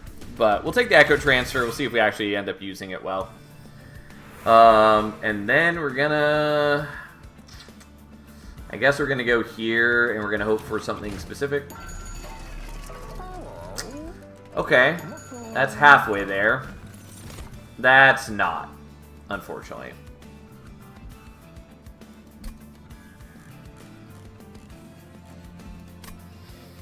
Do I want the Carver? Probably want the Carver. I'll take the Carver.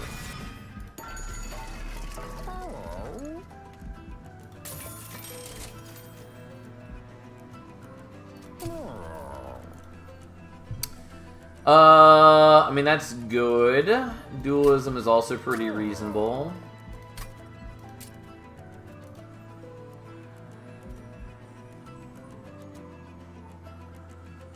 Sure, I'll do that. It's fine. It's not what I was hoping for.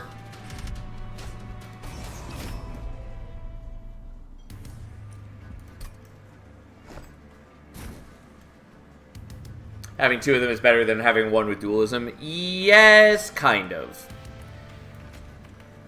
But those are not fully the only choices available to me. Like, it's not necessarily equivalent, is what I'm trying to say. Okay, so you're gonna go here. I would love to do other things, but we really want to get you on this floor. So that's what we're doing. We are fine with them flying to the top floor, because that way, if the collector spawns on mid floor, we'd be able to get it. Yeah, I did forget about this part of the problem with playing at the Spear Stewards, but okay.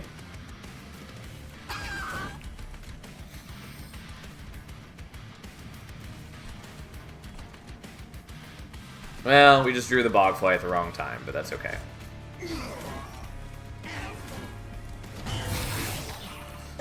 It's not like that was a bad turn for us overall, it just wasn't quite what I wanted to do.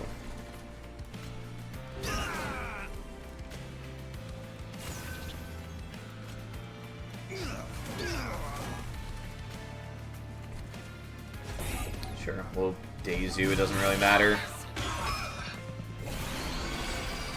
Like, having a full heal on my front dude means that it just mostly is inconsequential. Alright, we just keep building up some power on the Carver. We are definitely going to murder the boss. Unfortunately, I don't get my other Bogfly, but like, man, who cares? And yes, I should have used the Witch Weave on top floor. No, it doesn't really matter.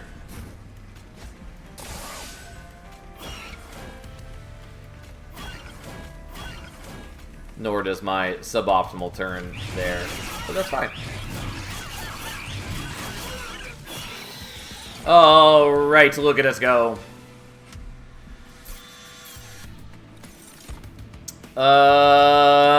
No, like the gravity is sort of appealing. We will take... Do I want Soul Siphon? I kind of do. I think we're taking the Bounding Echoes, but Soul Siphon is appealing. Yeah, and then unfortunately there's no Wormkin banner here. Well, I had hopes. I had dreams. But that's fine. Could go for the Merchant of Arms. I don't think I really need to. I think we're just going here.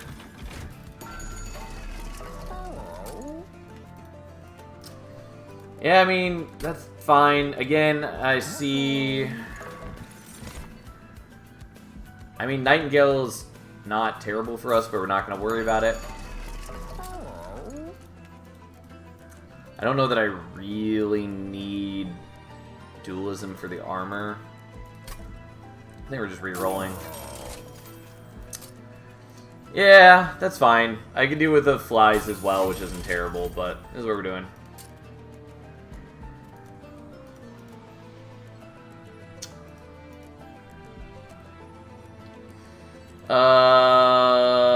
Do I care about that? Maybe. Expect the answer is no, so we're not going to worry about it. What do you got for me?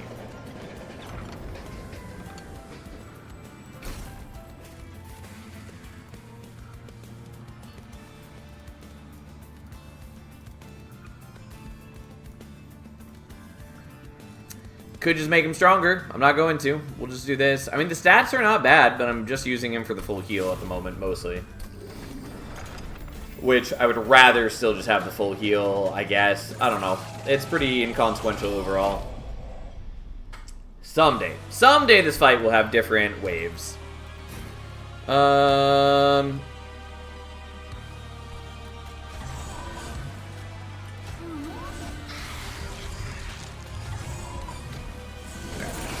See what we can do. Okay, because partly what we really want is we want to be on bottom floor so we can like ping off those guys with impunity.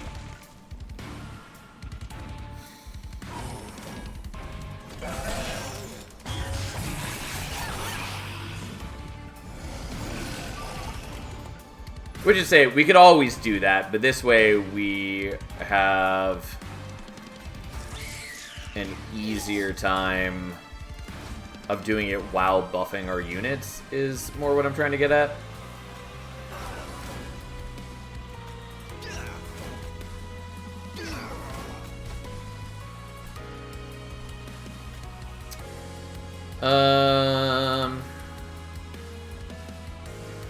Whatever, who cares? I really hate that event. Kind of removes all your enchantments, but then it allows you to place new. I don't love it. I think it's a fine event. Certainly not my favorite event, but not my least favorite by any means either. I think the stat increase is, for the most part, fine. I mean, the unit part design, I mean, it's okay. I don't think it's the most engaging event upgrade, and it is kind of weird that it is the Purify unit alongside the Beacon's Light. Like, they don't feel thematically as connected as I would want. But it's fine.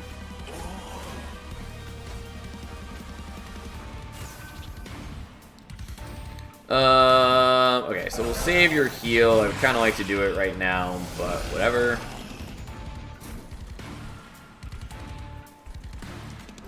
Okay, we'll kill you. Although I suppose I could have just played the Spear Steward up there, but whatever.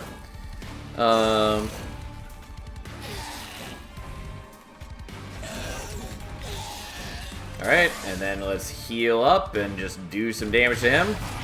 And knock off more of his mass. Alright, unsurprisingly, victory is ours.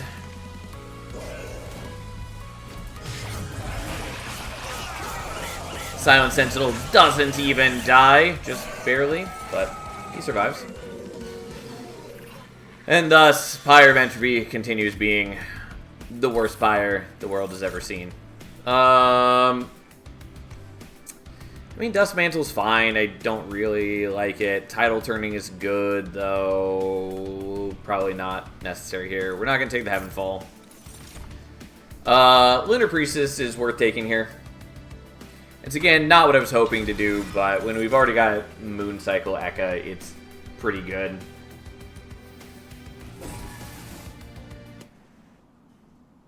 It does interfere with Pyre of Entropy, kind of, but also, like, who cares?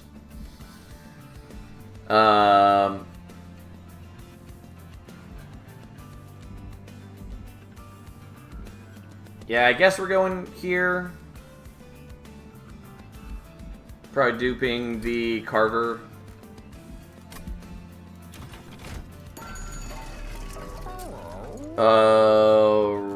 Right.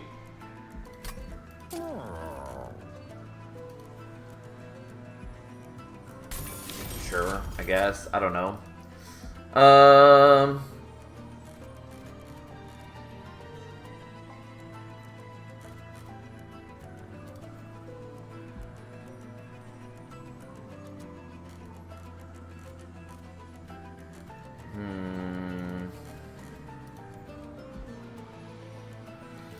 Yeah, I guess I'll do the Starstruck so I can daze things while I get set up. I don't know, I'm not, like, thrilled about the situation at hand.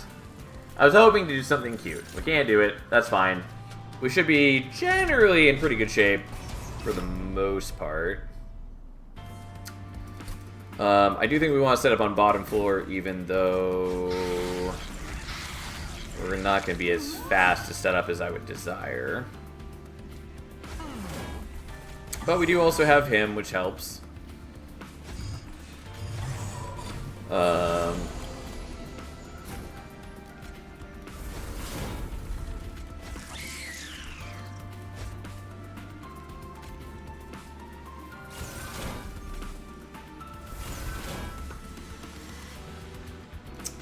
Yeah, could have done that in a smarter way, and I didn't do it for some reason.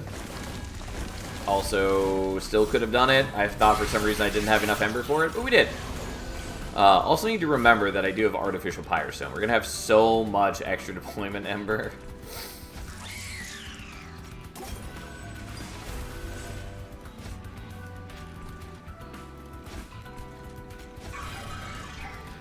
Yeah, we'll still do this, even though I get sapped a little bit, but it means that we kill off a dude, and it's worth it. Even if this is one of the more irritating fights in the game. Yes, then we get stats upon stats upon stats.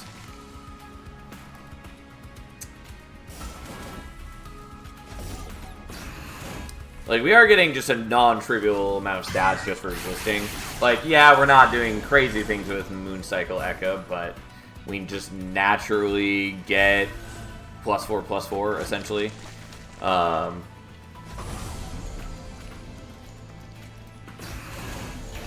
Since we get +2/+2 just for changing the turn, and then we get more for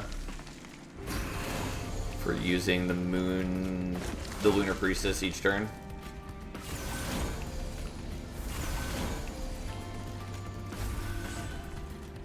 I can't pull you out anywhere. Oh well. I'm trying not to get sapped too much. At least it's Corrin instead of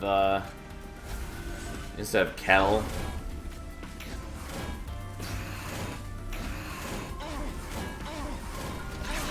And then we just beat them all to death. I think we would have been fine versus Kel anyways, but Corrin was definitely the better matchup for us, especially since we were on bottom floor and we'd already killed just all of the enemies. Coven Spike is the wrong X-Cost card. It's not, like, terrible for me, but it's not great either.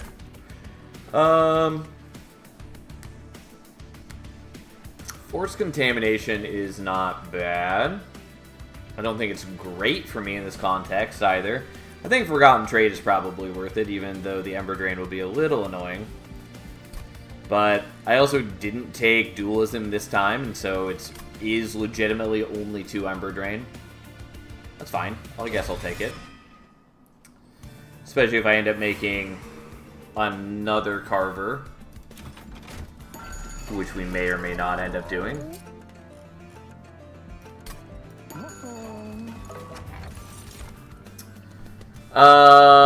Echo Seedling is sort of cute.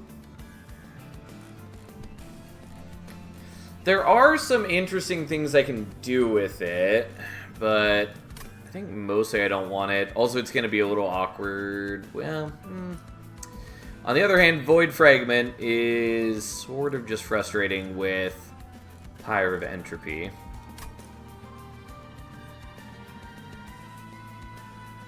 I think we still take it. We just get rid of, like, the Spear Stewards, maybe? Meh. Let's take Echo Seedling. It's fine. Now, do I want to Intrinsic the Bounding Echoes? Kind of.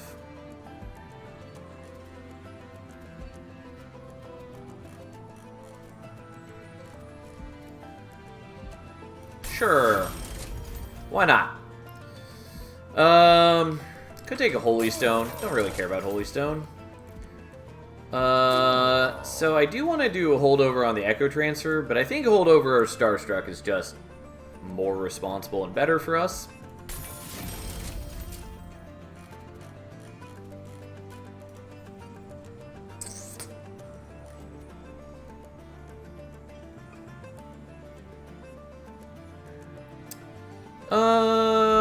This feels a little unnecessary, but I will do it.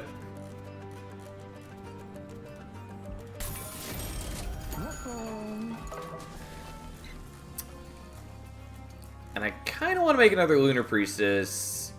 Kind of want to make another Shard Soul Carver. I don't actually have enough capacity for another one right now. But I could take capacity and then just be a little annoyed at Pyre of Entropy, which is fine. I'm not, like, taking damage. Could take the Gravities earlier. I just didn't think I needed it.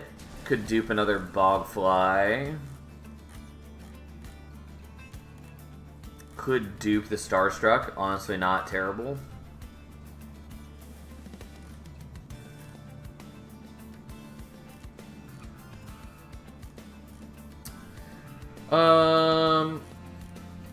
It's fine, whatever, so be it. I'm not wildly attached to this plan. But certainly not bad having 2 guaranteed dazes every turn, yada yada yada. And I'm going to be getting plenty of draw one way or another. I also don't think I need to be on bottom floor here, but it is what we're doing.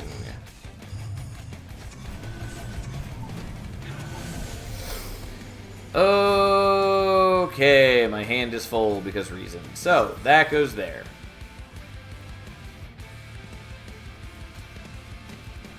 Actually, we're going to do this slightly differently.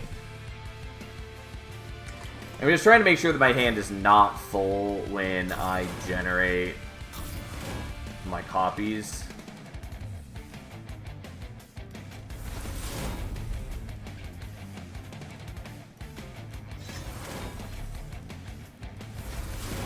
This is not strictly necessary, but it does grant me a fair bit of extra power on turn 1 by just empowering my dudes. I will also note that getting revenge generate a charge is a lot less meaningful when we are dazing a bunch of enemies and not letting them attack into my dude, but that's fine.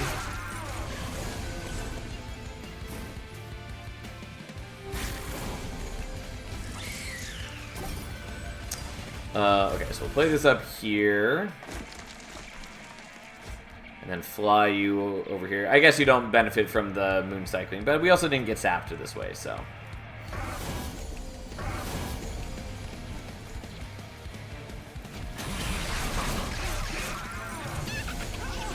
Yes.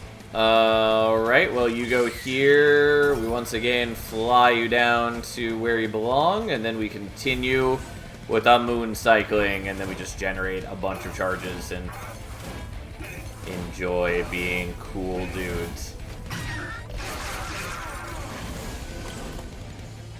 Again, we're not really using the Forgotten Trade all that well, but it is still good for us to have, kind of.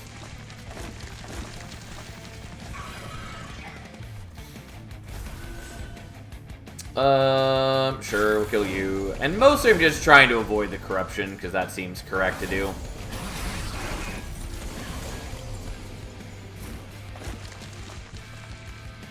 Well, I cannot play out the steward anywhere because reasons.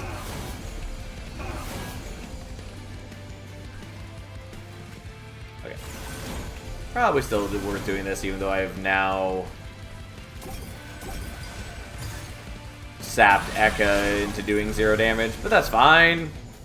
Who needs damage from Ekka anyways? Plus, she doesn't have that much sap on her.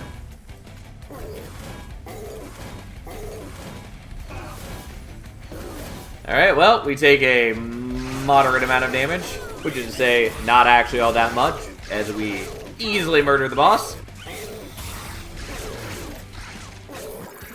Turns out, having a bunch of dudes with multi-strike and a fair bit of scaling and some bogflies who can just fly themselves to augment our floor, not bad. I will happily take Lunacy.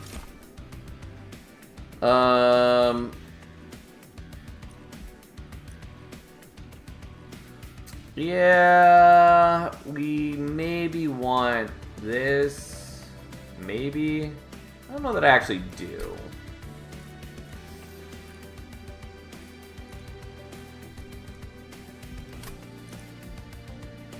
Yeah, I'm not going to worry about it. I kind of want the Chamber of Recall, though.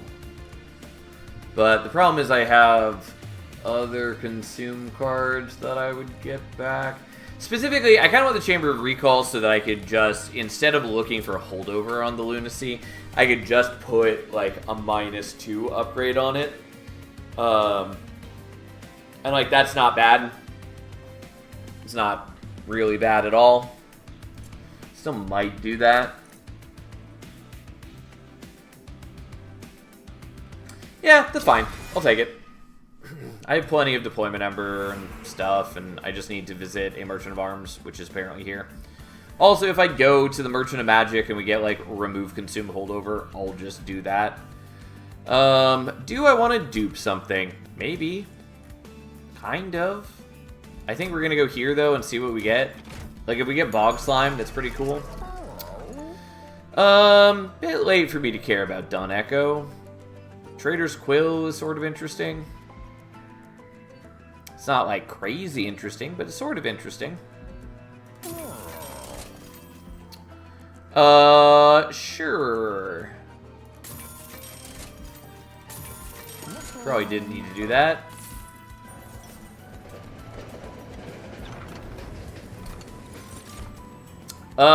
Yeah. I do like Encased Divinity, but I will take Carving Korska for sure. I don't have a lot of Extract, but I do have a little bit of Extract. Enough that I'm happy enough to do it. Okay, so time to get Ember Drained. How exciting. God, I really need to remove some stuff from my deck. Well, it's mostly fine. Okay, so I did get Ember Drained.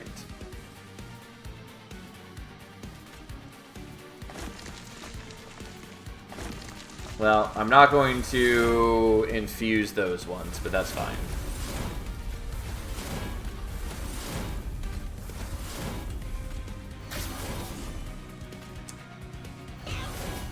I will not daze you so you can attack into me.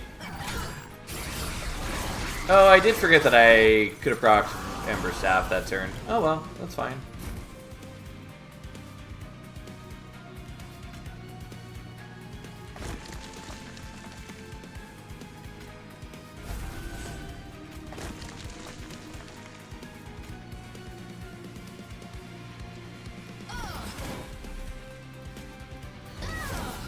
Hey, thanks for the raid. How you doing?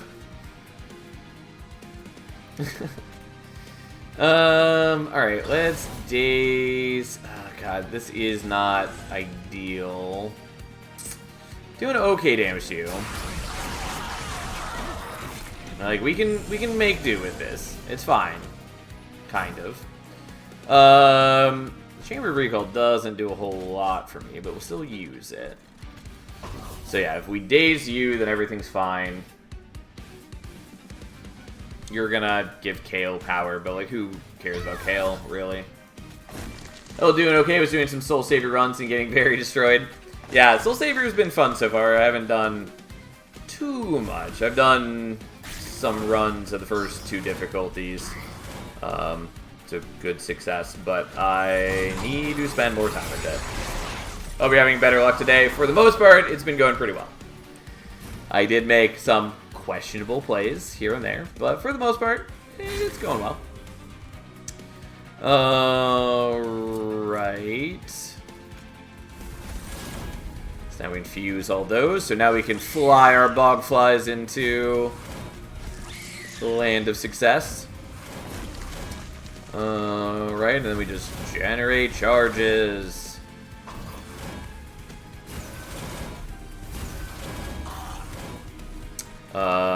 I did this in the wrong order where I'm no longer dazing Kale. But I can at least kill that before Kale gets to eat it. I was doing overgrowth difficulty, picking primary cleanse and souls and random secondary and pyre herd. I think I won 1. Yeah, that's largely what I plan to be doing. When I was playing, I was doing just random everything. Random clans, random souls, random pyre. Which I will likely still be doing on Overgrowth, but I wanted to actually level up some of the souls before I went into Overgrowth. Just since I know it is very clearly intended for that. Also, I don't know why I didn't daze you. We should still be fine, but I keep not playing out some of my days when I could. To be honest, random with random souls might be impossible more often than not. I know it will be difficult, but that's fine. It is definitely not the intended way to play the mode, that is for sure. But,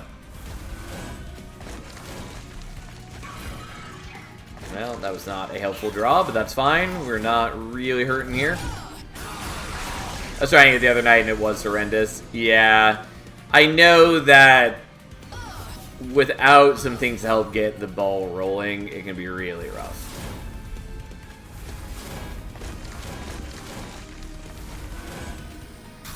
But I'm okay with losing some runs.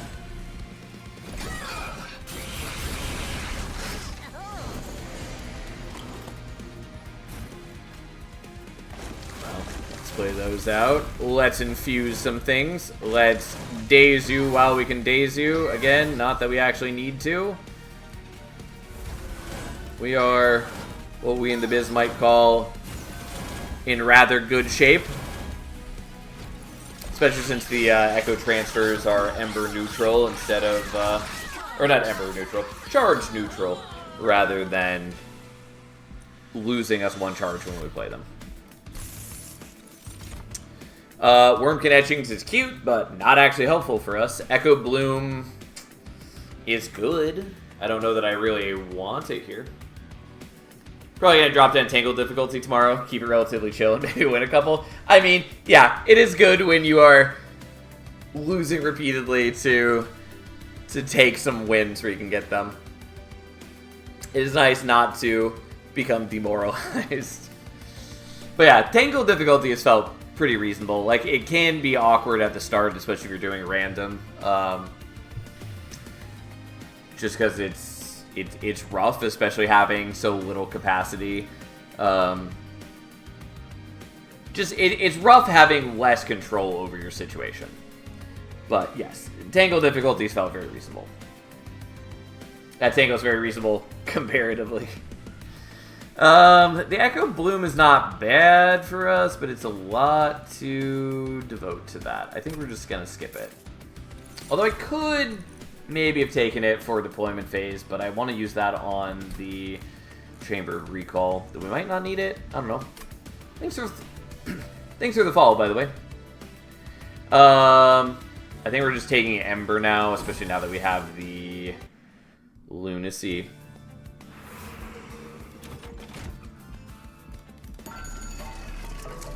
Well, there's the remove, consume, holdover. Except I keep thinking that it is. I keep thinking that this is a consume spell. I don't know why I keep thinking that. We're probably just doing the holdover, and then we look for intrinsic. And it's fine if we don't get it. It just would be nice. We'll just minus cost that. And there's the intrinsic. All the better. Everything's fine. Everything's wonderful. Yeah. Well, that does make the whole situation a lot less important. I don't really care about any of those. I'll be lurking a bit, gotta feed the Katos and get ready for bed. I wish you good luck, we seem to be in a commanding position here. Well, I appreciate it. Thanks for stopping in. I really appreciate the raid. I hope you enjoy your night, and I hope you enjoy the lurking. But yeah, this run, we should be in good shape. God, I have so much deployment Ember. But whatever, that's fine. Well, the Ember Drain is going to be a little irksome now that we actually have a spell we want to play. But that's fine. Yeah, I mean, we could just take the Vengeful Shard damage. Well, why would I do that when I could not?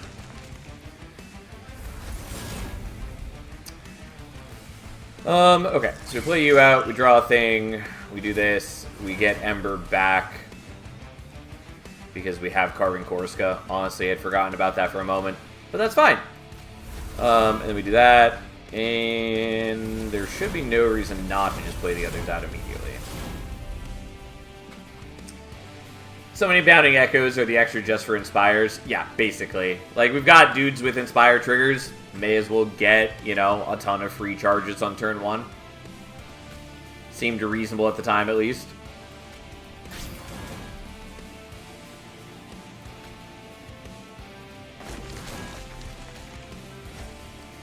They also work with the Ember Staff if we happen to draw into something that we want. But yeah, for the most part... Also, I forgot that that would give Conduit. Should have waited a little bit. Doesn't really matter. Well, never mind. I remembered why I wasn't playing it earlier. It's because it changes the phase, and I needed it to be full moon to do the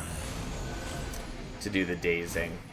Not that that's like wildly important for me right now, but it was still correct. All right. All right.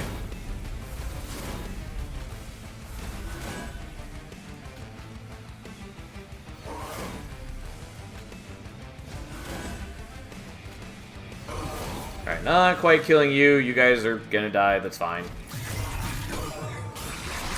I really would like to minus cost more spells. I don't know that that's really gonna happen, but for the most part, we're in good shape.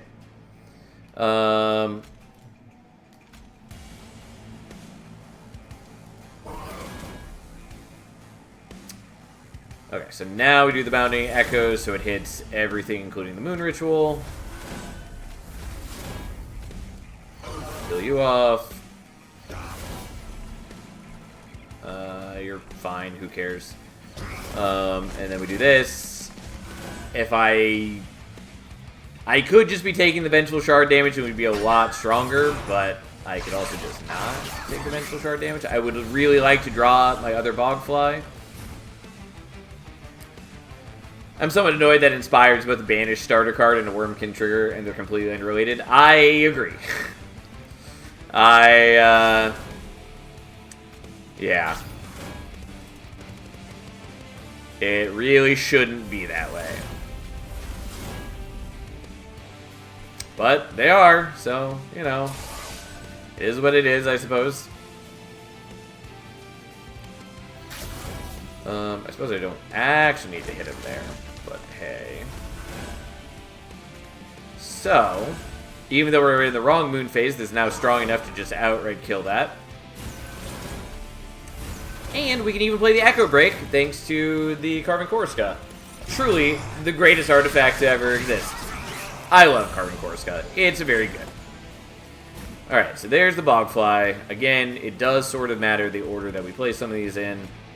So, let's do that. Because now we have room in hand to do that. So we can play that, and that, and that.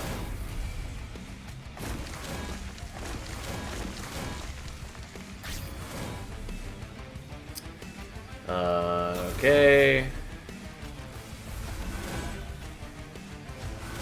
Yeah, so we're not killing some of the backliners, and I didn't daze that guy. Oh well, that's fine. Technically, I should be using the Bogflight more often, because it will proc the Carving Korska, and so it will refund the Ember, or the charge spent on it.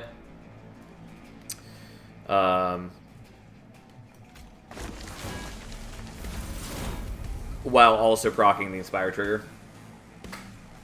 I had no idea Bogfly can fly to full rooms. It definitely can.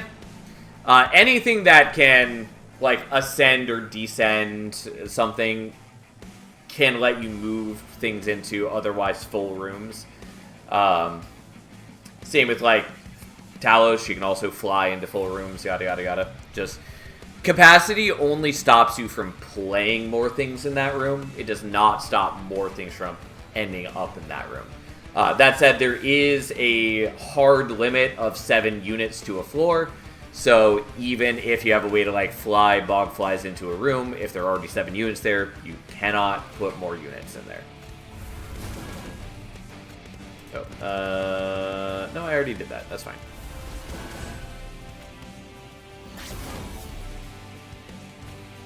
Oops, come on. There we go.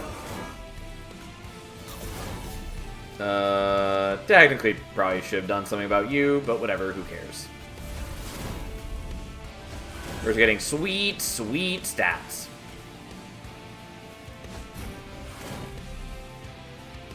And yes, that does give me extra Ember back, which is appealing. Well, here we are.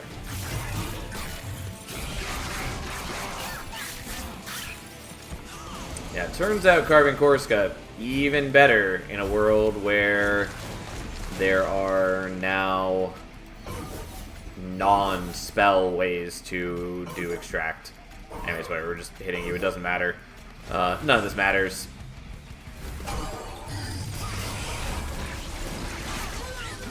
Again, we are depriving ourselves from the revenge procs, which is a little silly, but that's fine. It's all good. I don't want any of those. We probably want Return Soul here. Yeah, we do. I guess. I don't know. Maybe it's not worth it, but it's probably fine. I think we're still going to the left here, though I don't have a great rationale for why. Emote Tome is cute, though often it's going to not really matter for us. We don't have Faye, though if we did, it would be nice. Don't really care about our one silent unit. Technically, it could sort of do some useful things, but not really. Yeah, let's take Celestial Sails, I guess. Moonstone is awful. I hate it deeply and endlessly. Technically, I could fuse something to the Forgotten Trade. Honestly, Moonlit Glaive is not the worst. We're not generating like an insane amount of conduit, but we are generating conduit every turn from both the Lunar Priestess and the Lunacy. Fine. Yeah, and we didn't get anything more exciting on the reroll here.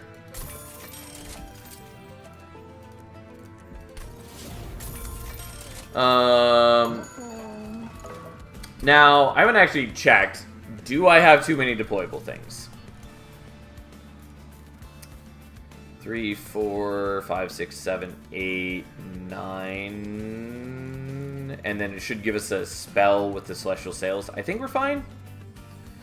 There's 1, 2, 3, 4, 5, 6, 7, 8, 9. Yeah, we should be fine unless I dupe something here. Speaking of, what am I actually duping? Could do the Bogflies. I think that's the correct choice. Especially because I believe I'm hitting 6 units in the room instead of 7, so even if I draw all 3 of them, we'll still have space. Yeah, I think that's correct. I haven't upgraded them at all, which feels a little silly, but it doesn't really matter. But we're getting plenty of strength regardless,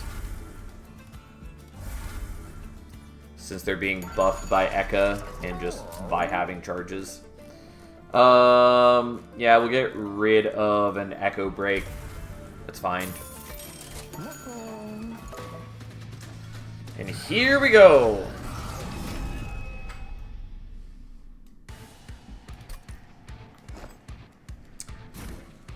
Alright, so Chamber of Recall doesn't really matter where it goes, what it does, yada yada yada. It's not even wildly important for us, but it is just essentially free power, so why not? The Lunacy is cute here, but I still want to play all those out.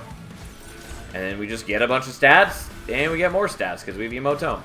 And it even triggers during deployment. So...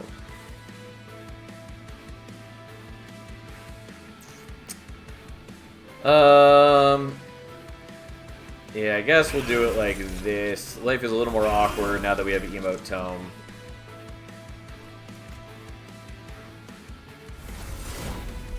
No, never mind. That did create too many copies. I can't math. I, for some reason, thought it was good. I was wrong. Regardless, here we go.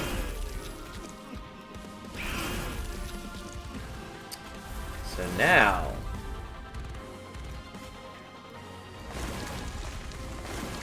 again, I don't really need to be playing those out. I just don't want to take the damage because I don't actually need to take the damage, but so be it.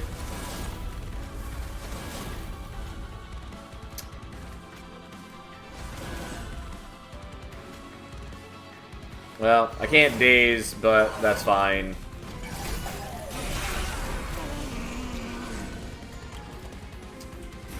Alright.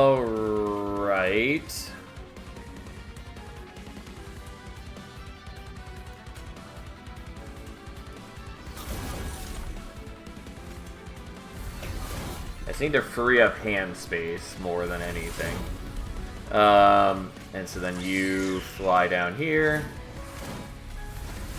We play that, we draw, and unfortunately I didn't infuse you, but it doesn't really matter, kind of. It is a little annoying in that I have to waste a charge here. But, again, the amount that it actually matters is tremendously low.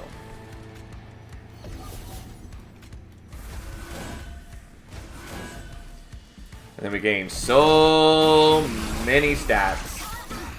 It's a shame the Bogflies don't have, like, multi-strike, but it's okay. Not a big deal. I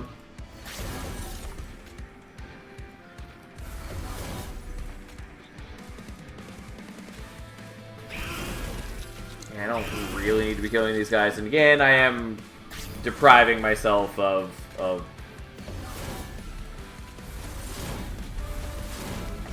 I am depriving myself a little bit, but that's fine.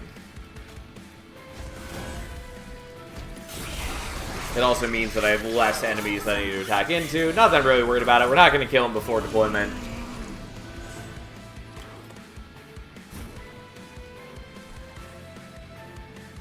Okay, the Return Soul is kind of cute.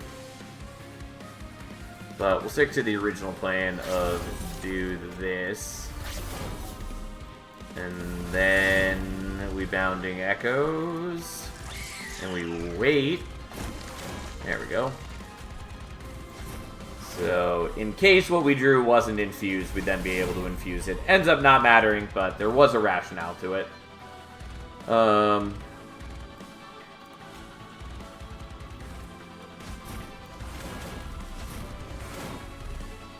And then we just use that on cooldown because that's the correct thing to do now.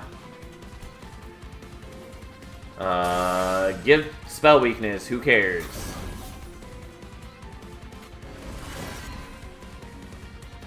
You know what? We'll get back the Bloody Moon.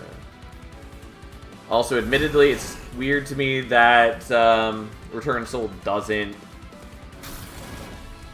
minus cost the card anymore. I'm just so used to that for Monster Train 1 being the case. I can understand why they changed it, but it still is not what I'm used to. Oh, I did forget that by doing the Return Soul, we'd be adding more things to the Consume pile. Which is a little weird. Not totally what I wanted to do. Not really a big deal, on the other hand. And mostly just works out. It means I can't, like, infuse this, but who cares?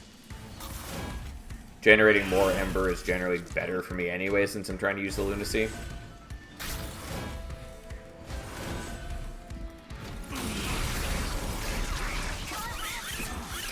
Oh, I thought Return Soul was taken to bring back a different Consume card.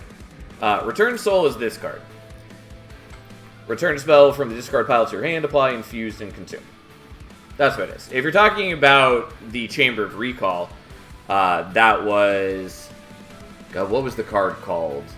I think it was just called Total Recall. Yes, to apply Consume to a card so it's brought back. I'm not sure what you mean by that.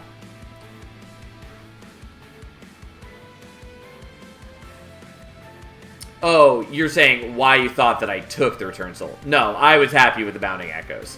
You're right that I could have done that in a smart plan, and that would have made sense. But no, that is not why I did it. But yes, you are correct. That is a reasonable way for me to use it, where if I just don't play out the Bounding Echoes, then I would be getting back the same card instead each turn. But no, I just spaced out and wasn't using it for that purpose.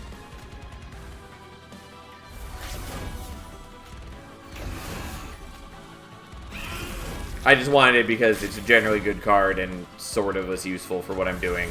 And I hadn't mastered it yet. Although now it's a little awkward for me, but that's fine. Who cares?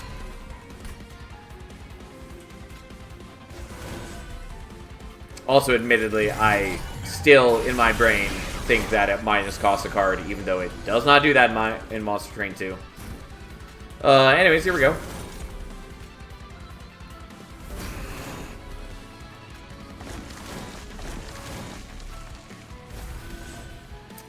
So we use that, and that, and that, because they're all charge neutral, but they proc the Inspires and give us energy, which is nice. Oh, and I'm not actually dazing you because I am in the wrong moon phase. Also, I was supposed to do the Echo Transfer first so I'd get more energy.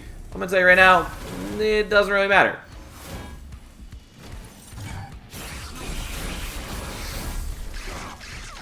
Look at my mighty Shard Soul Carvers. It would be nice if we had a third one on the floor, but I really did want to have the Lunar Priestess, and I didn't have other ways to get capacity, yada yada yada. If we had seen Steward Quarters in that final arm shop, I happily would have taken that and then duped one of these guys. But we didn't, unless I'm blind, in which case, you know, things happen.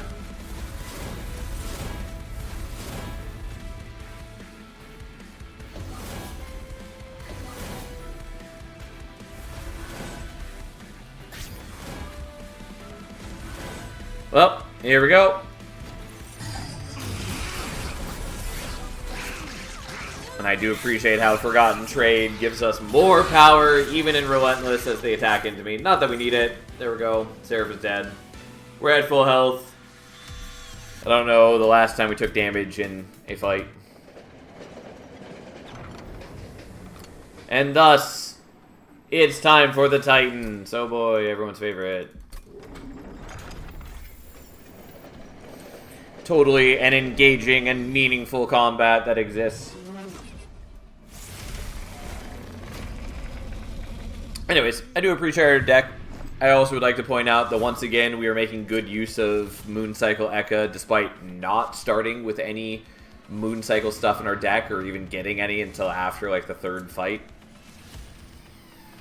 I just feel like people act like it is way more difficult to get meaningful value out of Moon Cycle Ekka than it actually is.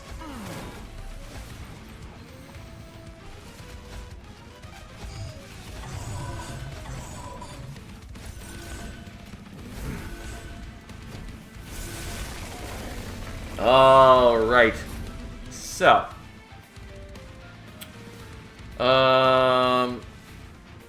Yeah, I guess we're gonna dupe the Witch Weave.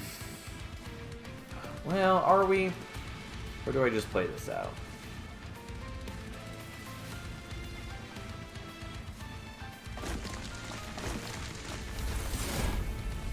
No, my hand is still full even then. Well, alright, we'll do this the other way. I just generate too much stuff thanks to the Echo Seedling and the Emote Tome and the Spell Chain. Anyways, fine. We'll just do the Witch Weave. Make it simple. We'll do that.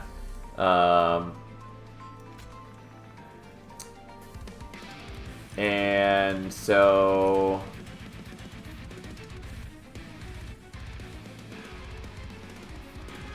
yeah, so I still need to play more here. So I should have 8 cards in hand now. So if I play that, I go down to 7, and then I get 3 created, so we should be fine.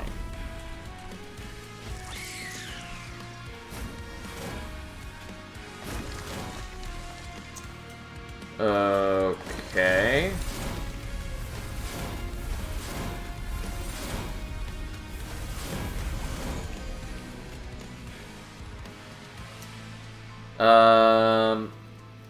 So it phase 5 times, which means we end up in full moon, which is where we want to be, so then we can daze you.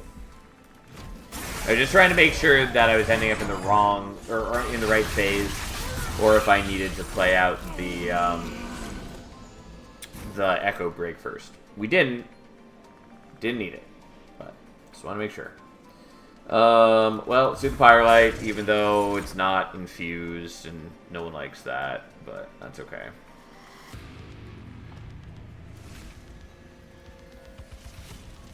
Do I actually want to get back one of these? No, I don't.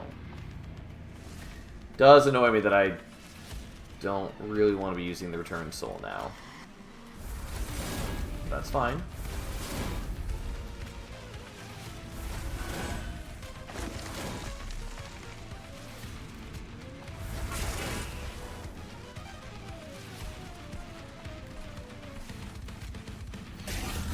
daze you another turn. We'll kill you, I guess. Who cares? Unfortunately, I'm spending most of my Ember on things I don't care about, but that's fine.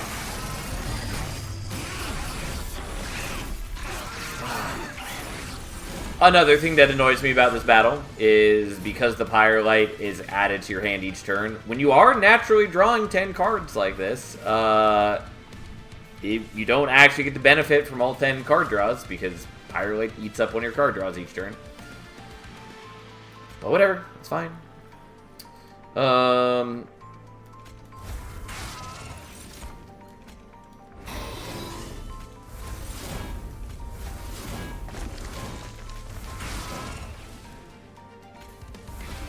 Someday I'll draw the other Bogflies. And what a glorious day it will be. Either way, let's do this. I should have done that in a different order, so I could have dumped one more Ember into the Lunacy, but I forgot. So, here we are. Alright, well there's our boy.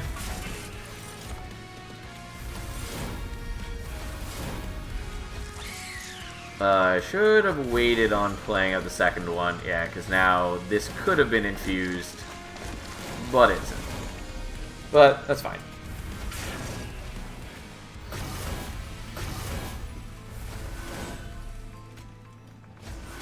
Yes, look at all those stats. Delicious, beautiful stats. Alright, well, Savagery's almost down.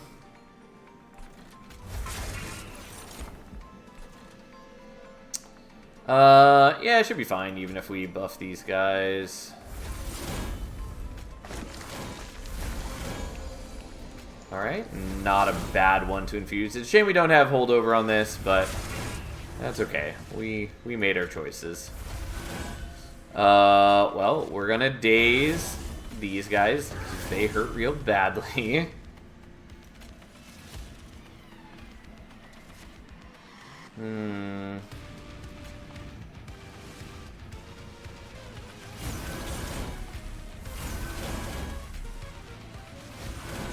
Yeah, that's a lot of damage. But it is what it is, I guess.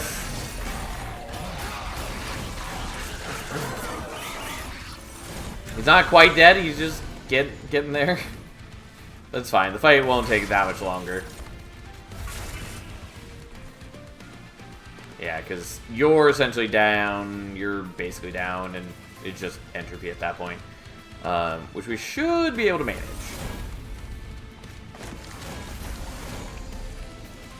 Especially now that we have another Bogfly!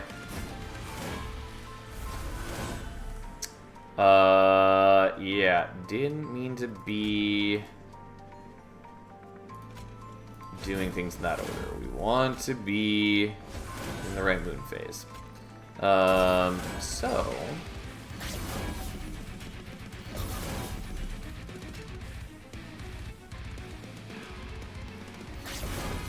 Alright, that way we get a bit more damage in on entropy directly.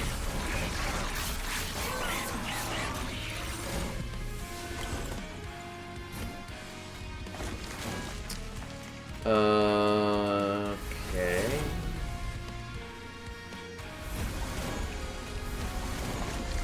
The Bloody Moon isn't particularly useful at the moment, but fine.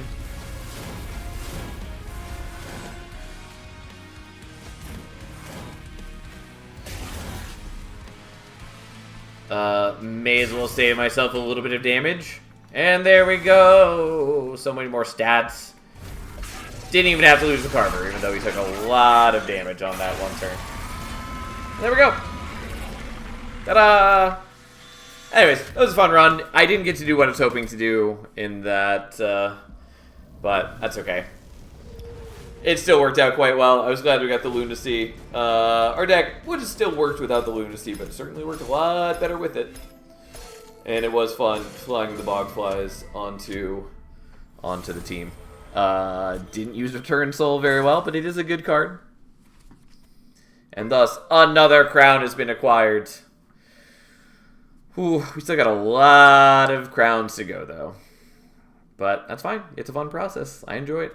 So there we go.